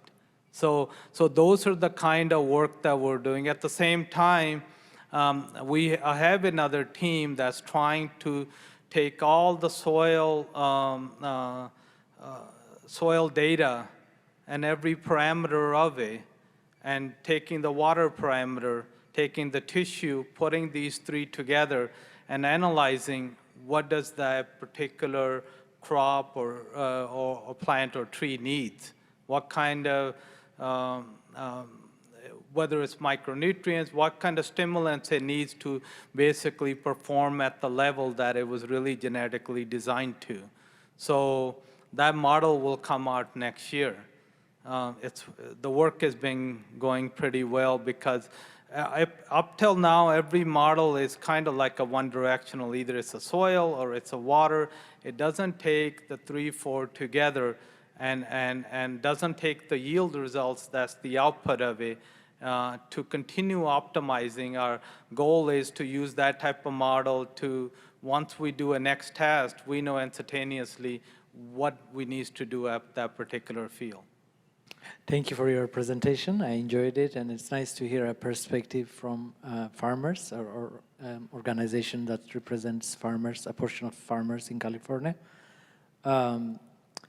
I think from your presentation, I know that you are not very fond of the Sigma Act.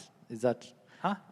You may be, your organization may be worried about the impact that Sigma will have on farming. Yeah. What sort of, if you had the opportunity to advocate for a policy, what sort of modifications would you advocate for related to Sigma?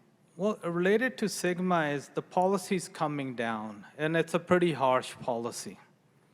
It basically is, if I put on farmer's hat, as I go to a lot of the meetings, policy was designed without having a farmer input.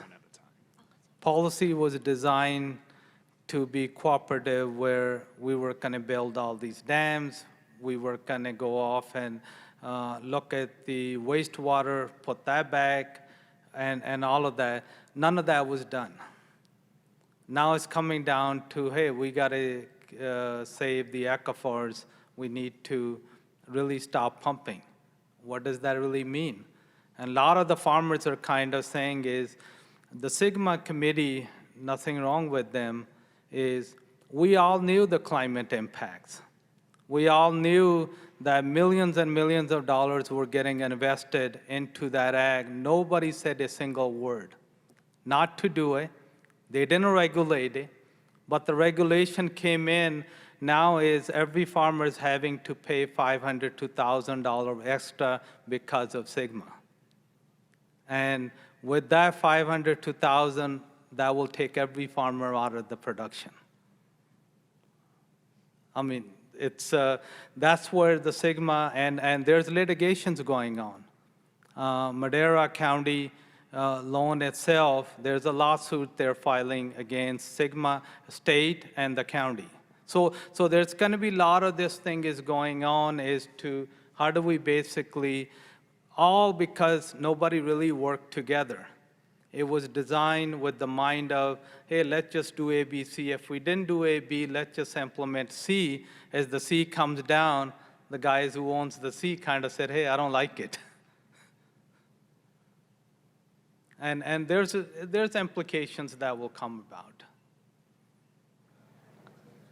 That the Faculty Incentive Program application is live. So we can start applying as of today. This is the link to apply for the Faculty Incentive Program. We heard some of your concerns from last year, and one of the things that we want to announce this year, you can actually save it and come back to complete it later on. So you will get all the way to the end and hit submit. You'll get an email with the link. That link will take you back to make any changes. So if you didn't have your CV ready or anything, you can always go back to fill it out.